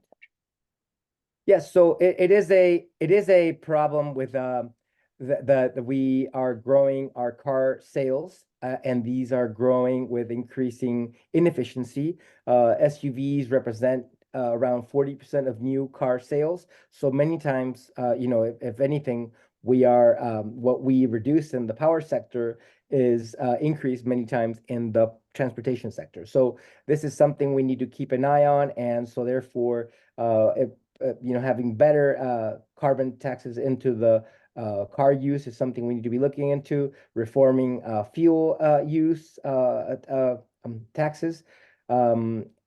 But I do think ultimately the reduction of cost of electric cars will also help reduce that energy. And in the heating sector, I would say there's a big transformation with a heat pump, air-to-air heat pumps, basically split inverters that are sold at a huge rate. There have been around 1.5 million sold the last 3 years, which is roughly 70 per 10,000 homes or something like that, which is, compares to any place in Europe, if not faster. Last thing, though, I do think is that I'm very excited about the developments of heat pump use in the industrial sector. And so that will really help the industrial sector that has been facing the increased cost of natural gas and coal, and could ultimately have the cheapest source of energy if we are able to implement these emerging industrial technologies, expanding the benefits of solar energy into the industrial sector. Great. We have 2 more questions. Chile seems to be moving fast on big grid-scale batteries. Are batteries starting to reduce fossil fuel use in the electricity sector? We'll know soon. This is happening so fast, right? And so that's why, many times you have to, when I teach my courses, I have to look at the latest month just because things are happening so fast. So the battery storage hasn't really shown a full effect because many of these installations have occurred the last 3 months, but we will see a big chunk. And it starts a new era. When I was recently with some funders in Puchuncaví, talking to the people from AES, when you start talking about battery storage, it just opens up so many conversations that are just different because it is, do you count it as additional power? And yes, you should, because it's something that's delivered at some time. It's basically delivering solar energy and wind energy at different times. So yes, this will continue to grow, but we haven't really seen the full revolution. By the end of this year, we'll see a large increase in battery storage. And it wasn't by regulation. It wasn't by necessarily incentives. It was just because it was cheaper to do, and the market drove these changes. Makes sense. And then sort of similarly regarding the speed of the transition you were just discussing, how did Santiago, Chile move so fast to the electric buses? Was it particular policies? Or was there something more specific from there? So to learn how to run, you need to learn how to walk. And so therefore, we had electric buses functioning 2 to 3 years before we had a full adoption. Santiago has hills up that we needed to figure out. They started figuring out things like, if you charge a bus on top of a hill, it doesn't make sense because it'll regenerate a lot of energy on the bottom of the hill. And so trying out these technologies, being able to be confident that the theoretical yields were real. I would say also another reason was because of the power sector itself. Companies like Enel helped develop the financial models that allowed the operator to pay a leasing that would be including the rent of the bus plus the use of the bus, which ended up being cheaper than the fossil fuel model. And so therefore, just the same as the Uber driver, the moment the driver's sitting down, they're saving money for their company instead of having to wait for paybacks that usually take longer than people are accepting. And then we just had another question come through. I think the batteries sparked some interest. Aside from lithium batteries, what will Chile use for long duration storage? And that'll be our last question. Yeah, I mean, there's the concentrated solar power. If we could generate the correct energy sources, energy incentives and the price, we could reduce the first tranche of, the cost that we had from the first installation. Pump storage, I think, still has a great potential, given the fact that we could pump up water with cheap solar energy during the day. Hydrogen, not for the power sector, but for other uses, I think is going to be interesting. And even tapping into pump storage of existing hydro projects, I think, is something we really have not tapped into. I do not think we'll use other materials. I think Chile is facing this window of opportunity with lithium ion, but once sodium batteries come in, I think it's going to be more difficult for us to compete in some of the sectors. And so therefore, we really have to seize on this opportunity. Lithium provided around $5 billion in revenue in 2022, which far exceeds anything that the copper industry has ever done. So I think, we can find these public-private partnerships that are a win-win to increase revenue, but also contribute to the energy transition also.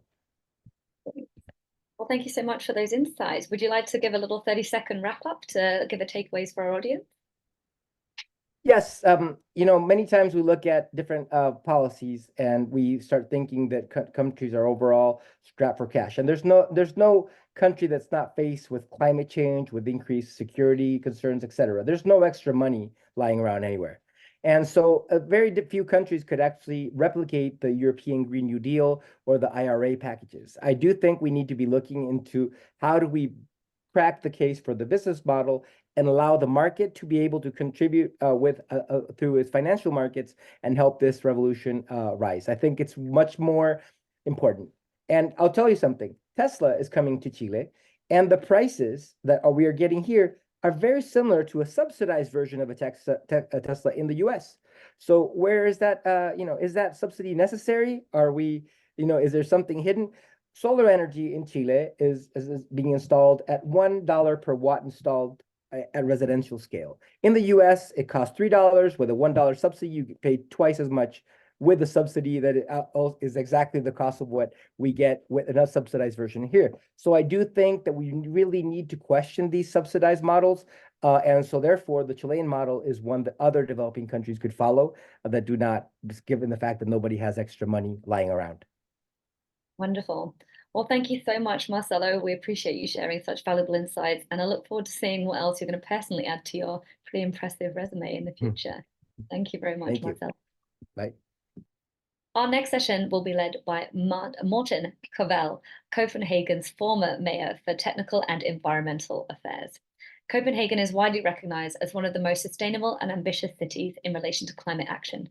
The city has a target of becoming CO2 neutral in 2025, and one of the main elements in the development plan is that 75% of all trips will be by foot, by bike, or with public transportation.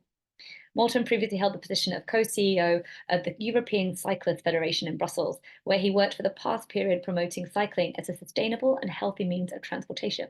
He has more than 20 years of experience with urban development and green transition of the transport sector, and in his previous position of Mayor of Technical and Environmental Affairs, he was instrumental in accelerating the city's sustainable development. So without further ado, Morten, please do share what we can learn from Copenhagen's cycling revolution. Over to you. Well, thank you very much for that kind presentation. And I hope you can see my screen here.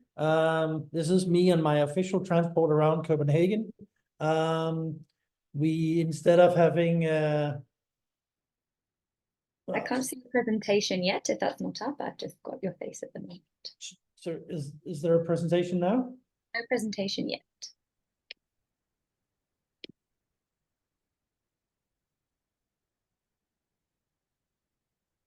Does say share screen? Let me see where we go. We go here.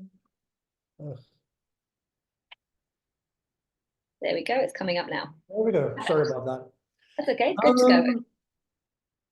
Yeah. Well, this was my official transportation when I was mayor in Copenhagen. No need for a mayoral car. Actually, you can get around much faster in Copenhagen on a bicycle. Why is that? Is that because there's something special in our genes? We drink something special in our water? Not at all. It all has to do with one thing that I'll come back to at the end of the presentation.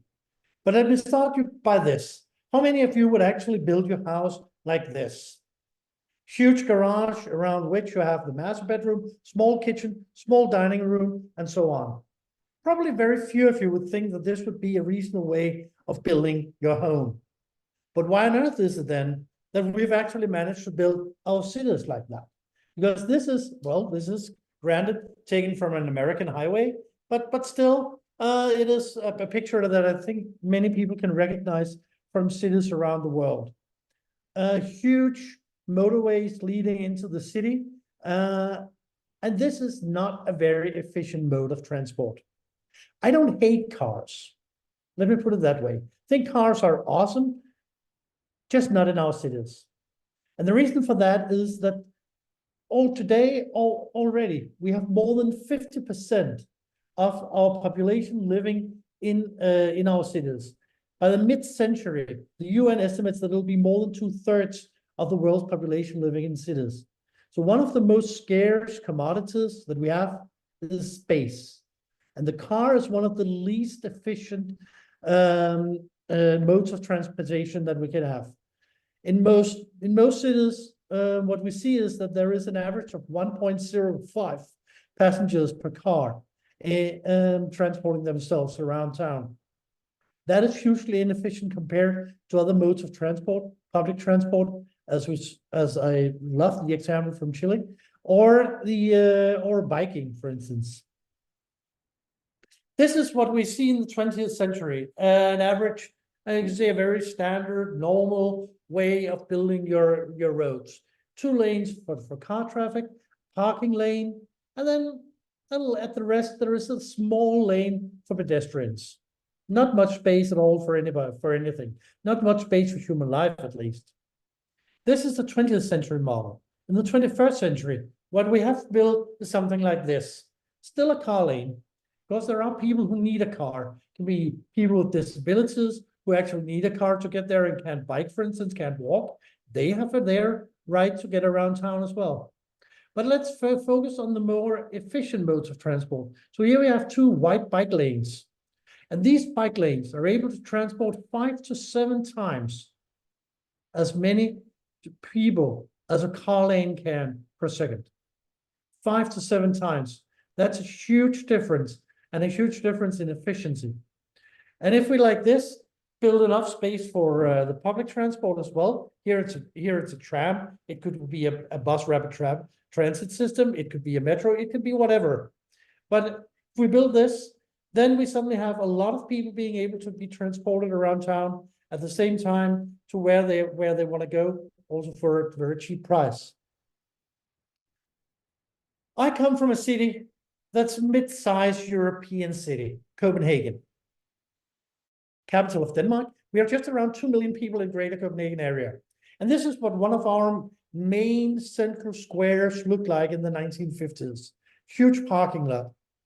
Actually, you can see on the left of the picture a fountain that was built 400 years ago for the coronation of one or another king. That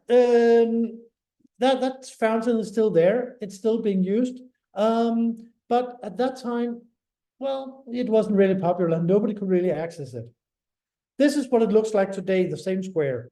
You have the fountain in the middle of the square, a lot of people hanging around, a lot of people shopping, a lot of people getting into town, enjoying themselves, enjoying urban life. And what is interesting is that at this picture, we actually have just as many vehicles being parked as we had before. So when you look at this, count the number of vehicles, and look at this one, count the number of vehicles, they are the same. The only difference is now it's bicycles. So they only take up this space that you can see at the bottom of the picture. The rest is for urban use. It's for human beings. It's for you and me. So we actually now can enjoy our city compared to what we could before. That is a huge advantage over the last decades. Let me take another example. This is from an arterial street where very close to where I grew up, exactly when I grew up in the 1970s. I'm 53 years old, born in 1970. I was 7 years old at this time. My mom would definitely not let me out on this street to go to school or go down shopping. You had these 2 or 3 car lanes. It's a little bit unclear to see. Danish traffic culture is not the best. Then you had a very, very small piece of the road for pedestrians. And then you had some bicycles. And in the middle of the picture, you can actually see bus line 5. Bus line 5 is great because it is one of the bus lines that the city has the most statistics about. It has had the same route for more than 120 years ago, 120 years now. So the city actually has great statistics on the usage, on the economy, and so on. That bus line 5A here in the 1970s had impossible conditions, as you can see. A lot of trouble getting around town, a lot of congestion. So the city decided when I was in city council to actually rebuild the street. This picture is upside down from the one before, but you can see the difference. Today, there is 2 huge bicycle lanes as the main mode of transportation. These bicycle lanes are each 5.5 meters wide. Let me repeat that. 5.5 meters wide bicycle lane in each direction. You have a car lane, and then you have a dedicated bus lane to make sure that the buses are able to get fast through town. This is the way that it is being transported now. And the result of this change that cost just around $5 million is this one. Today we have 5% more bus passengers. That's a little disappointing that it hasn't risen more, but these bus passengers are able to get through town much faster than before. We have almost 60% less car drivers, and we have 60% more bicycle riders. What's interesting is that we also have 165% more pedestrians. And who are these pedestrians? Well, they're kids going off to school on their own, going to leisure activities on their own. They don't need to be transported by their parents. And it's elder people who now feel safe when they walk down to the local supermarket or the local store to get their groceries. They don't feel like the hassle of having cars all around them. I had an older woman coming up to me when I was mayor and said, these changes are so great. Now I actually feel part of my community again. I stopped when I grew old, I got some deliveries, but basically I just felt left outside. Now I feel part of the community again. And what's interesting is the number that you can see on the right-hand side. 1,400% more people are now using the urban space for urban space. For instance, on the bridge you saw before, using that as a barbecue spot, hanging out with a bottle of wine or a cup of coffee, together with your friends when it's sun. Because yes, even in Scandinavia, we do get sun once in a while.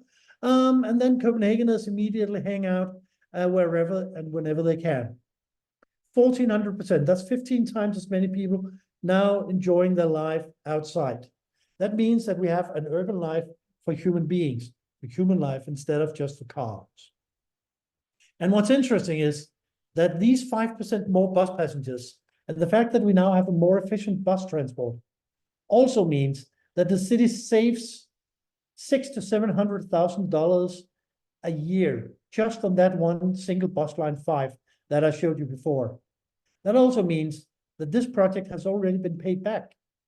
And now these $600,000 to $700,000 can be used for bettering the public transport in other parts of the city.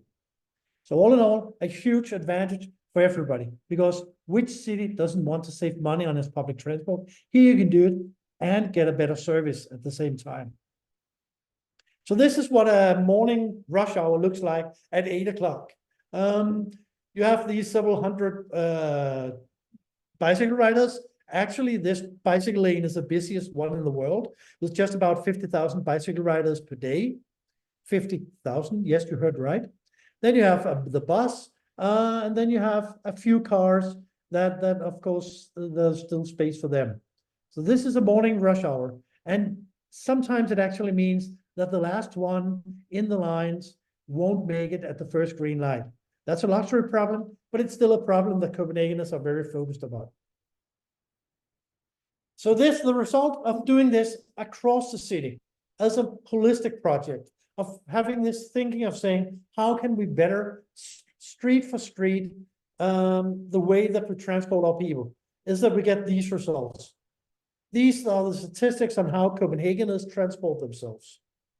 62% of all commuting by Copenhageners to school or to work is by bicycle. 21% in public transport, the metro, the bus lines, or the commuter, the regional commuter trains, and only 9% in a car. Actually, there are almost just as many people who walk to work taking their car. So imagine if these 62% decided to use their car in the morning instead of going by bicycle. The city would break down almost immediately, and we wouldn't have any transport at all. Could be an interesting experiment, although I don't think I'll recommend it to anybody. So the key here is to make it safe and secure, to make it such that a grandpa can transport his granddaughter to either to school or whatever purpose they had this morning. She's sitting here in a cargo bike. It's a good way that you see a lot of Copenhageners transporting their kids to school or to kindergarten. We have cargo bikes that you might see with cushions, with seat belts. I actually had a guy who at one point wanted to be the first one to invent a cargo bike with airbags. I'm not sure he succeeded, but it shows a little bit about the innovation that you might see. So what has the cost of this been? Well, if you look at socioeconomics, the Danish Ministry of Finance, which is quite conservative fiscally, they have actually made the calculation that each kilometer you drive a car costs society 85 cents, 0.85 US dollars. Whereas every kilometer you ride your bike saves society, makes the society gain 70 cents. That's a difference of $1.55. That is because the costs of building bicycle infrastructure is so much cheaper than building car infrastructure. I mean, we all know what a highway costs, although very few people actually question the cost of that, which they should, because it's so darn expensive that it actually should be questioned much more than it is. But it's also because of health costs. A biking population is a healthier population. You stay active longer, you stay also thereby you stay fit longer, you stay healthier longer. That means less obesity.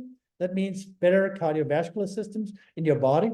So all in all, this saves you for a lot of health problems, and it saves society for a lot of costs that has to do with these health.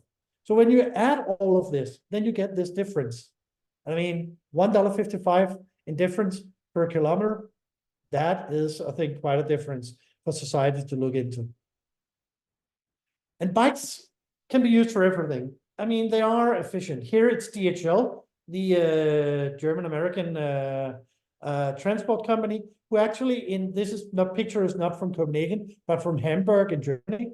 They have switched their fleet from having small vans into having cargo bikes getting around. The advantage is that it's easier for them to park.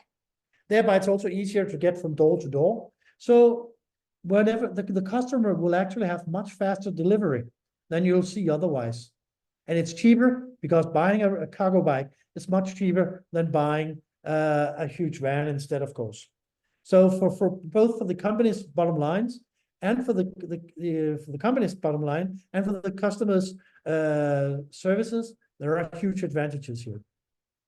And cargo bikes can be used for a lot of things. Here it's one of the services of the health sector in Copenhagen that have made their very own cargo bike to get their products, so to speak, around town from clinic to clinic. But it also has spurred a lot of other innovation. Here, it's a world's first bicycle hearse. The lady on the picture is called herself the funeral lady. She operates a small fleet of bicycle hearses for Copenhageners because she had the thought of, actually, when I go, do I want to be transported? I've been all my life on a bicycle. Do I want to suddenly get into a huge van or a car? No, I want to be transported on a bicycle as well.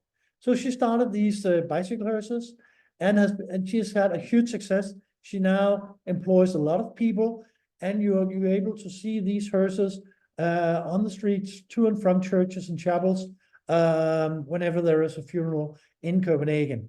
So innovation, creating jobs, is part of the change that we've seen in Copenhagen. And of course, it's become part of the Copenhagen brand. I Bike Copenhagen is today more or less the city's official logo and motto. We might have stolen a little bit from New York, I don't know, but at least the idea.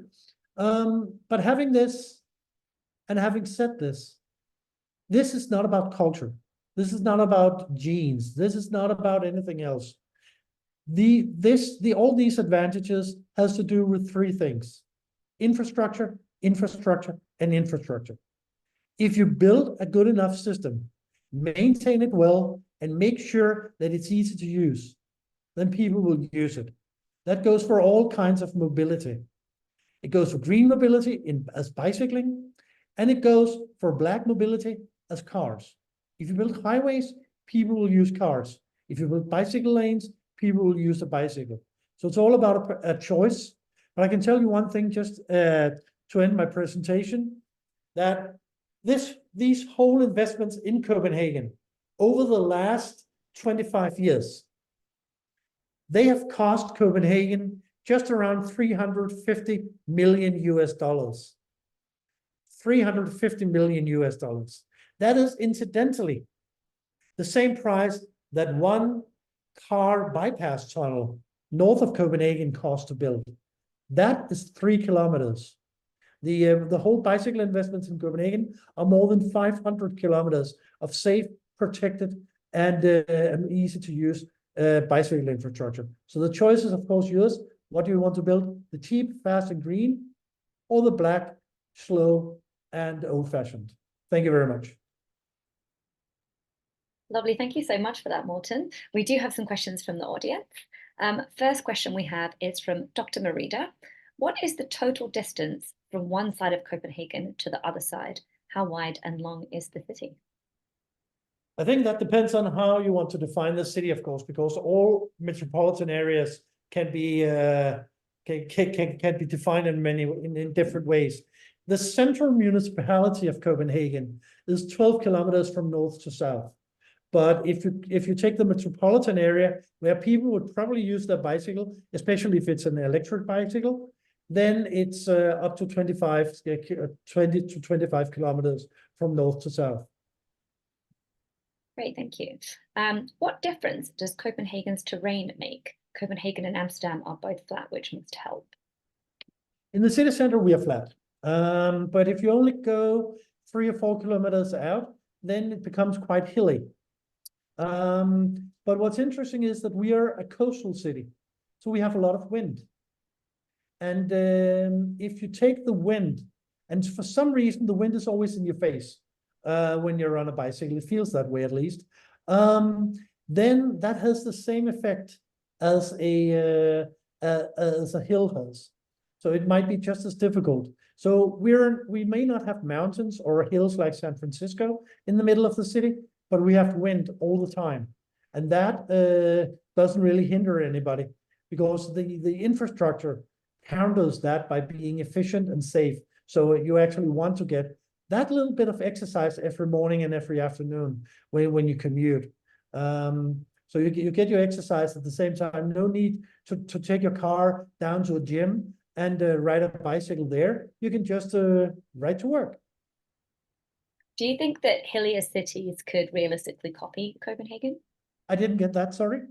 Sorry, do you think that hillier cities could realistically copy Copenhagen? Yes, certainly. Oslo in Norway does it already.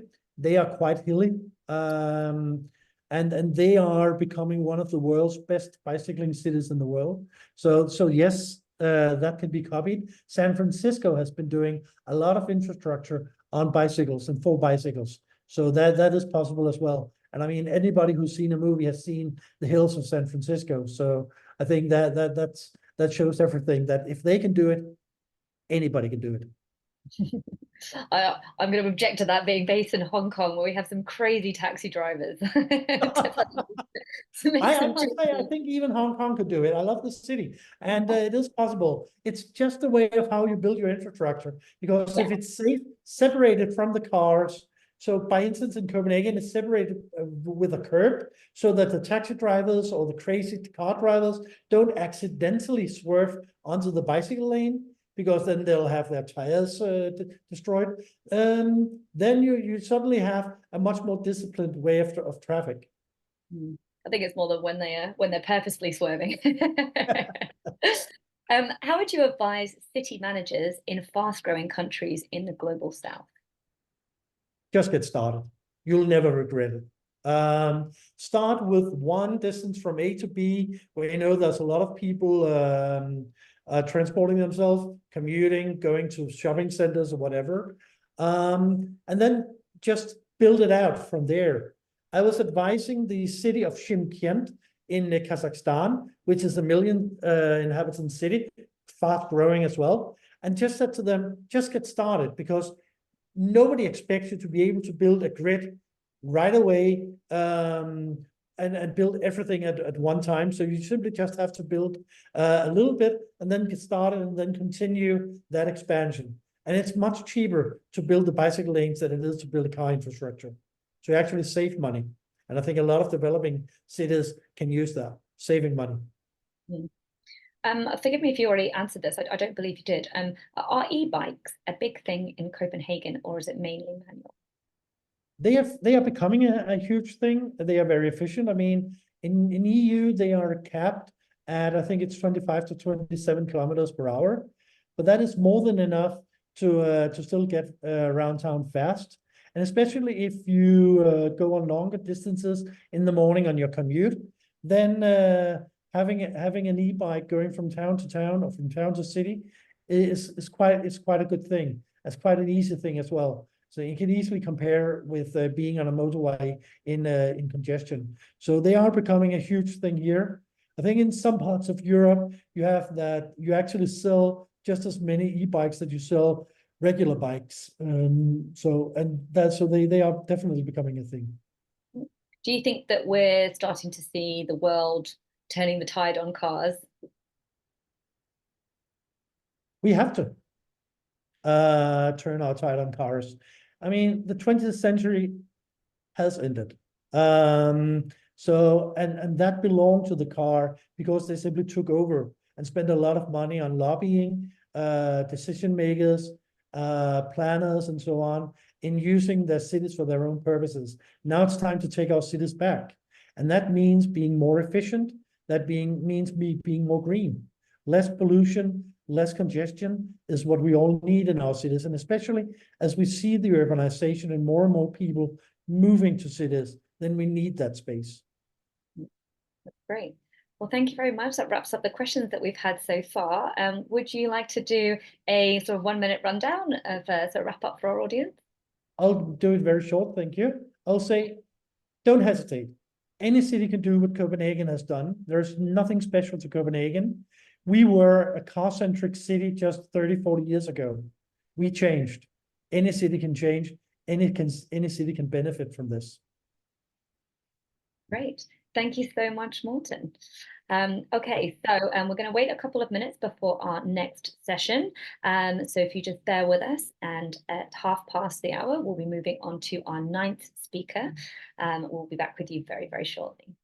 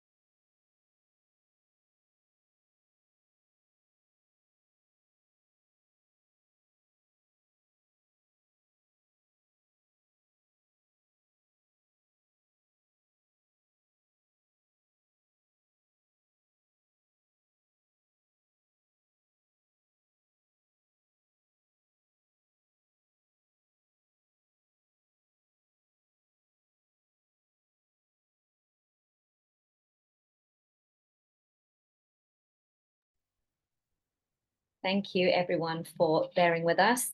We are now moving into our penultimate session. Before we will have a short break and then our first panel, the final panel discussion of the conference. So I would like to welcome Mandy Rambharos, former head of Eskom's Just Energy Transition Office and current Vice President for Global Climate Cooperation at the Environmental Defence Fund, where she leads the organization's multilateral work to promote more ambitious and effective global climate action. Mandy has served on South Africa's Presidential Climate Commission and is an expert on the energy industry, just transition, mitigation, adaptation, carbon markets, and global climate negotiation. Mandy, welcome to the conference. Feel free to share with us your presentation, and we look forward to hearing more on South Africa's flagship Just Energy Transition project. Once again, to our audience, please feel free to type any questions in the Q&A function. And over to you, Mandy. Great, thank you, Victoria, and good morning, afternoon, evening, everybody, and thank you to Nick for this invitation. I just want to share my screen, so let me know as soon as you see that. It's up, and if you want to change it to presentation mode. Yeah, there you go. Can you see it now? Is it good? Yeah, good. All right, so thank you very much for this opportunity. I think it's quite important to share our journey on the Just Energy Transition Plan from a South African perspective, and a lot of the work that I was involved in for the last few years before leaving Eskom and South Africa, but still very much relevant in my current work and my current world. Energy transition is something that's a global imperative right now, and we have had many conversations with many developing countries on the work that is ongoing in South Africa on energy transition. So I'm happy to share our journey in this respect. So for those of you familiar with just transition, you would know that it's not a new term. It's not something that was invented recently. It actually came out of the labor movement many, many years ago. And in fact, it dates back to before then as well. But in recent times, there have been many discussions around what should the guiding principles be, how do we define the just transition, because it's so regional and country specific, that you can't actually get to the real definition of it for a particular country, which differs from country to country, as I was saying. But there are 4 guiding principles generally for the just transition that should be respected, no matter where you implement a just energy transition plan. You would hear me say just transition and just energy transition interchangeably, but I am mainly talking about the energy sector and the electricity sector in particular. So the 4 pillars, and I'm not going to read through each of the different details, but just to say that the 4 pillars that are meant to be respected in a just energy transition plan are procedural justice, distributive justice, recognitional justice, and restorative justice. And you'll see the various categories under there and what that means.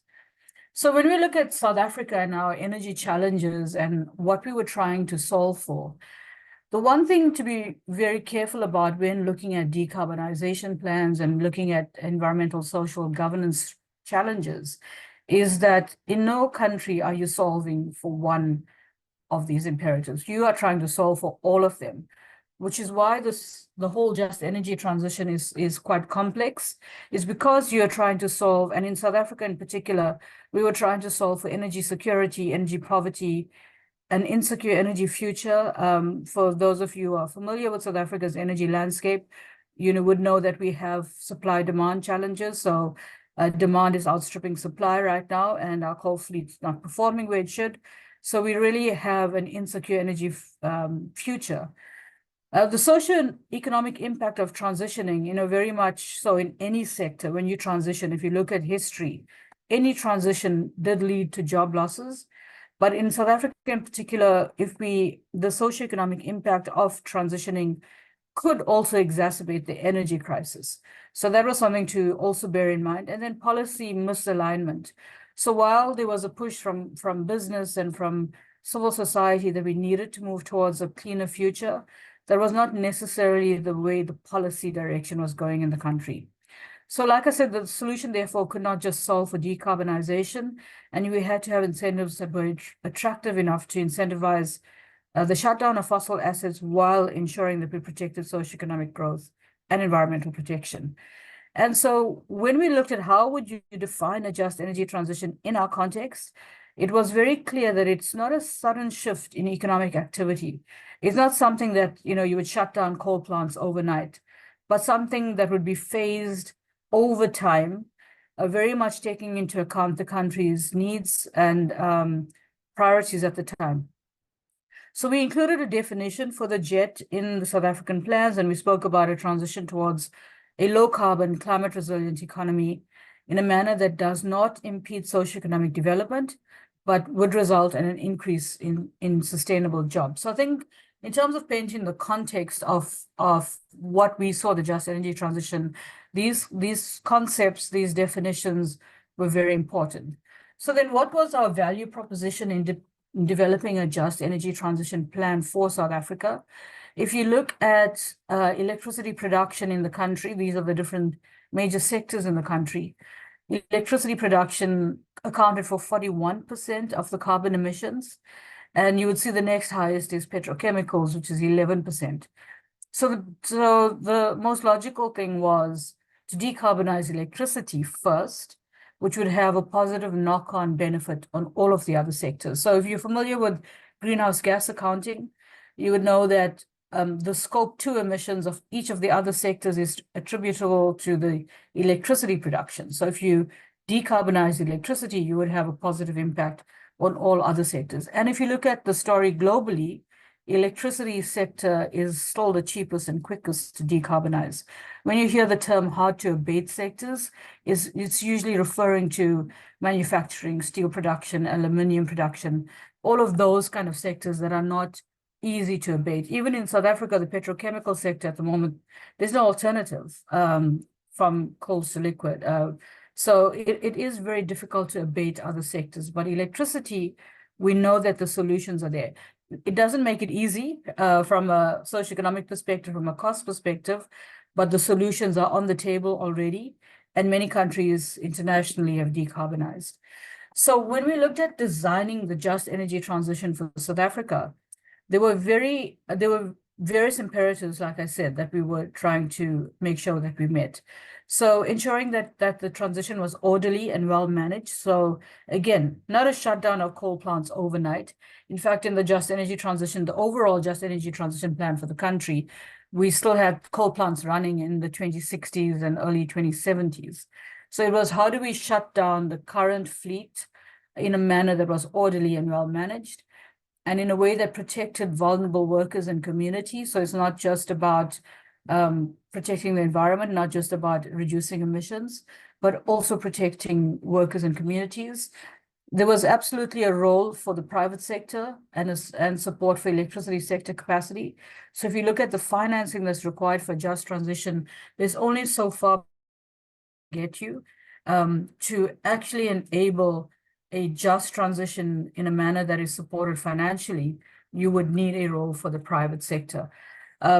The development of local value chains, so making sure that when you shut down a plant, that you don't just talk about building renewables, but you talk about what is that full value chain and how can we create jobs and economic opportunities along the value chain. So including in electricity capacity, whether it is building frames and gantries for your solar plant, or new mineral technologies, or new electric vehicles, whatever that value chain opportunities are.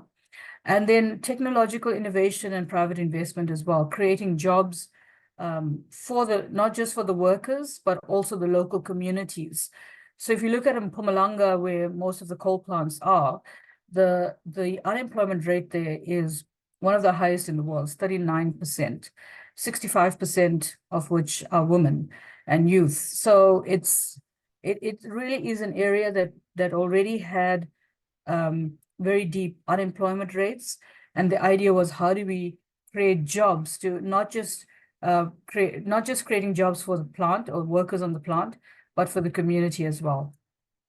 So this is just to give you a sort of a snapshot of the overall just energy transition strategy we developed for Eskom, looking very much at these different pillars of the just part, which was making sure that we had social impact studies done for the plants before you shut them down, which would then lead to plans around job creation, skills framework. On the energy side, these are the names of some of our power stations that were first to be in line to shut down. And I'm going to go into a little bit on Komati in a second.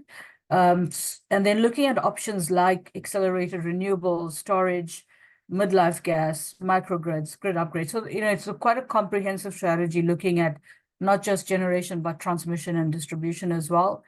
From a transition perspective, we were looking at the financing and the funding options, partnership options, and this whole just energy transition transaction that was agreed at COP26. Eskom, as you may know, is 100 years old and had not done partnerships in the past in building plant. So the whole transition was not just about the transition from coal to cleaner energy solutions, but also in business models, in the way of thinking. And also to enable this, a lot of cooperation agreements were agreed with various funders, foreign governments, policy alignment, ensuring that the plans aligned with the country's energy policy, which is the integrated resource plan. But at the time, and still, we have misalignment with energy policy and an industrial policy that didn't really support the new industries I was talking about, import taxes on electric vehicles, for example, on components that you would need, is still not supportive of ensuring that we can build a local industry. So still some work to be done there. And then change management was one of the biggest things for Eskom. So like I said, Eskom is 100 years old. Not that people were there for 100 years, but people were there for a very long time. Generations of families committed to working for the company, working in the coal supply chain. So it really was about how do we ensure that we are protecting the workers and protecting the legacy of Eskom going forward, but also dealing with the mindset change that was required to move from coal to cleaner technologies. So we did a whole lot of modeling work to come up with the solution. We ran over 100 energy modeling scenarios in terms of coming to grips with what was the best energy plan going forward for Eskom. So it wasn't a glib decision based on just, looking at which plants were old, but actually doing the energy modeling to solve for those various challenges I spoke of. So not just decarbonization, but how do we table a plan that the system operator can still operate? So in the planning, and this just summarizes some of the requirements that came out of the planning, from a generation capacity perspective, if the Just Energy Transition Plan was looking at shutting down 22 gigawatts of coal by 2035, we would then need firm capacity of about 7 gigawatts, and firm capacity in the plan at the time was gas, but it could be other types of firm capacity that, if anything comes up in the next couple of years, but firm capacity that we modeled in was gas. You would need about 50 gigawatts of variable capacity, which was renewables, and then storage, about 10 gigawatts, which was batteries plus pump storage. And we estimated the cost at around $55 billion. From a transmission perspective, in order to build new renewables plants, particularly in the Northern Cape and the Western Cape, the Northern Cape and the Eastern Cape, we needed expansion and strengthening of the transmission network, about 8,000 kilometers. I think now that number is about 14,000 new kilometers of new lines, about 101 substations, and that would cost about $7.2 billion. And then strengthening the distribution network also for embedded generation. So distributed and embedded generation, around 7,500 kilometers of line. These numbers have been changed since then. We would need more transmission and distribution capacity as well. And if you recall, the deal that was struck by Eskom or by South Africa at COP26 was $8.5 billion, which is now about increased to about $12 billion. You can see it comes nowhere near the cost that's required, but it is a start and something that we absolutely needed to pursue. On top of this, the economic modeling and the energy modeling. So we had the energy modeling done, we had financial modeling to cost that plan, which is where the numbers come from. We also did very extensive socioeconomic impact modeling. And this was done per plant. So it was not done overall for Eskom like the energy plan and the financial plan. The socioeconomic modeling was done per power station. So this was Komati's socioeconomic plan. We looked at, and the consultants we used were people that knew the local area, could speak the local language. So there was some desktop modeling done, but also site visits, talking to people on the ground, doing community engagements. And we looked at this from a people, economy, and environment perspectives in the local context, meaning the local area where the power plant was, in the regional context, the province, and then the national context, and what the shutdown of that plant, what impacts it would have. And these are the bullets. The bullets just show the various factors that we looked at. The Komati report is public, so you can see it. It's hundreds of pages. And that looked at things like employment and skills and community sustainability. From an environmental perspective, it was mostly positive. So how do you protect the land, the quality of the environment, access to natural resources? When we looked at the water, for example, that would be made available from shutting down the coal plants, it's a staggering number of the liters of water that would be available for people for other uses if you shut down coal. And in a semi-arid country, that makes a huge difference. And then from a people context, we looked at things like quality of life, living conditions, social ills, income levels. What would shutting down the plant what impact it would have on all of these factors. From a stakeholder engagement perspective, that was a very, very important part of the plan, and very much looked at the various factors that would impact on people. So we looked at how you would stabilize the local economy by setting up new economic activities, and that was looking a lot around repurposing and repowering the projects. So in the past, and before my time at Eskom, I believe many years ago, when Eskom shut down power plants, it literally was locking the gates and walking away. And if you talk to some of those communities in Richards Bay now, they're still struggling from that economic outfall from shutting down those power plants. So in our view, going forward in shutting down power plants, although Eskom has every legal right to just shut down the plant and walk away, the idea was not to do that, but to look at how you could repower and repurpose the power plant so that you continue economic activities in that community. So the repowering and repurposing was very important in terms of stabilizing the local economy. And then developing, focusing on how we would develop our skills and our workforce going forward, the power station permanent employees, but also how could we have a positive impact on contractors in the area workforce, reskilling, upskilling, developing new skills.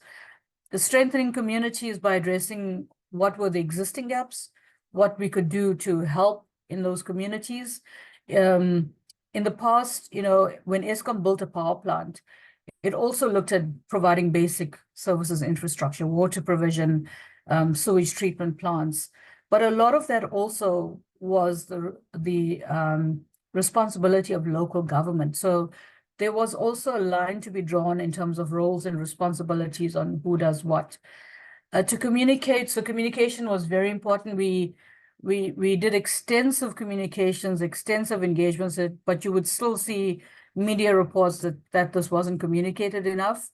And when we asked the experts that, this is their life, they do communication and engagements, they said there's no perfect engagement plan. There'll always be people that are unhappy with the level of engagement that's done. But there was a number of engagement activities that were undertaken, not just engagement, but consultations with communities as well. And then to grow and facilitate the growth of SMMEs and the local economy, like I say, and the supply chain. So looking at what business opportunities we could create through the repowering and repurposing program. So just in terms of the skills, we looked at local skills versus skills from other province. When people wanted, when the consultations were done with the local communities, they said local to them means local. So if you are looking at shutting down a power plant in Malahleni where Komati is, then they wanted us to look at how we use local people for those jobs. When we built the training facility at Komati, we did have to bring in skills from the university, the Cape Peninsula University of Technology. They had the skills through the training. So, there was that kind of transfer of skills, but the idea was to train local people, local Eskom staff to be able to train others. So the idea was, how do we make sure that we keep some of those employment opportunities local? There was internal pushback, like I say, and a vehement labor disagreement. Some of that is still going on. But the plans were all there to make sure that we could manage this shutdown as best as we could. So getting into the Komati project, if you're familiar with Komati, this is a picture of Komati Power Station, one of the smaller power plants of Eskom. And we had the last unit that was shut down in October 2022. And the plan was to then repower and repurpose this plant. So some of the misinformation out there was that we shut down 1,000 megawatts. In 2022, we didn't. If you look at this power plant, it has 9 units, or 8 units were shut down a while back, and then the 9th unit was shut down in 2022. So this just gives you a bit of history of Komati. It began full operation in 1966. It started being commissioned in 1961, where I'm sure most people on the call were not even born yet. Then we had surplus supply in the country, so Komati was mothballed, put into cold storage, but kept up in terms of some of the maintenance and things.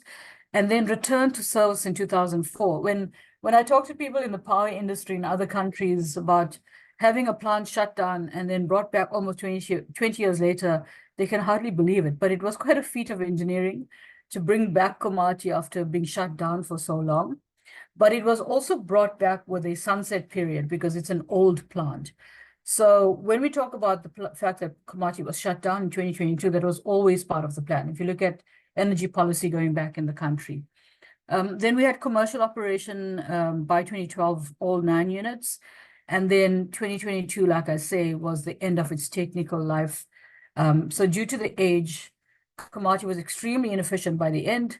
It had reached legal limits, so there's limits on how long you can operate pressure vessels. And it's a safety requirement, a legal requirement, they have to be shut down.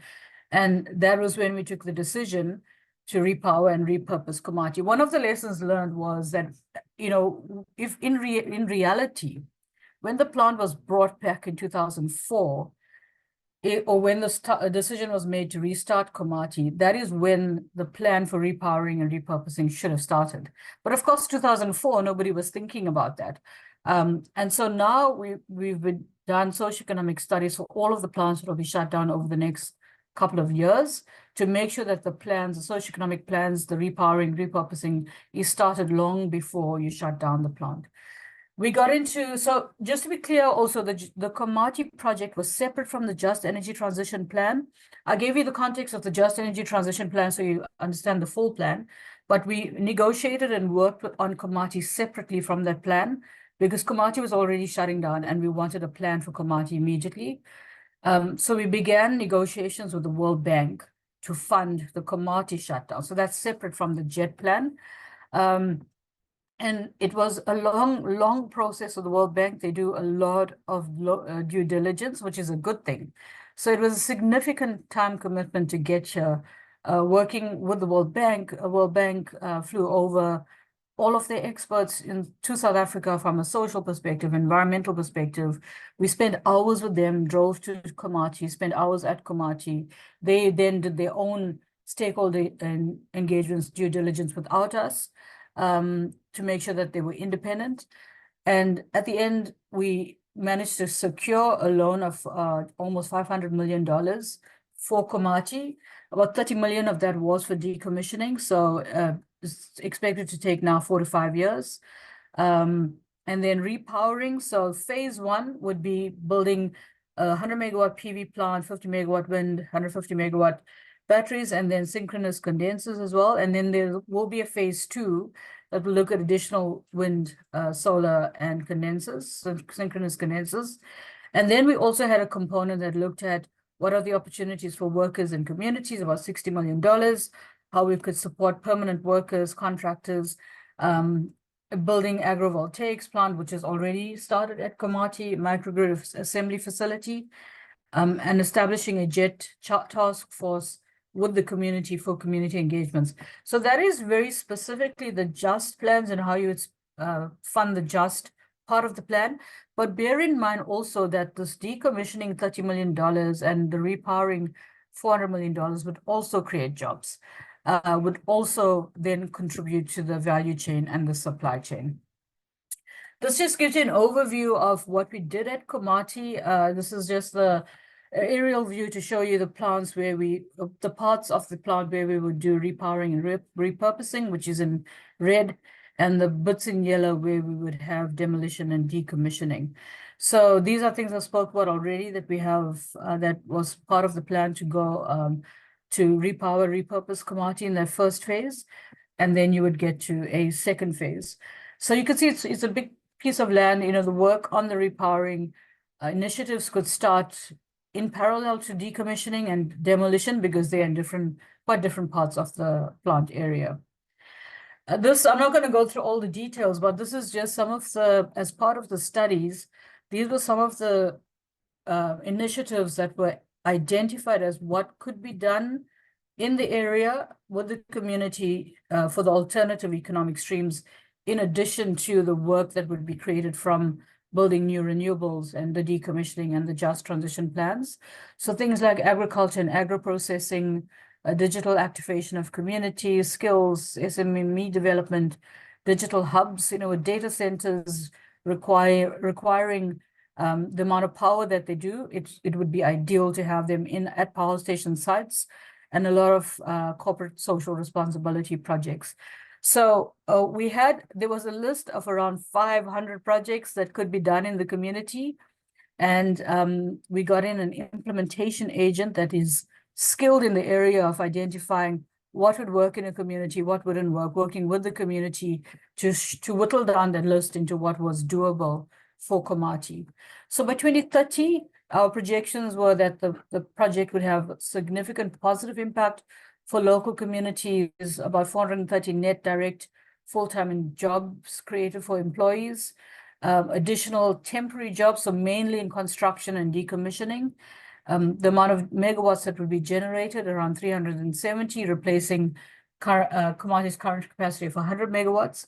And of course, the plan was to build that further as more financing came in to put in more megawatts on the ground.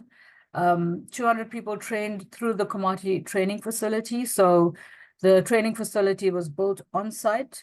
We had a training facility already at Komati, and this was a facility we got in funding, and that was grant funding that we got in to upgrade the facility to ensure that we could train renewables entrepreneurs, renewables operators and maintenance people to operate and maintain plants, not just at Komati, but future renewables plants as well. And then, like I said, we had the about $490 million of funding for Komati in the first phase. And the idea was then to scale that up to do more megawatts and to create more jobs. I spoke already about the lesson learned in terms of making sure that a lot of the plans and work is done long before you start decommissioning a plant. But also another lesson is that when you talk about just energy transition, when you talk about shutting down a coal plant, creating new jobs, it is not something that can be done by one constituency. You absolutely need the utility involved. That's where a lot of the skills sit, but also government and labor and communities, investors in the international community. We created a community of people around this project in order to ensure success. And still then, with all of the work, all of the engagement and the planning that went in, there was still a lot of criticism, which I think you would always get in a transition plan. But to be able to deal with all of those, you have to make sure that you involve all the constituencies. So I'm going to stop there. It was my last slide, and happy to take questions. Thanks. Thank you so much, Mandy. Yes, we do have a couple, and we have a couple of minutes as well to go through some. So first question, I had to interpret a little bit. So I believe she means, what role does state procurement versus private projects play in the JET plan? So Eskom has a public procurement process, and the World Bank also has a similar process. So all of the procurement will follow those governance rules where everything is publicly procured. There's nothing that's privately procured. So all of the work that was done around Komati, even for the socioeconomic impact studies, all went out to public procurement. Great. And then we have two questions from Manchu. Since not everyone can afford solar panels and smart meters, how can we make the transition more equitable? And then he continues with, considering the need for energy, is it not wiser to add alternative energy before we consider the shutting down of existing power stations? Yeah, absolutely. So that second point is, like I said, Komati came after the fact, right? After the plan was to shut it down already and decided to repower and repurpose. In an ideal world, you absolutely have to start building the new renewables, the new options long before you start shutting down. So I completely agree with that. And so when I talk about industrial policy and the transition, part of the reason why we currently experience solar panels, although the cost is coming down, but part of the reason why it's expensive is because we don't have local manufacture. So I don't think we can compete with China on wafers and some of the highly technical stuff that goes into solar panels. Nobody in the world can compete with China on that right now. But I think the idea around localization of things like building the frames, the glass plates, the steel structures for renewables plants, we can absolutely localize. I've been talking to a lot of local suppliers. If you'll be aware that in the last year, South Africa installed quite a lot of rooftop solar. And one of the suppliers said to me that what they would love to do more in South Africa, they would love to bring down the costs, but import duties, the cost of importing into South Africa at the moment makes it more and more difficult. So I really think we need to address industrial policy that will allow us to bring down those costs so that more and more people have access to solar panels for their homes as well. Thank you. I have a couple of slightly political questions, but we've got a little bit of time, so if you can keep it short. Thanks for this, Mandy. My question has to do with how you see the momentum on this work in Eskom, given the ANC wanting to walk back the decommissioning timeline, and of course with Dr. Reuter, who was a key architect of this work, leaving under rather awful circumstances, including poisoning. So I think there's still a lot of really good people at Eskom that are very committed to this, that are still driving the project as far as I know. So I think what we see in the media sometimes is a misrepresentation of what is actually happening on the ground. So from but there is policy misalignment, like I said on one of my first slides, that we really need to have a more coherent energy policy in the country that talks about the commitment to renewables. I think the misinformation is around that we're all going to shut down coal overnight and then try and build renewables. That's not true. The plan is to shut down coal over time while we build cleaner technologies. So that plan is still in place. That, as far as I know, is still being pursued. So I remain optimistic about that. The only way to be in this situation, I think. And we'll have time for one more quick question before we move into the break from Madre Delport. What kind of partnerships and collaborations were or needs to be set up to make the Komati repurposing jet project possible, as I assume it is not all Eskom's responsibility? No, absolutely. So I think that it is not all Eskom's responsibility. It is too much for one organization or one constituency. So setting up, what I understand is that the Just Energy Transition Project Management Unit that has been set up under the presidency is also overlooking this project. So I think that is a good structure, which includes government and Eskom, but absolutely needs an engagement platform with business in South Africa and with civil society and with communities. I don't think that has been set up yet. So I think an ideal would be to have all of those represented. But I think also we mustn't let perfect be the enemy of good. And we tend to get into these, we tend to become our own worst enemies in South Africa, where we have these brilliant plans. We have internationally lauded plans to repower, repurpose on the just energy transition, but we're just not implementing because of all of the, the negatives around it. I think we really need to focus on the positives. Similar to what Morten was implying earlier about just getting started, right? Well, thank you so much. We have run out of time. We have had some other questions come through, but I suggest that we connect you directly via LinkedIn for our audience. Please do reach out directly, and you can see those details in the chat. Mandy, would you like to give a 30-second wrap up before you sign off? I think we must just celebrate the fact that, what we did in developing a just energy transition plan in South Africa is lauded as an international example of how to do a JET plan. And so let's just, like I say, let's just go with the positives and try and get that implemented as soon as possible. Wonderful. Well, thank you again, Mandy. Thank you. We're going to take a quick break, returning in approximately 10 minutes, around 10 past the hour, to begin our final session of the conference, Accelerating the Shift to Clean Electricity while Ensuring the Benefits are Widely Spread, which will be a panel discussion to finish us off. Thank you very much, and we'll be joining you back in around about 10 minutes' time at 10 past the hour. Thank you. Our final session ahead of the closing remarks is our panel discussion on how to accelerate the shift to clean electricity while ensuring the benefits are widely spread. So I'd like to invite our moderator and panelists from around the globe, including our partner today's conference, Cambridge Institute for Sustainability Leadership, as well as Bristol Energy Corporation and two of our sponsors, GoSolr and UB Renewable Energy, to join us shortly. And I will hand over to our moderator to introduce the topic and the panelists directly. Ramona Méndez, Chief Operating Officer of Rasmo 1 Solar Farm, which is the first renewable energy independent power project to connect to South Africa's grid, and Ramona is one of the first Black women to run an IPP in South Africa, where she has initiated and directed a number of community development programs in underdeveloped areas in South Africa. So welcome, Ramona. Thank you for moderating our panel today, and I'll hand over to you to introduce our panelists and to listen to you for the next hour.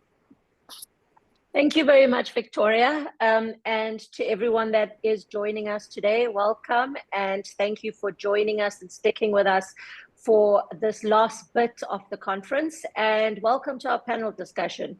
As you may or may not know, the Policies for the Planet conference has been focused on the countries and cities that are leading the way in the energy transition and what the world can learn from them. It's clear that evidence-based policy making combined with bold leadership is key to meeting our climate goals and ensuring the transition to a low carbon economy is fair and just. Now we're going to hear perspectives from the organizations that are on the ground and making things happen. Each of our panelists will speak about different pieces of the energy transition puzzle, the big grid scale stuff, the increasingly important role of households themselves, and the role of community ownership models, as well as the role of policy. I'm going to tell you a little bit about our panelists. First, we've got Andrew Middleton, who's the CEO of GoSolr, also a sponsor of today's conference. And he's a South African who is looking after South African residential solar subscriptions that was co-founded in 2021. GoSolr offers solar and battery systems from approximately 1,400 Rand a month and has seen soaring demand for its services across South Africa as our energy crisis has deepened here in our country. Andrew was previously from a corporate finance lead position in Standard Bank, one of the biggest banks in South Africa. Next on to Chris Bellingham, who is a highly experienced professional in the South African renewable industry. He is currently the head of project development at Juvi Renewable Energies. He's got an undergraduate degree in mechanical engineering and a master's in sustainable energy, which obviously is massively impactful for where we see ourselves today. He's got a history of over 20 years of active engagement in the African energy sector, and he brings a wealth of knowledge and a profound understanding of the industry's dynamics and challenges, particularly when it comes to project development. Currently at Juvi, Chris assumes a pivotal role in strategizing, identifying all novel business prospects and overseeing project development and commercial processes. As one of the senior members of Juvi South Africa, he has played a vital role in the company's growth and triumph in South Africa, contributing significantly to establishing the company as a prominent player in the renewable energy sector across the continent. Next up, we have Andy O'Brien, who's a co-founder and development director of the Bristol Energy Cooperative. He has 15 years experience in IT and project management, including working for Triodos Bank and Bristol City Council. During this time at Bristol Energy Cooperative, he has built considerable expertise in the financial, regulatory, and legal aspects of the renewable and community energy sectors, as well as the management of successful community energy business. Last up but not least, we have Sana McKinnon, who is head of policy analysis at CISL, working in climate policy and financing sustainable infrastructure. Sana co-authored a recently published paper called Social Impacts of Climate Change Mitigation Policies and the Implications for Inequality. After completing her PhD in social policy in 2007, Sana worked as a researcher and lecturer in the UK and Australia. She has extensive and diverse experience of policy evaluation and social policy research. Her previous work has been focused on immigration, housing inequality, deprivation, and public health. In recent years, Sana has carried out research on energy efficiency and the social and economic impacts of the transition to low carbon economy, including inequality impacts of climate change and mitigation policy. We've got a very well-rounded panel today, and I am very proud and very honored to be moderating the panel. As mentioned, I'm Ramona Mahandal. I'm the COO of Rasmo Solar Farm. We were the first IPP to connect to the national grid in South Africa. and I'm now going to stop talking about myself and start leading this panel. And I'm going to start with Chris. Chris, my first question to you is, the world needs to triple renewable capacity by 2030 to avoid the worst impacts of climate change, according to an IEA modeling. Encouragingly, based on current policies and plans, we're on track to nearly reach the milestone. South Africa saw a lull in renewable energy deployments for a number of years, but now the market is back in full swing and pumping. My questions as a breakdown to you of this is, what's behind the boom in large-scale renewable energy projects in South Africa? Developing countries, South Africa included, are falling further behind in the energy transition, with a few exceptions. What will it take for them to catch up? Is there still a role for state-led procurement, or corporate PPAs and feed-in tariffs now taking precedence? And how can regulators play their part in accelerating the rollout of clean energy? Over to you. Thanks, Ramona, and thank you for the introduction. Yeah, I think South Africa has had the perfect conditions for massive rollout of renewables. Some might say the perfect storm. If we look back to what's happened here over the last 20 years, we've historically had this reliance on coal power for the mass generation of electricity in South Africa, and that's coming from a very aging coal fleet. And of course, we started to get significant load shedding in 2007, which spurred on government to really get behind the procurement of new power.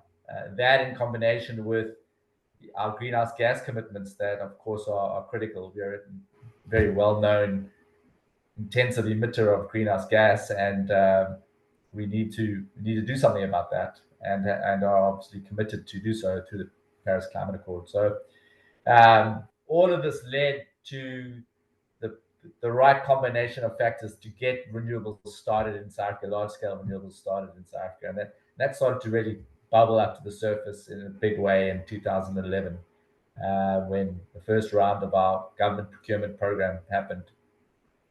And since then things have really, significantly taken off. We've had some troublesome years, as I think everyone knows, between 2014 and 2019 or so, where things were stalled a little bit for some complicated reasons. But during that time, we've seen the price of solar and wind energy really reduce dramatically, and that of course affects many sectors, not just the large-scale renewables. I think the cost of modules has dropped 85% in that time, which is not trivial, and certainly is a major contributing factor for large-scale rollout. I think in terms of the other huge things that are kind of driving this adoption is the significant returns and to investors. IPPs have it's an attractive proposition to invest into renewables, and for direct off-takers, there's significant savings. We're able to generate electricity at a far lower than the blended wholesale tariffs from Eskom in South Africa, and in many places around the world, that's the same story, where new renewables can generate at much lower tariffs than their utility tariffs.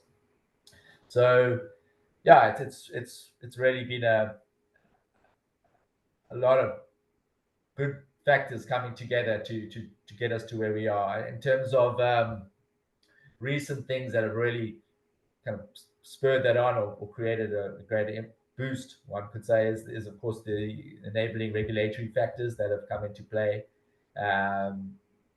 Several come to mind. I'll start maybe a bit further back, and in many ways it speaks to how other countries could do similar things. So the establishment of renewable energy development zones, which were essentially areas that were assessed for the rollout of renewables at a high scale, mesoscale, one could say, so that your permitting process in those areas can be significantly shorter. That certainly has helped a lot of projects. I think in terms of the very recent boom that we're seeing in the private space, of course, the relaxation of the license requirements, essentially removal of the license requirements, now enables large-scale procurers of energy to go forward and roll these projects out without getting a ministerial approval, which for many years was a difficult thing to get. And of course, that in combination with the attractiveness of the tariffs and the greenhouse gas benefits that are of course associated with clean energy, there is just a huge boom in private power at the moment. I do think that the government is going to have to continue in terms of large-scale procurement. Not everyone's going to be able to enter into private PPAs, and there's a massive need to provide clean power to the remaining segments of our society.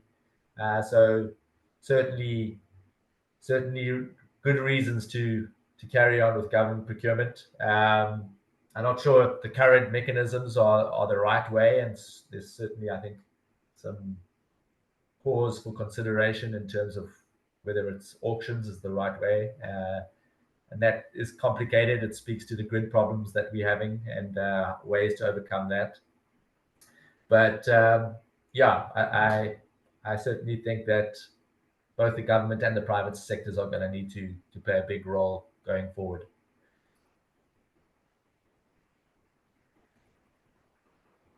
Thank you for that, Chris. Just moving on now quickly to Andrew. I just want to know from your side, Andrew, South Africa's seen a massive growth in rooftop solar. What's driving this, in your opinion? Is this boom sustainable? How much has been installed to date, and how far are we from reaching the saturation point? And what can South Africa learn from other markets that have successfully stimulated the growth of rooftop solar? In other words, who are the leaders and what policies are proving most effective? Is there a duck curve? Take us through this. Tell us what you think. Sure. Well, thanks very much, Ramona, for having me back on. I think a number of questions there, but I think let's just start with what's driving it. So I think it's quite clear that there's three primary drivers. There's really the energy availability, which we've had massive issues in the last 2 years in South Africa, in particular load shedding, as we all know it as the rolling blackout, which has been around for about 15 years, but has really escalated over the last 2 years, where we've seen 7,000 hours of load shedding last year. So really the need for businesses and households to secure their power supply has been a major catalyst, because I think we've seen rooftop solar go, which I mentioned earlier this morning in my presentation, go from 1 gig to over 5 gigs in just 2 years. So it's been a 4x driver, and it's really coincided with this lack of availability of power.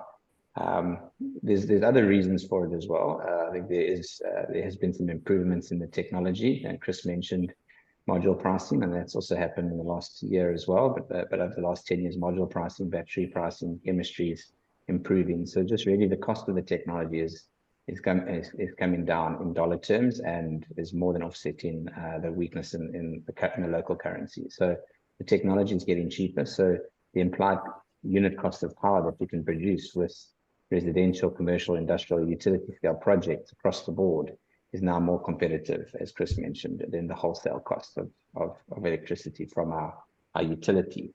So that's the added benefit. Not only does the power operate when there's load shedding or backups, it's actually there's a financial case for it now and in the future. So that certainly is going to become the biggest driver, because I think the private sector will solve the generation crisis in the next few years, and then the biggest driver will be cost. The third element is sustainability. I think everyone, participants on this conference, do understand the global challenges we have with climate change. However, it isn't high up on the agenda for most households and corporates at the moment in South Africa, unfortunately. I think they're focused on the balance sheet, the financials, and security of supply. But I think that will come with education, that we've got to do our part to protect the planet. In terms of saturation, I don't think we've we've reached saturation or even close. There definitely has been a slowdown, at least in residential. Residential is the data that we see because we focus there. I think this time last year, we really were getting to the crest of the wave, and then there was a slowdown in demand for the second half of last year, but now levels are very healthy and sustainable. I think the early adopters have adopted the technology, and now it's about the rest of the market just slowly adopting the technology. But there's plenty of market share available. There's a huge power deficit. We've got the private sector has to almost replace the entire installed fleet of Eskom in the next 10 years. There's very few new power stations that have come on board, and they're also the wrong type of power station. So I think the energy mix needs to transform. It's not just solar, it's wind, it's other base loads. There's lots of other, it's going to be a multitude of technologies that solve this. But I think rooftop solar PV will be a large contributor, if not the largest contributor to the solution. And I think there's plenty of market left for that. Obviously, it's not just about replacing the grid, but it's also setting South Africa up for growth. We often forget that South Africa hasn't grown for the last 10 years, and we can't just replace the existing fleet. We actually have to add more capacity because we need power to grow. I think that's been well publicized, and it makes a lot of sense. In terms of other markets, there's plenty of great case studies. There's case studies in Vietnam where they really focused on 1-for-1 or more than 1-for-1 feed-in tariffs that led to a household boom because there was a financial return day one where people could make money by installing panels on their house and selling them into the grid. I think South Australia has been largely covered today and by Nick, so it's quite well understood there that the policies there and the climate and the favorable geography in South Australia can really get you there. And similarly, places like California, where you see such adoption of rooftop solar during the day that you do have this duck curve problem that you alluded to. And that is something that the solar industry needs to work with municipalities and grid providers to ensure that you can keep the frequency and the charge in the grid in the off-peak and peak times. Because what you don't want is a situation where the grid isn't sustainable during the day, but it can't make the peaks in the evening. So I think that's why it's got to be a combination of technologies, not just rooftop solar, and that's why battery storage is quite important, and other load management type technologies that have been discussed today. Thank you for that, Andrew. We'll be back with you shortly, but I'd like to move on now to Andy. Andy, the Bristol Energy Cooperative was started in 2011 and was one of the early pioneers of the community ownership model. Can you tell us a little bit more about the business model, how the community members can participate, and your growth over the years? Also, while you're at it, can you tell us what advice you'd give to communities elsewhere who want to start their own co-ops, and how regulators can help with this? Over to you, Andy. Thank you. Hi, thanks so much. It's great to be here. Yeah, so maybe as we talk about my own little energy journey first, because it's maybe quite illustrative, but I didn't have any background in energy. My background was in teaching and IT. But I decided that I think I needed to do something about climate change, try and get hands-on. And so myself and a few other people just got together and said, okay, let's raise some money to put some solar panels on a community roof. And that's what we did. And so, yeah, we formed a co-op. In the UK, there are probably about 300 energy co-ops, and some work on energy efficiency projects, some work on more renewable energy developments, or do a mixture of the two.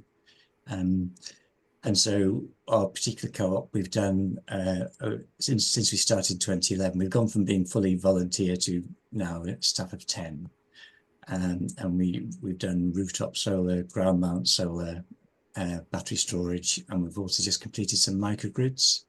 So we've evolved as we've got bigger. We've gone through all the usual challenges that any startup in any business sector has to go through to sort of bootstrap from being a group of volunteers to being a proper organization that is at a scale where you're covering all the usual things you need to do in terms of governance and accounting and everything else. So that's what the community energy sector does. I think probably the biggest challenge for it is that it is starting off as volunteers, and so you need a lot of support around you to get to a point where you're actually providing enough revenue to pay staff. And so it's really important that you do have a supportive government policy around you. I'd say we had that when we started, but over the last decade, that policy support for the community energy sector has actually fallen away badly. And so it's actually very difficult right now for a group as setting up to sort of do what we have. And so we do need better government policy in the UK. And there are particular things there in terms of, I should maybe just go back to our business model in terms of we basically largely do renewable projects more than energy efficiency at the moment. And so we are like any other commercial developer in terms of we've got to raise the funds for those schemes. And so we'll do that through a mixture of traditional bank loan and equity. But the interesting part really is the equity, where we do our community fundraisers, where we're asking the public to invest, and they do get a return on their investment, just like any other investor might do. But they're actually investing for three things. It's for a financial return, a social return, and an environmental return. So the social return is, for example, that what we do is if we make a profit, then we do two things. We put our profits back into doing new schemes, but also we put money into community benefit. So we directly put money to the local community. So we have our own community benefit fund that groups across the region can apply to for funding. And that helps them seed their own projects. And that's a really crucial part of what community energy is all about. So, you know, we don't have fat cat investors. The investors know that they're getting a modest return, but they know that those other returns are just as important to us, if not the most important reason that we exist.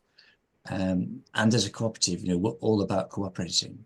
So we work with local authorities, we work with commercial companies. We spend an awful lot of time bringing people together, because it's only going to work if we're actually all working together.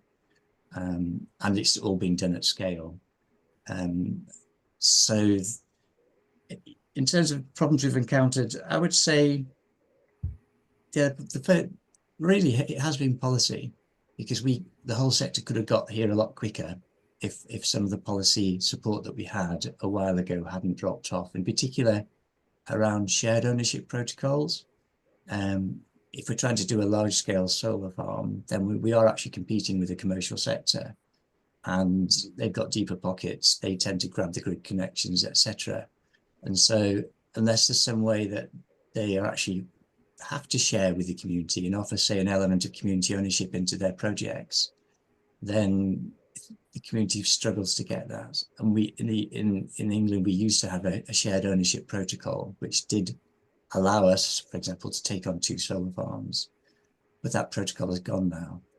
And so policy is absolutely crucial, because the rest of it, the other thing I should say really about community energy is it's a way it introduces people to the energy system in a way that they can understand. I mean, I had no knowledge of the energy system before I got involved. And so if you talk to people at the level of, you know, most people just switch on a light and don't think about it, but actually what's going on behind the scenes in all that. And if you start telling them about the absolute transformation that's happened in the last decade, you know, where the renewables, the technologies come on so much, the prices have dropped in a way that virtually nobody would have predicted. And how far, for example, our own UK network has decarbonised in a way that even the techies thought wasn't possible. They don't tend to know all this, and they don't know about all the vested interest in the fossil fuels, which are holding us back. And so they're just getting a really distorted view on what's actually happening and what is possible. And so we are, in a way, the trusted source. You know, we're talking to our neighbours, to people that we know, the local community centre, and saying, this is actually how it is. And it could be so different if we all work together. And really trying to press those positive things about, you know, the energy transformation. It brings warmer, cosier homes.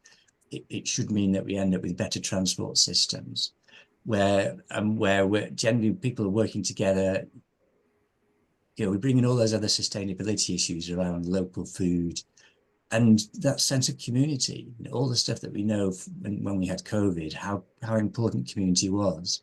Well, this is exactly the same here with this, we've got this challenge of decarbonising, but all the benefits are huge.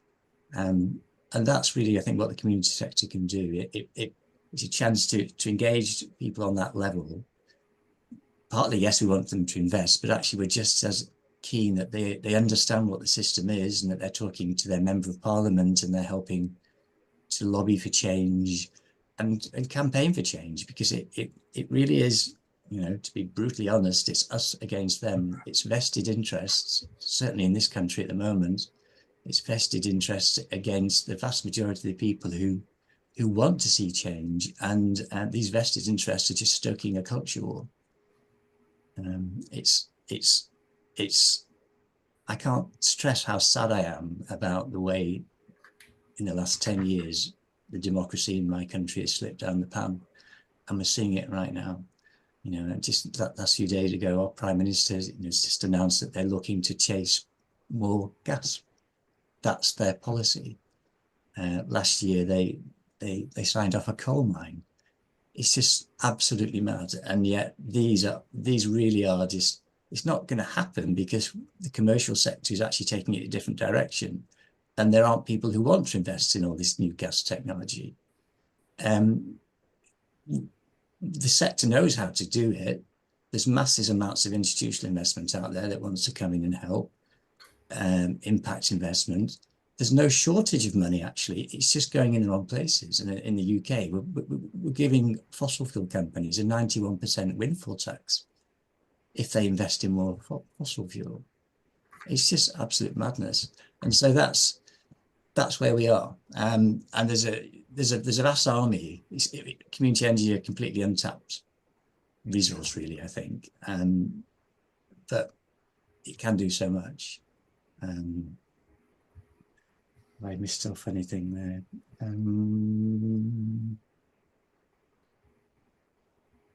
Don't think so. I mean, what I can do is I can put in the chat. Just in the last couple of days, actually, we've just released our latest video on what the co-op does and how community benefit fits in. So if I put that link in there, you'll be able to see a bit more about how the sector in general works.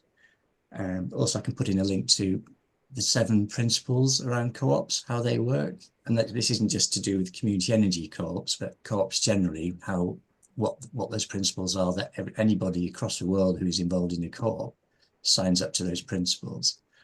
And you'll find that they're all obvious and sensible. It's all about working together and being collaborative, being open, transparent, all the ethical things that basically it's ESG personified, really. So yeah, I'll put those bits in the chat for you. Thank you so much for that, Andy. And I mean, I think obviously we see that working together is coming through hugely. I think that's coming through across the board. And thank you for putting up those little videos for us as well. I think that will also answer some of the questions that people might have on your advice as to how they start and what the starting point would be. So I just wanted to know, regulators, how could they help us over and above what you've just said and the advice that you can give us? What would we do here, for example, in South Africa, where it's obviously still new? It's something that we've got, yes, household rooftop solar, but communities coming together is not even something we've looked at yet. Well, in the UK, when we did have a more supportive policy, we did have the feed-in tariff systems, which did allow groups to have certainty that, once they raised the money to do an install, that they knew there's a long-term revenue stream coming in to sort of make the financial model work. So some sort of support like that is important. Or having say a long-term power purchase agreement that they know they can think into. So, for example, we're doing a lot of work now across the country with the local authorities, and those local authorities are wanting to buy that energy. So, if they can commit to a long-term power purchase agreement, that is huge. In terms of almost like the more hands-on of just getting that business going. It's like, I suppose, any other collective endeavor, that if what you really want to do is have a good startups, try and share the load, you know. So if you think of any business now starting, it needs people who know about finance, around social media, admin, etc. If you can bring all those people together, and you'll find actually once you start putting the word out, there'll be loads of people who do actually want to come and get involved with your group. And particularly in the professional services industry, like legal and finance, there are lots of people there who would love to help in some sort of pro bono way, or they may, you know, be willing to join the board. So I'd say, yeah, map out the skills you need, try and fill them, just like you would, you know, trying to employ or take on the staff for a traditional company where you need those different skills. And then start with something achievable. So maybe you could start off with a rooftop scheme on a community building, where it's not necessarily a huge scheme, but it's community. It gives everybody a chance to see what's going on. It involves the community in maybe choosing where your first building is, and people can see, you know, why they'd want to invest, because it's going towards the community. And then I'd say, once you've decided you are going to go for something, then commit to it. You know, really go for it. You know, we know it's a climate emergency. We've got to hang on in there. And be prepared for bumps in the road. There will inevitably be bumps in the road, because this sort of work involves a lot of different sort of stakeholders, and there's lots of moving parts. So expect that, but, you know, be prepared to sort of work through it. Things will take longer than you think, but hang on in there. And what I would really say is also to get, often it's not just finance that the community groups need, it's that resource of time. They're just so time poor. So what we have also done is we spent a lot of time in the last few years bringing together the commercial sector and the community sector and the local authorities, and what I call the glue people. So these are finance people, lawyers, marketing people. Get them in a room together and give everybody a chance to actually hear how far this transition has gone, and tell them about what the gaps are at the moment and where the blockers are. And then the different people in the room will come up with some ideas about how to get rid of those blockers. So it may be actually some people can offer seconded staff time. Some people may be able to offer you the first site where you could put, say, solar on their building. Somebody else could help with maybe policy, and different working groups start spinning off as well. And it's all about doing it at scale and getting to the point where, for example, where we are now in the West England region, we're pushing very hard that you have regional planning. So it's not just left to individual, almost like community groups, to try and plan for a street of solar or retrofit, but actually this is being planned properly at the top level, which brings together all the proper top level funding. But then you've got this plan that actually helps, so that across a region or a district, you could do the whole street retrofit. And at the same time, with some of the impact investment that you're getting, you could bring in, it's a chance to actually make the streets nicer, plant more trees, make spaces where people actually want to be. So that's where some of the funding's coming from. It's not all just from straight commercial development where somebody wants a financial return. It's those impact investors as well that are putting that money in because they want to see a social return. And it's really difficult for a small community group to do that. But where it works is if you've got much larger organizations sort of doing some of that planning. I could put something else actually in the link for another organization that's sort of working on that in the UK. And most of it comes down to, it's not rocket science. It's just working together and pooling your financial resources and your human resources and your skills to do something at scale in a way that you can't do if you're just doing it very, very small scale in a very isolated way. Thank you for that, Andy. And, you know, we will come back to you if we have some time with some other questions as well. Now over to you, Sana. the Cambridge Institute for Sustainability Leadership has looked closely at all kinds of policies that are succeeding and also some that are failing. In speeding up the energy transition, they've obviously looked at all of this. Among other segments of the market, you've looked at the EU's energy cooperative policies and energy efficiency policies. Based on the analysis that you've done, which policies do you feel have proven successful in fueling the growth of energy cooperatives? You've also analyzed energy efficiency policies across the EU. Where have you found mistakes that others can learn from, but also lessons on things that have worked? Why is the energy efficiency exercise important to you, and which policies are delivering results and how do they work? Over to you, Sana. Thanks, Ramona. That's quite a lot of ground to cover, but I'll give it a go. So, apologies. Basically, in 2022, we at CISL got together with our Corporate Leaders Group Europe, which is a group of progressive businesses, and we wanted to understand why certain policies that try to influence behavioral changes or technology take up, why some of them are successful and some of them are very much not so. And what we discovered was basically 3 headline findings.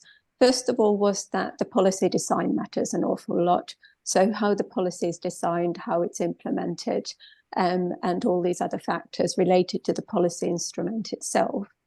But the second thing was that it's not just about a specific policy instrument, it's also about the context within which this policy works. So the second finding was that the other policies that are influencing people's behavior and people's opportunities and the ability of people and businesses to behave in a certain way and adopt certain technologies, they are hugely important and influential. And then the third factor is the other contextual factors. And when we looked at different types of policies, we focused on policies that seek to influence people's behavior and businesses' behavior in relation to building energy efficiency, transport, circular economy, and electrification, and energy communities. So their contextual factors have a huge impact on how successful a certain policy instrument is. If you take one policy instrument that has been successful in a given context, you try to apply it as it is in another context. This may not be as successful if you don't consider the different contextual factors. So when we looked at energy communities, and a lot of this is actually very similar to what Andy was just saying. So we identified some of the supportive policies and some of the policy instruments that have been quite successful in driving community energy projects in various countries. And we focused specifically on countries where they're most common. So Germany, Netherlands, Denmark, and the UK. And obviously feed-in tariffs has a huge impact.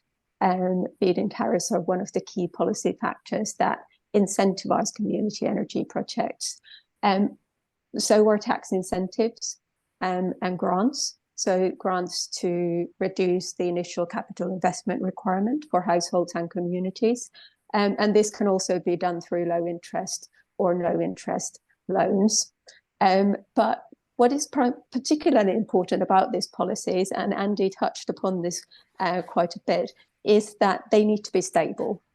And if there is a fear amongst people within communities that these policies are there only for a short period of time, if they are related to the initial capital cost, then it's okay because you don't need to make those investments regularly throughout the project. But if there is a risk that the feed-in tariffs, for example, will be changed in unpredictable ways or repealed or potentially replaced with something else, as they are in the UK at the moment, that kind of uncertainty can really create a context within which communities would be less likely to go ahead and form a renewable energy community, or to get enough buy-in from within their community to go ahead with this plan.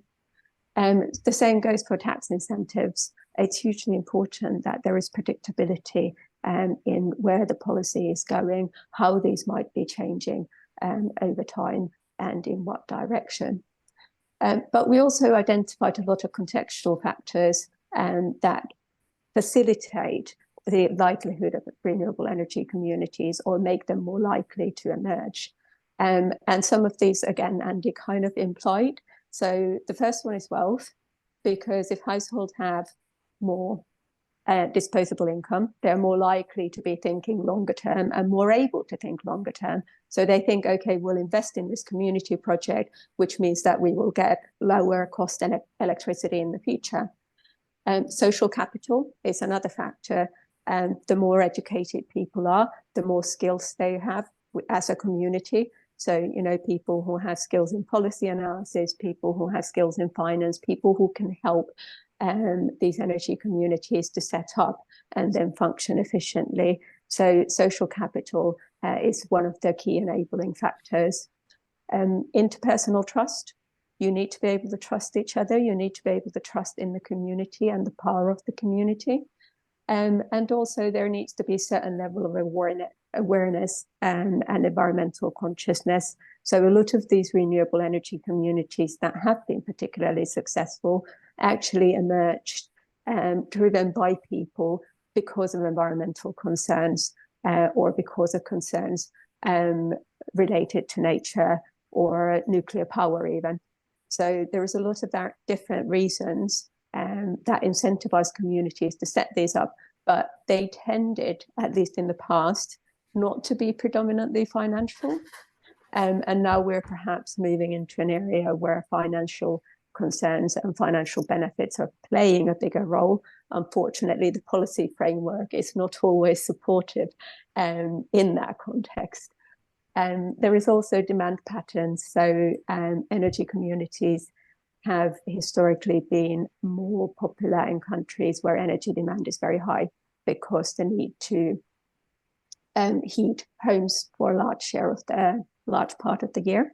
However, this could also be an aspect that is increasingly becoming relevant in countries where the need to cool properties and homes for a large part of the year is becoming increasingly prevalent. And there is also a role to play with parallel policies. So if there are grants and opportunities for households to simultaneously improve their energy efficiency or adopt technologies that are more efficient, such as heat pumps, as opposed to gas boilers, and that enables households to switch to electricity, and they can get that electricity from the community project, and therefore the environmental impact is maximized, but also the financial gain is maximized for these households. So the overall amount of energy that is consumed at household level is reduced, and the cost is reduced as well, and obviously the environmental impact too. So then we also looked at energy efficiency and why energy efficiency is so important. It's the least sexy topic often referred to in climate change mitigation policy, but it is hugely important. You could argue that as long as we decarbonize our energy supply, we don't really need to worry so much about how much energy we consume, but that's actually not true, as I'm sure most of you know. We have currently 8 billion people on the planet, and a large number of those people do not have their energy needs met adequately, so they can't purchase or they don't have access to sufficient energy supplies to meet their needs to a level that could be expected and are detailed in the Sustainable Development Goals. By 2050, they're expecting to have a global population of about 10 billion people.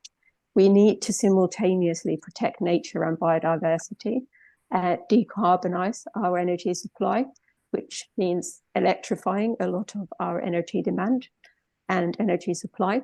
And that energy supply needs to be low carbon, which means renewables and nuclear. However, we have some planetary boundaries to deal with here. So we don't have an indefinite storage capacity for nuclear waste, but we also don't have indefinite amount of land that we could use for renewable energy projects. So to reduce to our best ability the amount of energy that we need to deliver the same services and to acquire the same level of comfort and utility that we have at the moment is massively important.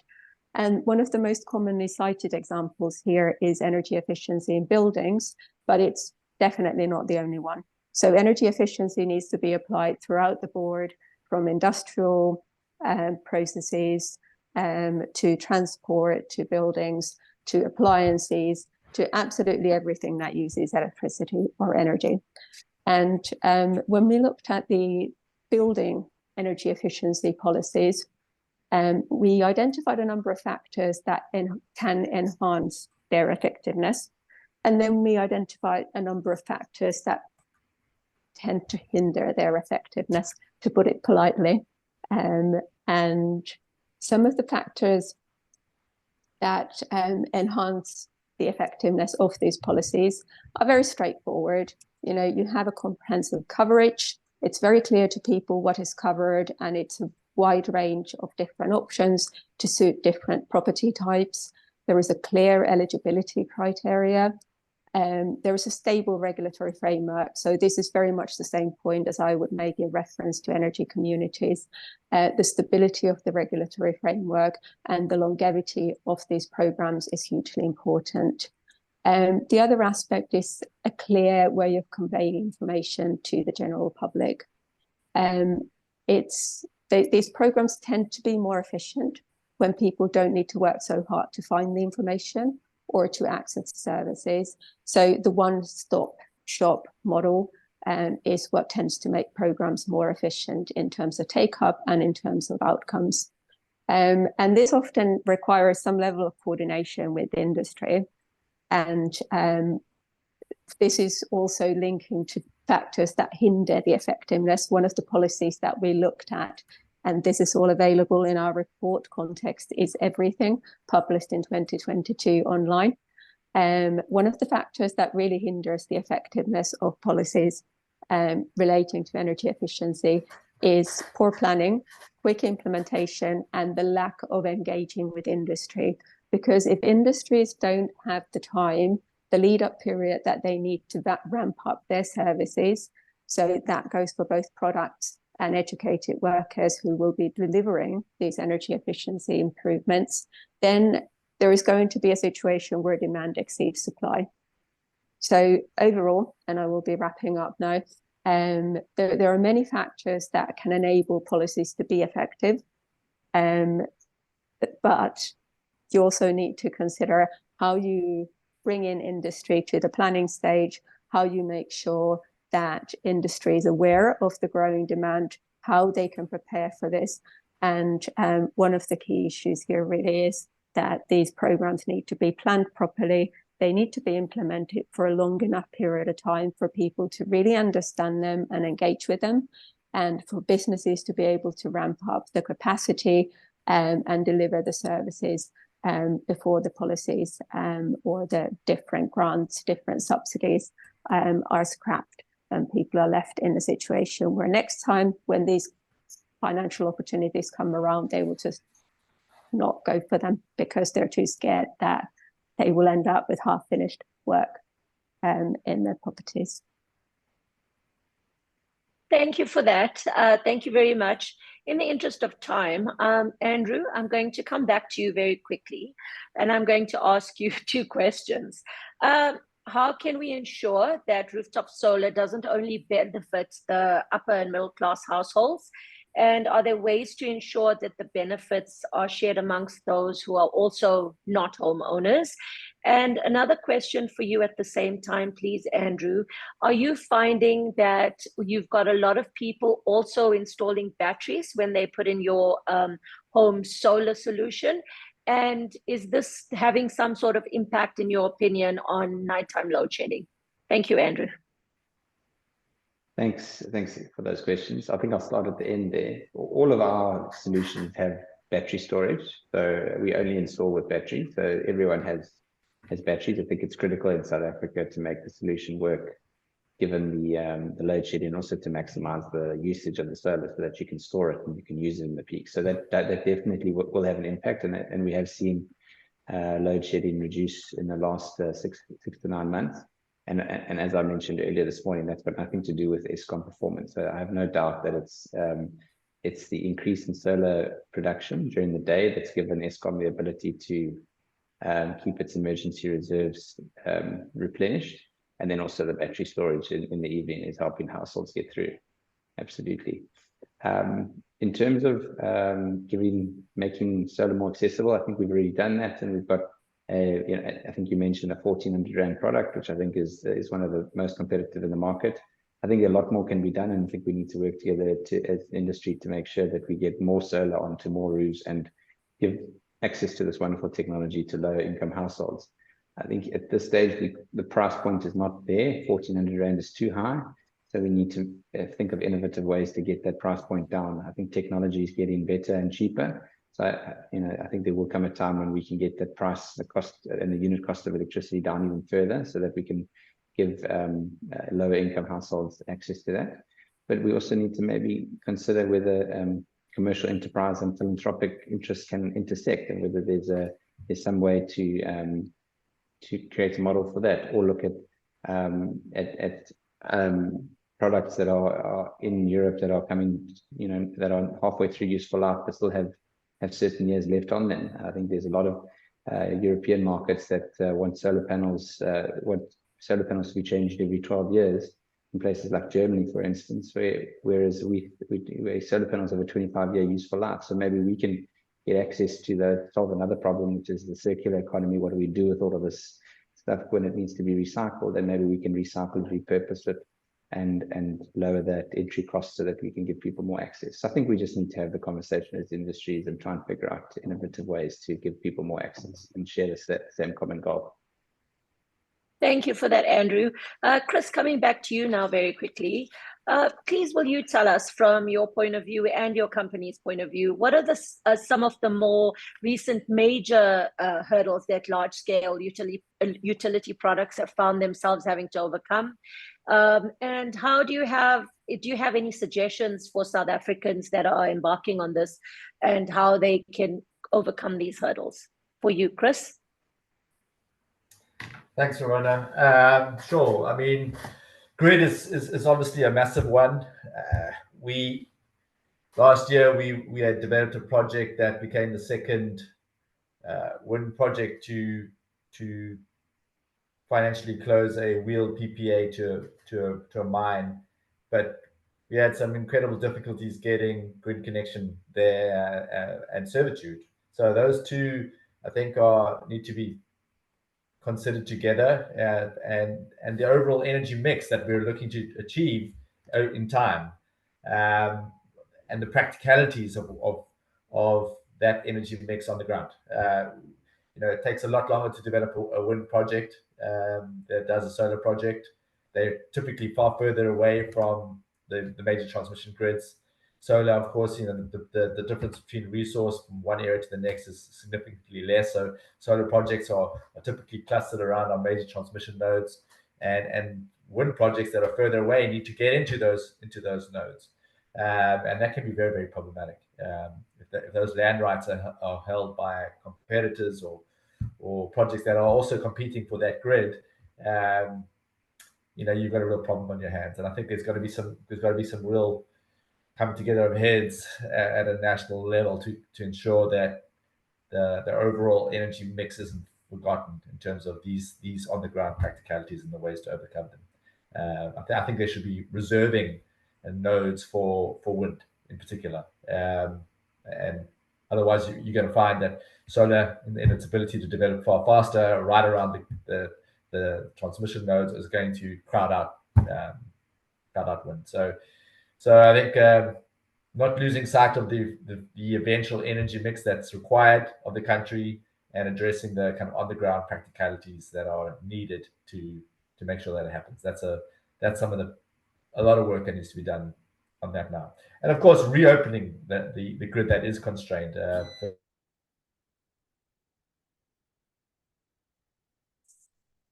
We seem to have lost Chris there. Is everyone else still with me? Yeah. Okay. We'll wait for Chris to get back online. So while Chris is just sorting out his connectivity, I see there has been a question that's come through on whether regulators are actually addressing the hurdles that he started to talk about. From my point of view, being in the industry myself and being someone who does utility scale, I can say that we are very, very slowly getting there. I think that in the South African market, there are, there are regulations that are coming together to try and make this mix move faster. I think there are people that are pushing for this. Private sector is obviously trying to improve what we can in our own way. I think, Andrew, you'll agree that rooftop has helped in terms of freeing up the space for that grid capacity to sort of be maintained when it needs to be maintained, for Eskom to be able to do the maintenance that's both scheduled and unscheduled.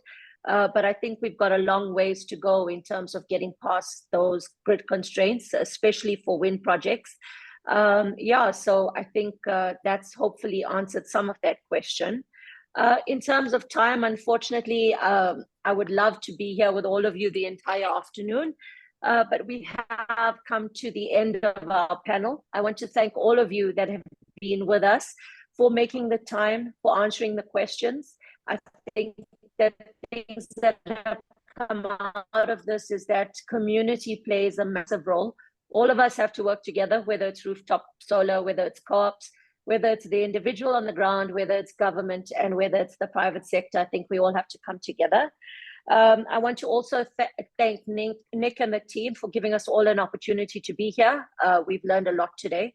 And I think that we have to always remember that we have to keep this momentum going. And the longer we work together, keep this momentum going, continue to ask the questions, continue to reach across borders and make sure that we find out what's worked internationally, we find out what's worked locally, and we share this information in every shape and form. We'll be able to get the world and Mother Earth to that decarbonized state that we require, and hopefully keep it going for generations to come. Each panelist, if you'd just like to say a quick little last words from yourselves. I'll start with you, Andrew. Well, just thank you very much for the interesting conversation, and to Nick and the team. I think it's really a privilege to listen to everyone and to share our thoughts, and agree with you. We need to all bond together in our various industry groups and try and solve what's both a global and a local problem. Local in each of our markets, but we all strive for the same global issue. Yeah. Thank you. And Andy, yourself? Yeah, pretty much the same there as Andrew. Yeah, I mean, huge thanks to Nick for starting off this whole initiative, the playbook. I hadn't realised it was really so young. It's been great, and I've learned so much just today, hearing from so many other countries that I didn't know such, the transition was happening at such a speed. So it's really energized me as well. Sana, for you? Yeah, just echoing other panelists. Thanks for a very interesting conversation. It's been a pleasure, and as you said, could spend the entire afternoon talking about it. I suppose one of the issues I'd like to emphasize is the importance of learning from what has been successful in other countries, also what has not been successful and why.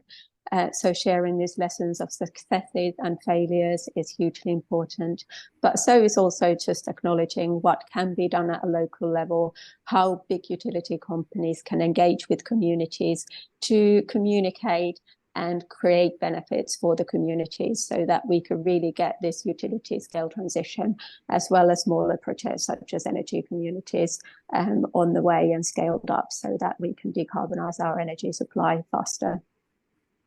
Thank you. And to our audience, I leave you with this to ponder. Have you thought about policies and or business models in your markets and whether they are delivering results? If so, what are the high points and what are the low points, and what change is needed? Also, consider in terms of the rest of the world, what can they learn from your markets? And I ask you to please look at how we can continue to come together in big ways and small through communities like we've created today, and look at how no one is left behind, and that every single citizen of Mother Earth benefits from what we are doing together today, and how we can create a more sustainable future for the generations to come. To Nick and the team and to all my panelists, thank you very much for chatting with me today. I've enjoyed it and I've learned a lot. Thank you. Thank you, Ramona. Thank you. Thank you. Thank you, everyone.